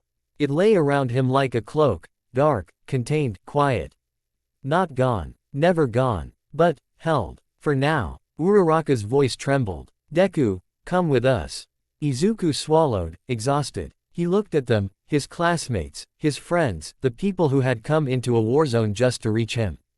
He whispered, I don't know how to be safe. Quote. Bakugo snorted, still furious. Then learn, idiot. With us. Izuku's eyes stung. And for the first time in months, he let himself believe something fragile. The darkness didn't have to mean isolation. Maybe the curse could be carried with others nearby. Maybe. But the memory of the singularity distortion, the way reality warped when decay met entropy, hung over them like smoke. Because if Izuku lost balance again, it wouldn't just be his life on the line. It would be the city. Izuku didn't remember leaving the rooftop. He remembered hands. Bakugo's grip like a vice, furious, real, alive. Uraraka's hands, steady, shaking anyway. Iida barking instructions like his voice could hold the world together. Endeavor shouting at someone, at everyone, flames see. Utting through the night like a warning flare. He remembered the rooftop cracking, the air warping, the awful moment where decay met entropy and the city felt like it forgot how to be solid. He remembered Shigaraki's smile. Run, I'll take you later. Then everything became a blur of motion and noise until it wasn't noise anymore. Until it was quiet. Until it was dark. Until it was a hum. Soft at first, then louder. Not from machines. From inside him. Like something deep in his bones had begun to resonate with a note the world couldn't hear. Izuku's eyes fluttered open. White ceiling. Medical light. The smell of antiseptic. He tried to sit up. Pain bloomed behind his eyes and in his ribs and down his arms like he'd been used as a battering ram. His throat was dry. His tongue felt like sand. He blinked slowly. A hospital bed. Not a public hospital. UA's medical wing. He knew because the corner of the room had that familiar UA emergency panel with the two cheerful green indicator lights. A shadow moved beside the bed. Izuku flinched instinctively. Not his shadow. A person. Aizawa sat in the chair like he'd been there the whole time. Hair unkempt. Face tired. Eyes half-lidded but locked on Izuku immediately. You're awake, Aizawa said. Izuku tried to speak and coughed instead. Aizawa leaned forward and pushed a cup with a straw toward him. Water, Aizawa said. Slow. Izuku drank. The water tasted like life. His hands shook as he lowered the cup. Aizawa watched him the way you watched a cracked glass you weren't sure would shatter if you put it down too hard.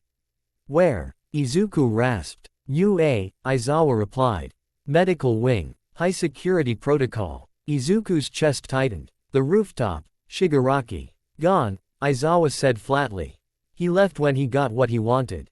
Izuku swallowed. He didn't get me. Aizawa's gaze sharpened. Not your body. But that collision, that distortion. He learned something. Izuku stared at the ceiling. He felt sick. Because he knew what Shigaraki had learned. He'd learned that Izuku's quirk didn't just fight people. It fought reality. Izuku whispered, Bakugo. Aizawa's expression didn't change much, but his tone softened by half a degree. Alive, Aizawa said. Annoying. Loud. He's been pacing outside like a guard dog. Izuku's throat tightened. He came for me. Aizawa's eyes narrowed slightly, as if the idea bothered him and comforted him at the same time. Your class found you, Aizawa said. And because they're stubborn, they inserted themselves into a battle they shouldn't have been in. Izuku's eyes stung. I'm sorry, Izuku whispered. Aizawa's voice went sharp. Stop apologizing as a reflex. Think before you speak. Izuku flinched, then nodded. Aizawa leaned back in the chair, rubbing his eyes. Endeavor wanted to take you in, Aizawa said. The commission wanted to take you back. Nezu wanted to keep you here. Your classmates wanted to take you home. Izuku's stomach twisted. And what happened? Aizawa's mouth tightened like he was chewing on something bitter. We stalled, he said. Nezu stalled. Endeavor argued. The commission threatened. I reminded them you're a student. Izuku stared at Aizawa. You can't stall forever, Izuku said quietly. Aizawa didn't deny it. Which is why, Aizawa said, voice low, you need control fast. Izuku's hands trembled. I tried, Izuku whispered. On the rooftop, I compressed it. And you almost tore a hole in the city first, Aizawa cut in. Izuku swallowed. Aizawa's gaze flicked to the floor near the bed. Izuku followed it. His shadow lay there, flat, normal looking. But Izuku felt it. It wasn't asleep. It was awake in a deeper way. Like it had tasted something new when it collided with decay. Like it had met an equal disaster and learned its own shape more clearly. Izuku's chest tightened. Something's different, Izuku whispered. Aizawa's eyes narrowed. Yes. Izuku looked back at him, fear creeping in. What? Izuku asked. Aizawa's voice was blunt. You're not just reacting anymore, he said. Your quirk is resonating. Izuku swallowed hard. What does that mean? Aizawa stared at him for a long moment. Then he said, it means you're going to have to stop treating it like an intruder. Izuku froze. Aizawa continued, voice low and sharp. You keep trying to suppress it. Starve it. Chain it. You treat it like a demon you can lock away. Izuku's breath hitched. Aizawa's gaze pinned him. And every time you do, Aizawa said, it comes back louder. Hungrier. More offended. Izuku's throat tightened. Aizawa leaned forward. This thing inside you, he said quietly, is not going away. So either you become its jailer until you slip, or you become its handler. Izuku whispered, what's the difference? Aizawa's eyes narrowed like the answer hurt. A jailer fights the prisoner every day. He said. A handler learns what it wants, what it fears, and how to direct it. Izuku stared at his own hands. What it wants, he whispered. Aizawa didn't answer. Because neither of them wanted to say it out loud. It wanted to end, to break structure, to dissolve certainty, to consume what stood. Izuku's breathing quickened. His heart rate rose. Aizawa's posture shifted instantly. Scarf twitching slightly. Breathe, Aizawa ordered. Izuku forced air into his lungs. In, out, the spike eased. His shadow stayed flat. Aizawa watched, then relaxed fractionally. I'm going to let your class in, Aizawa said. Briefly. They'll calm you better than I can. Izuku blinked, startled. Aizawa stood. Don't make me regret that, he said, and walked to the door. He opened it. Bakugo came in first like he'd been launched. You awake, nerd. Bakugo barked, voice too loud.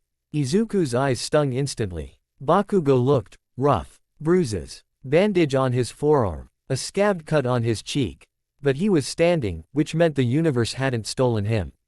Behind Bakugo, Uraraka slipped in, eyes wet with relief. Iida followed, posture rigid. Todoroki came in last, quiet. Kirishima and Tokiyami were in the hall, visible through the open door, like they didn't want to crowd Izuku but refused to leave. Bakugo stepped up to the bed. He stared at Izuku for a second. Then he clicked his tongue hard. TCH, he muttered. You look like trash. Izuku tried to smile. It came out shaky. Hi, Kachan, Izuku whispered. Bakugo's eyes narrowed. Don't. Hi, me, Bakugo snapped. Do you have any idea how stupid you are? Izuku swallowed. Yes. Bakugo paused, thrown off by the immediate agreement. Uraraka stepped closer, voice soft. We're really glad you're okay. Izuku teased something warm and painful twist in his chest. I'm sorry, Izuku whispered. Iida's hand chopped the air. Midoriya, there will be time for apologies, but first. Todoroki spoke quietly over him. You held it back, Todoroki said. Izuku blinked. What? Todoroki's eyes were steady. On the rooftop, Todoroki said, you could have unleashed everything. You didn't. You compressed it. Izuku swallowed. I almost didn't. Bakugo snorted. Yeah, we noticed. Uraraka's voice trembled. But you stopped. You heard us. Izuku stared at them. He heard the subtext. You came back when we called. Izuku's throat tightened. He whispered. I'm scared. Bakugo scoffed like that was offensive. Of course you are, Bakugo said. If you weren't scared, you'd be a psycho. Uraraka nodded. It's okay to be scared. Izuku looked down at the blanket. It's not just scared, Izuku whispered. It feels like there's another hunger in me now. Like it learned something after touching decay. Todoroki's gaze sharpened slightly. The collision, Todoroki murmured. You felt it change. Izuku nodded. Bakugo's eyes narrowed. So what? You gonna run again? Izuku flinched. Bakugo leaned in, voice low and fierce. Don't you dare. Bakugo said. Don't you dare disappear again. Izuku's eyes stung. I don't want to, Izuku whispered. But I also don't want to hurt you. Uraraka stepped closer, hand hovering like she wanted to hold his hand but didn't want to trigger him. Then let us help, she said. Izuku's breath shook. I don't know how, Izuku admitted. I don't even know what this thing is anymore. Aizawa's voice cut in from the door, calm and sharp. Then you'd better learn, Aizawa said. Because the next time Shigaraki reaches for you, you won't get a second chance. Izuku nodded slowly. Aizawa glanced at the group. 5 minutes, he warned. Bakugo grumbled but didn't argue.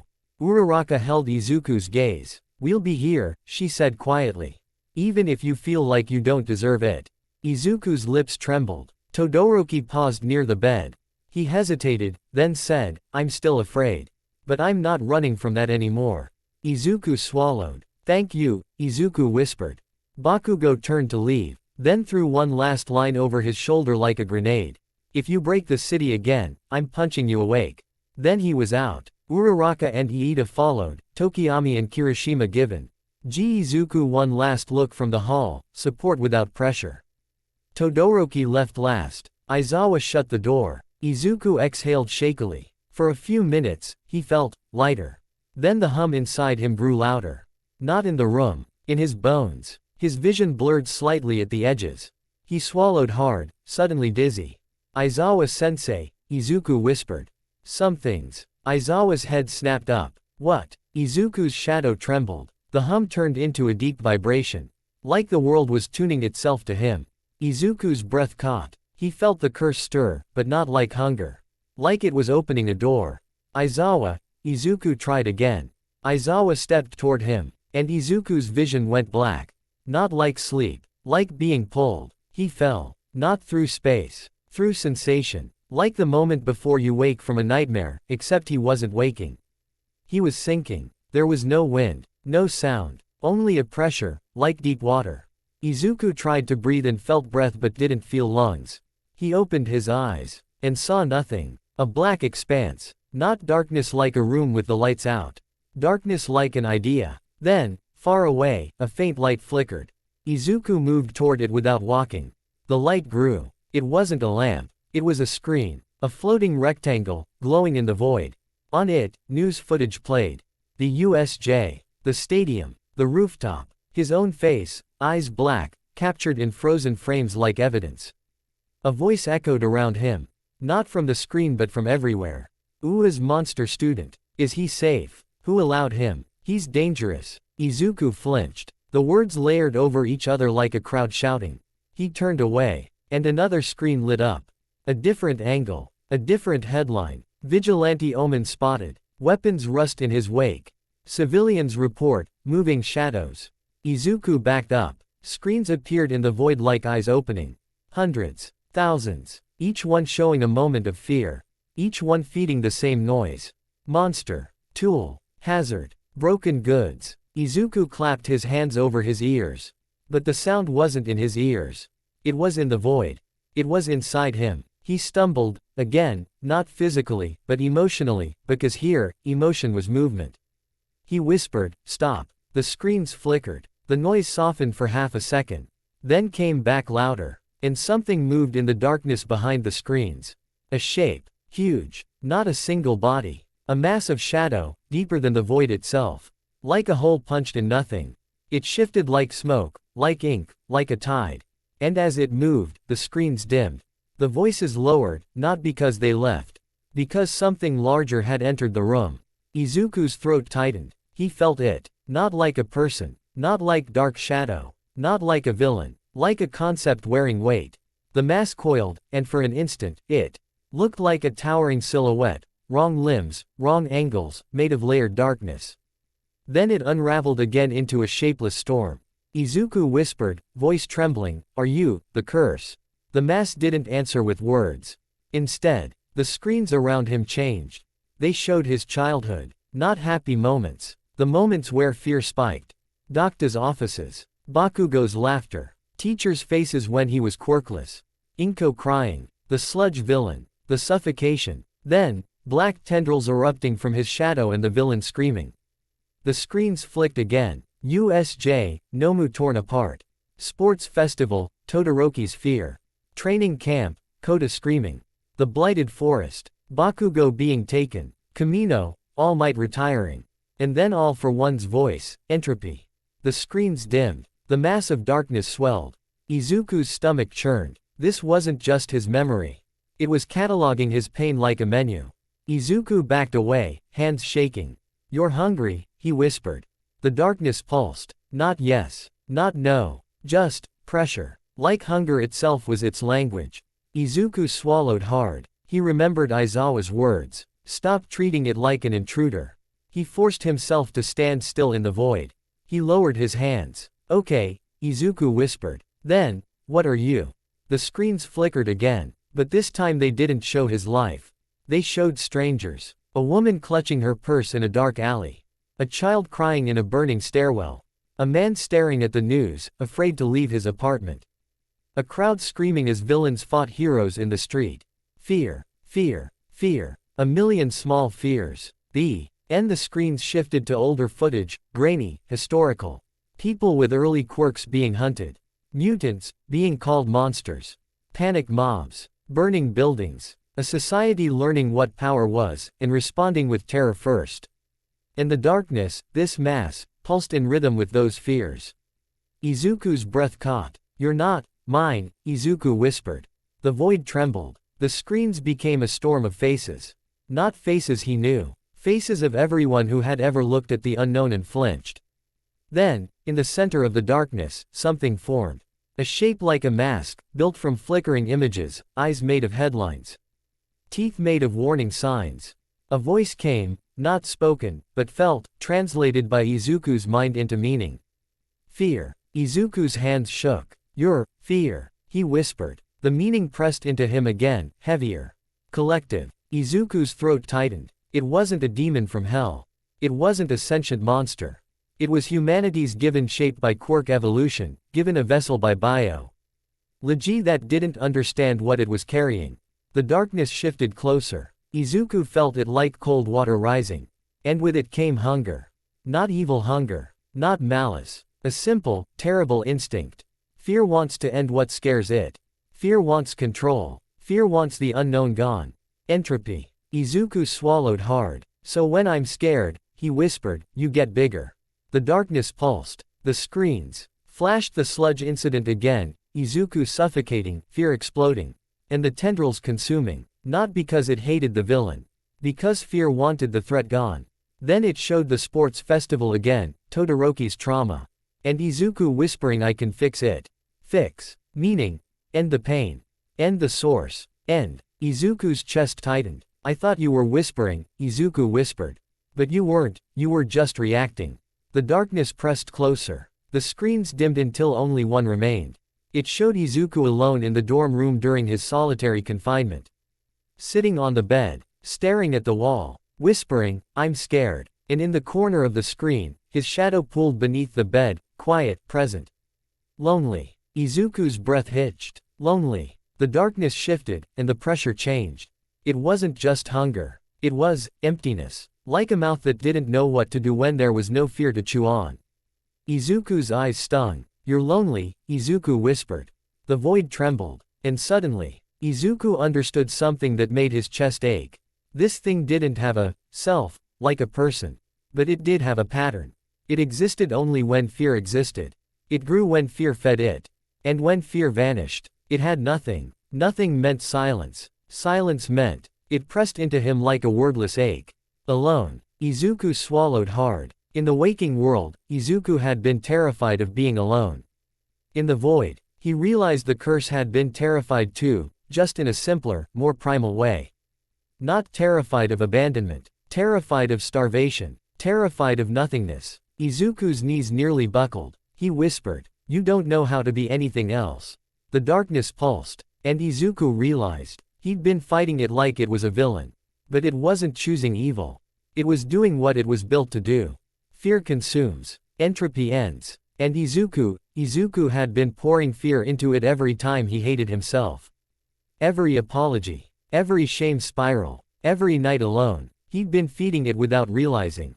He'd been trying to save everyone except the one thing stuck inside him, starving and misunderstood. Izuku took a trembling step forward. The darkness recoiled slightly, not from fear. From instinct. Like it didn't trust kindness. Because kindness didn't feed it. Izuku's voice shook. I'm not here to chain you. The screens flickered. Headlines flashed. Monster hazard demon. The darkness surged like it wanted to wrap those words around itself like armor. Izuku flinched, then forced himself to keep moving forward.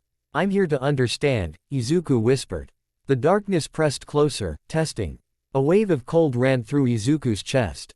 His mind filled with images, fear images, fast and sharp. A knife in the dark. A villain's grin. A child screaming. Shigaraki's hand reaching. Decay crawling. The singularity distortion. Izuku's breath hitched. Fear rose. And the darkness swelled immediately, eager. Izuku realized the trap. If he panicked here, the void would become a hurricane. He closed his eyes. He pictured Uraraka yelling, "You're not alone." He pictured Bakugo snarling, "Don't let go." He pictured Todoroki saying, "Choose." He inhaled, exhaled. He didn't suppress fear. He acknowledged it. "I'm scared," Izuku whispered. "But I'm here." The darkness paused. Not because it understood the words. Because the emotional signal changed. Fear was present, but not spiraling. Not self-hating. Not desperate. Fear, held gently. The darkness trembled, uncertain. Izuku opened his eyes. "I think," he whispered, voice breaking, "I kept trying to be a hero by acting like you didn't exist. Like if I ignored you hard enough, you'd go away." The darkness pulsed. Screens flashed his running away, leaving Ua, leaving his mom, leaving his class. Izuku's eyes stung. "I was trying to save everyone," Izuku whispered. "And I never tried to save you." The darkness surged. Not hungry now. Agitated. Confused. The void shook. A wave of cold slammed into Izuku, and the screen's AR. Around him became a storm of screams, crowds screaming, reporters shouting, villains laughing. Fear everywhere. The darkness expanded, rising, towering over Izuku like a tsunami. It wanted to drown him in the only language it knew. Izuku's heart slammed. Fear spiked. And the darkness surged harder, delighted. Izuku staggered back. He felt the familiar edge of black creeping into his vision. This was the moment that always happened. The moment his control slipped. The moment the curse took the wheel. Izuku clenched his fists. "No," he whispered. The darkness pressed in. The void screamed silently. Izuku's breathing broke. His fear rose. And with it, the hunger. Izuku realized something with brutal clarity. If he fought it with suppression, it would always push back harder. If he starved it would always erupt when it finally got a bite. If he treated it like an enemy, it would behave like one. So Izuku did the one thing he'd never done before. He stopped resisting. Not in the sense of, let it rampage. In the sense of, he turned toward it, and opened his arms. The darkness froze. The screens flickered violently. The void trembled like it didn't understand the gesture at all. Izuku's voice cracked, but he forced the words out anyway. "I'm here," Izuku whispered. "You don't have to eat the world to prove you exist." The darkness surged forward like a wave. Izuku braced. It swallowed him. Cold, weightless, endless. He expected pain. He expected to be erased. Instead, he felt emptiness. A vast hollow that had no self, only appetite. And under the appetite, a loneliness so simple it was almost childlike. Izuku's eyes filled with tears inside the void. He whispered, "You were born from fear." The void pulsed. He whispered again, "But you don't have to be only fear." The void trembled. And for the first time, Izuku felt something shift in the darkness. Not the hunger. The shape. A silhouette formed around him, not as a monster standing behind him, but as a cloak settling onto his shoulders. The darkness didn't leave. It didn't shrink. It rearranged. It wrapped around Izuku like armor. And Izuku understood. The curse didn't want to be chained. It wanted to be held. Directed. Given meaning. Given a pattern that wasn't just, consume. Izuku breathed. Inhale. Exhale. The cloak-like darkness tightened with his inhale and loosened with his exhale, sinking like a second set of lungs. Izuku whispered, "If you're fear." The void pressed back gently. Izuku continued, "Then let me be the one who chooses what we fear." The darkness pulsed. The screens around them flickered. Headlines dimmed. Screams softened. The void quieted, not because fear disappeared, but because fear was no longer driving. Izuku was. He wasn't suppressing fear. He wasn't denying it. He was carrying it. The darkness shifted again. The cloak became sleeker. Less chaotic. More controlled. The silhouette wasn't towering anymore. It fit Izuku. Like a shadow that finally matched its owner. And then, inside the void, Izuku saw one last screen. It showed him as a child, sitting alone on a playground swing while other kids played away from him. Little Izuku stared at his hands like they were broken. The screen zoomed out, and beneath the swing, a small shadow pooled, larger than it should have been, slightly darker. It had been there even then. Waiting, hungry, lonely. Izuku stepped toward the screen. The darkness cloak moved with him. He reached screen. It didn't feel like glass. It felt like memory. Izuku whispered to that lonely child, "You're not broken." The screen flickered. The child looked up, and for the first time, the shadow under the swing didn't look like a monster. It looked like a companion that never knew how to be gentle. The screen faded. The void quieted completely. Izuku stood in darkness that wasn't hostile now. It was, still, a calm night, not a storm. And in that calm, the darkness pressed into him one more time, like a final statement translated into feeling. Together. Izuku's throat tightened. He whispered, "Together." And the void opened, not as a hole, as an exit. Light poured in. Izuku felt himself rising, not falling, rising into waking. His eyes snapped open. The UA hospital ceiling again. The hum inside him was still there. But it wasn't chaotic. It was steady, like a low engine. Aizawa was standing beside the bed, eyes wide in surprise for the first time since Izuku had met him. "You were out for 8 minutes, Aizawa said sharply. "Your vitals, your quirk signature, spiked like." Izuku sat up slowly. His body still hurt, but his chest felt quieter. His shadow on the floor moved. Not erupting, not twitching with hunger. It slid outward and then back, like a cat stretching and returning to its spot. Aizawa's scarf twitched, ready. Izuku raised a hand gently. "It's okay," Izuku whispered. Aizawa's eyes narrowed hard. "Prove it." Izuku swallowed. He looked at the metal bed rail. He could degrade it. He knew that. The curse knew that. Instead, Izuku looked at the rail's shadow. He breathed in, exhaled. A thin line of black slid out, not writhing, not hungry. Precise. It touched the shadow and then stopped. No rust storm, no gray spread, just a faint weakening. Like taking one screw loose and tightening it back. Izuku pulled the line back. The rail remained intact. Aizawa stared. Izuku's voice shook. "I can't feel it now. Like a rhythm. Like if I keep my breathing steady, it stays shaped." Aizawa's jaw tightened. "You didn't erase it," Aizawa said. Izuku shook his head slowly. "No," Izuku whispered. "I accepted it." Aizawa didn't look convinced. But he looked, cautiously, less terrified. Izuku stared at his hands. He remembered the void. He remembered the loneliness. He remembered the wordless meaning. "Together." Izuku whispered, "It's still hungry." Aizawa's eyes narrowed. Izuku continued, voice quiet. "But it's not only hungry anymore. I think it listens when I'm not screaming at it." Aizawa exhaled slowly. "Then your next lesson," Aizawa said. Voice low, "is learning how to hold that together in the real world. When people are screaming, when Shigaraki is reaching, when the commission is knocking on the door." Izuku swallowed hard. He nodded. Because he knew the truth. The void had been the easy part. The real test would be stepping back into the world, and keeping his balance while everyone tried to tip him. Izuku looked down at his shadow again. It lay there, dark and quiet. Not gone. Never gone. But his. Finally, truly his. The first thing Izuku noticed after the void wasn't his power. It was the world. How loud it was. How messy. How full of people who never stopped moving, never stopped fearing, never stopped guessing what would happen next. In the void, fear had been screens and echoes and shapes.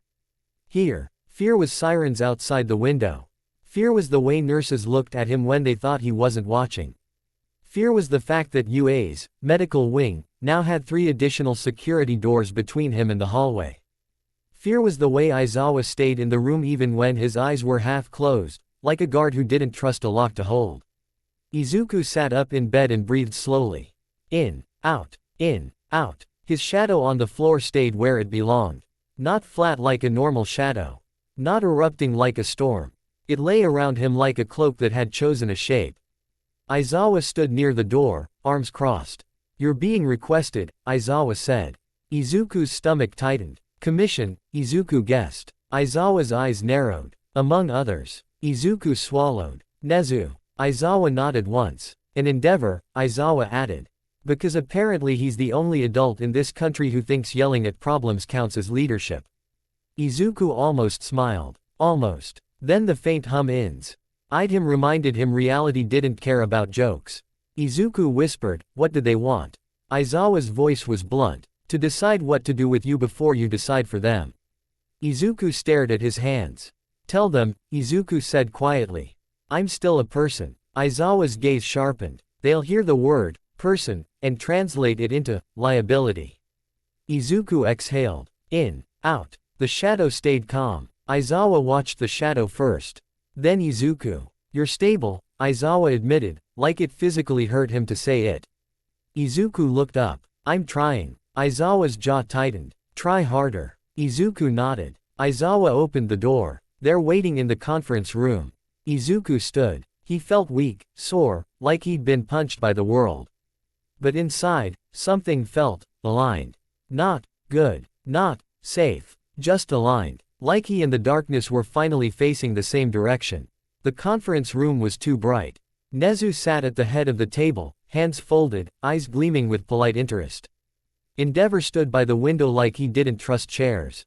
Two commission officials sat with clipboards and that same corporate calm.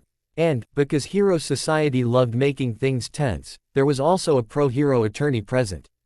And a UA administrator, and a support technician holding a case that looked suspiciously like a collar upgrade. Izuku walked in with Aizawa behind him. Every eye landed on Izuku's neck. No collar. Their faces changed in the smallest ways. Interest. Alarm. Anger. Nezu spoke first, cheerful as always. Midoriya, Nezu said. Welcome back. Izuku didn't sit until Aizawa pulled out a chair for him. Izuku sat. Hands clasped, breathing steady. Nezu's gaze flicked to the floor, to Izuku's shadow. So, Nezu said lightly, we have options. One commission official cleared her throat. Midoriya Izuku, she said. You have violated public safety protocols, removed regulated containment equipment, and engaged in repeated acts of vigilantism. Izuku's hands clenched slightly, then relaxed as he breathed. I stopped crimes, Izuku said calmly. The official's smile didn't reach her eyes. You caused degradation events, she corrected. You were unlicensed, unmonitored, and unstable. Aizawa's scarf twitched. Endeavor's flames flickered. Nezu's smile stayed polite. Izuku's shadow remained still. Izuku looked directly at the official. I was unstable, Izuku admitted. There was a subtle ripple, people weren't expecting honesty. Izuku continued, voice steady, I'm learning stability now. The commission official tapped her clipboard. We cannot base national safety on your self-assessment, she said. Izuku nodded. Then test me. Silence. Endeavor's eyes narrowed. We did test you, Endeavor said. On that rooftop. And you almost collapsed a city block. Izuku swallowed hard. Yes. Endeavor's jaw tightened. Izuku continued, and when my friends called me back, I came back. Nezu's eyes gleamed slightly at that phrasing, friends. The commission official's gaze hardened. You are not a reliable containment strategy, she said. Izuku's stomach tightened. He breathed. In, out. Then he said, quietly, neither is a leash. That made the support technician flinch. The official's voice sharpened. You will wear regulated containment equipment. Izuku looked at Nezu. Principal. Nezu's smile remained. Midoriya, Nezu said, the commission is not asking. They are informing. Izud. Aizawa's voice cut in, flat and dangerous. He's a student. The official turned her smile toward Aizawa like a blade. He's a hazard, she said. Endeavor slammed a hand on the table, making it rattle. Enough. Endeavor growled. Arguing won't change what's coming. Shigaraki's moving. The Liberation Front is moving. The commission is, he spat the word like it burned, moving. And this kid is in the center. Izuku's heart thudded. Shigaraki moving. He felt it, the way predators sense other predators in the dark. Nezu leaned forward. Information, Nezu said pleasantly.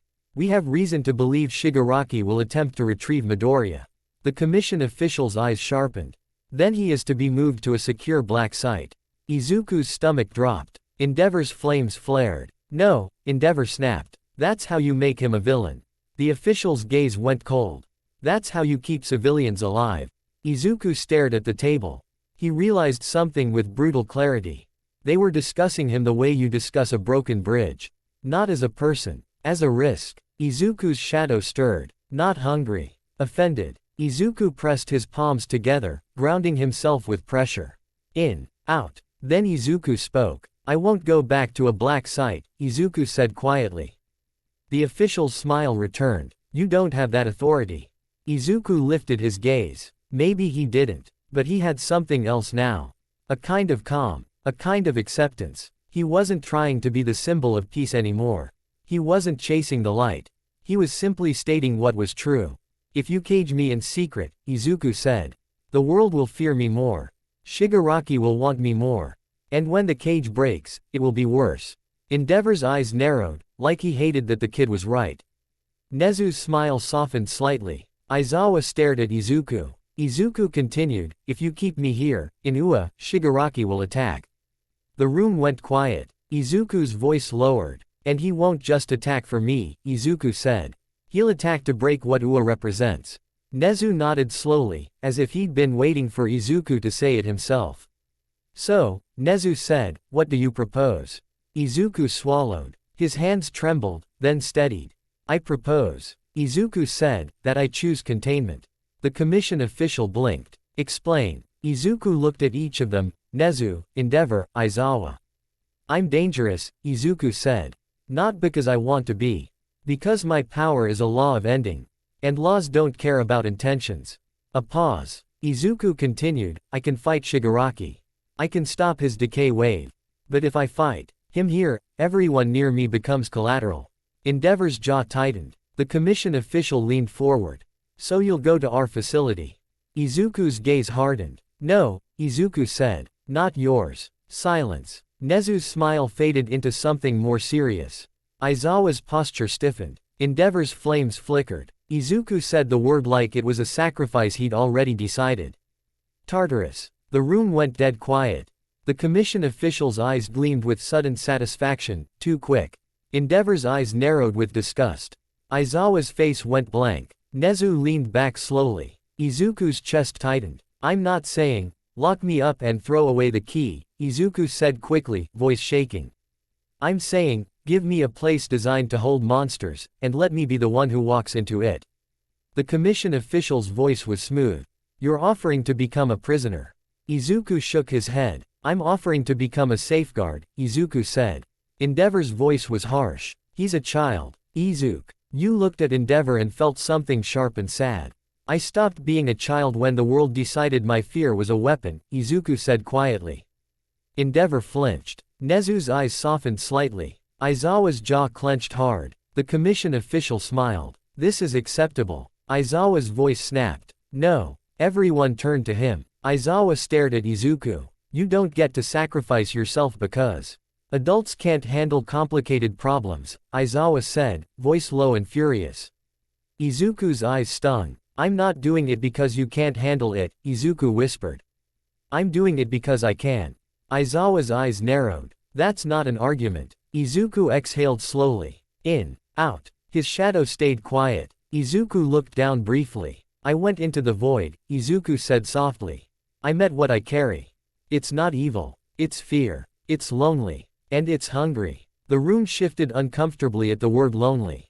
Izuku continued, if I stay in society, it will be fed constantly by everyone's fear of me. That makes it worse. That makes me worse. Tartarus would be quiet. Controlled. A place where I can hold it without being pushed every day. Nezu's eyes gleamed. That is, logically sound, Nezu admitted. Endeavor growled. And morally disgusting. Quote. Izuku didn't argue with that. Because it was. But the world didn't care about moral comfort when cities were on the line. The commission official cleared her throat. Then we proceed, she said. Aizawa's voice was razor sharp. Only if he chooses it freely. Izuku looked at Aizawa. He nodded once. I choose it, Izuku said. Aizawa's face tightened. He looked like he wanted to grab Izuku and drag him out of the room.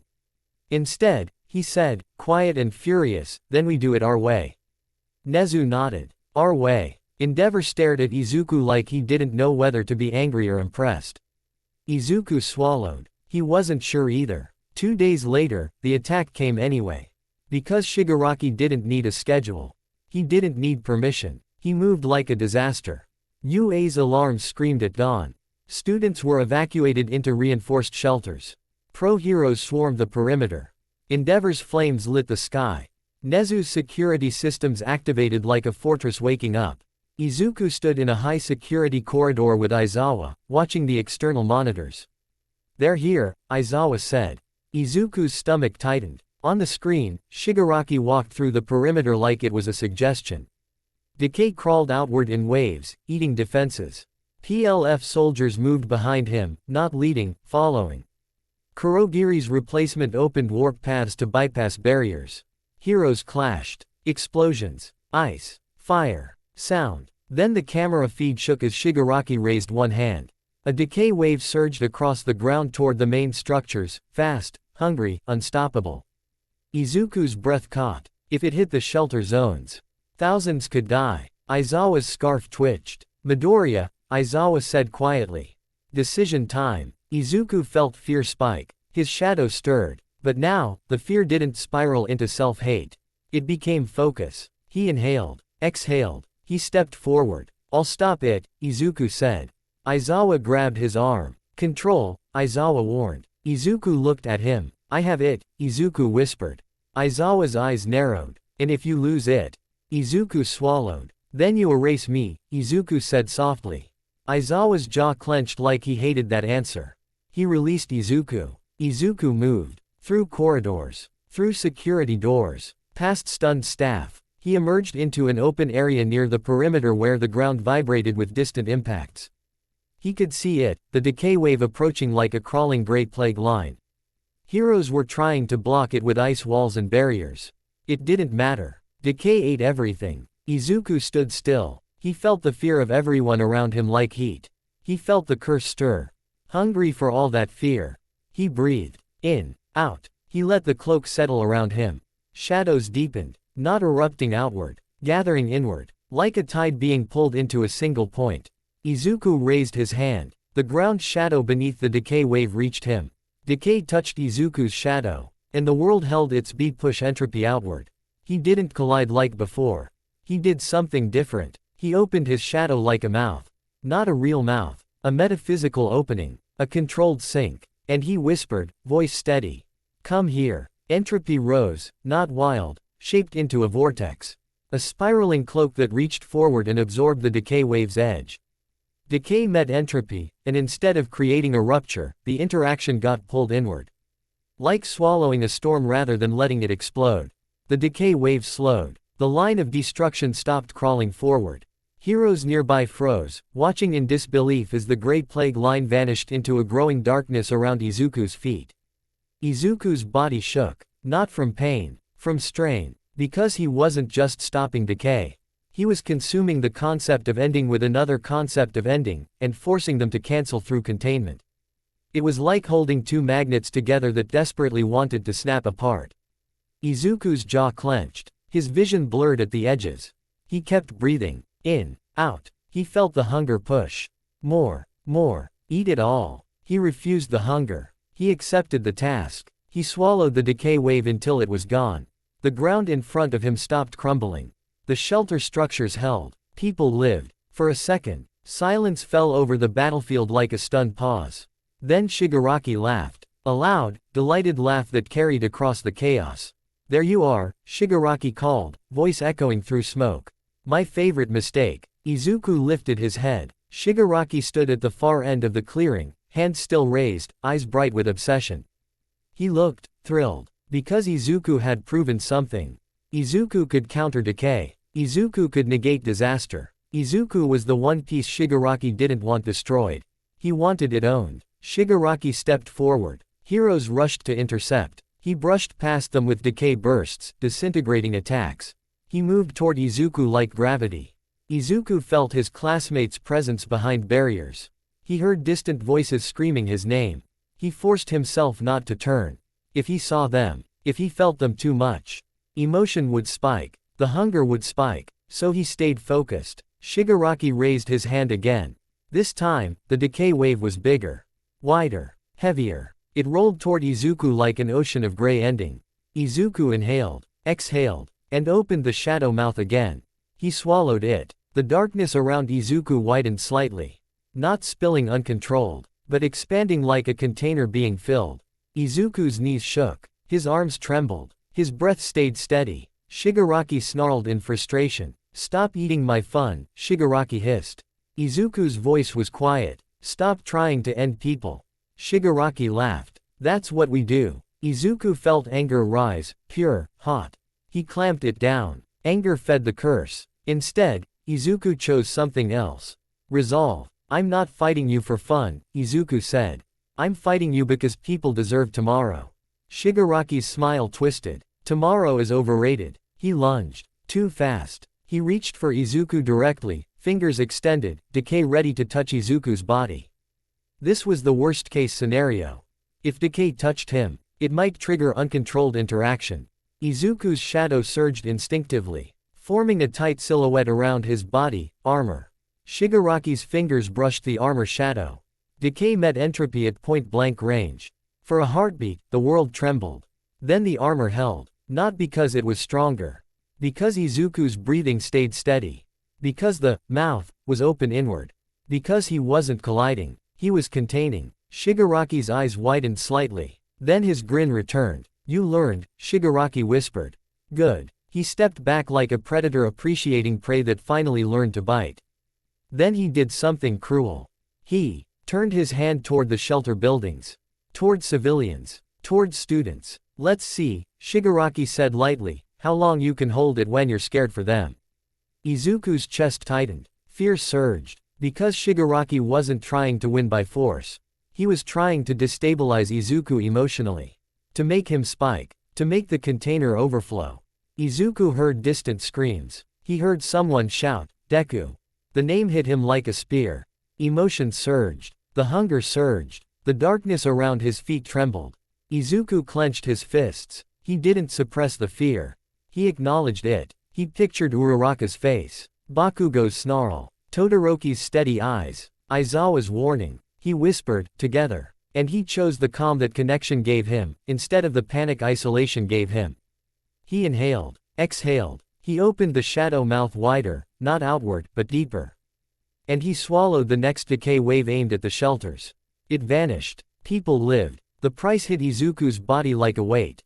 His skin prickled. The air around him dimmed slightly, like light didn't want to linger.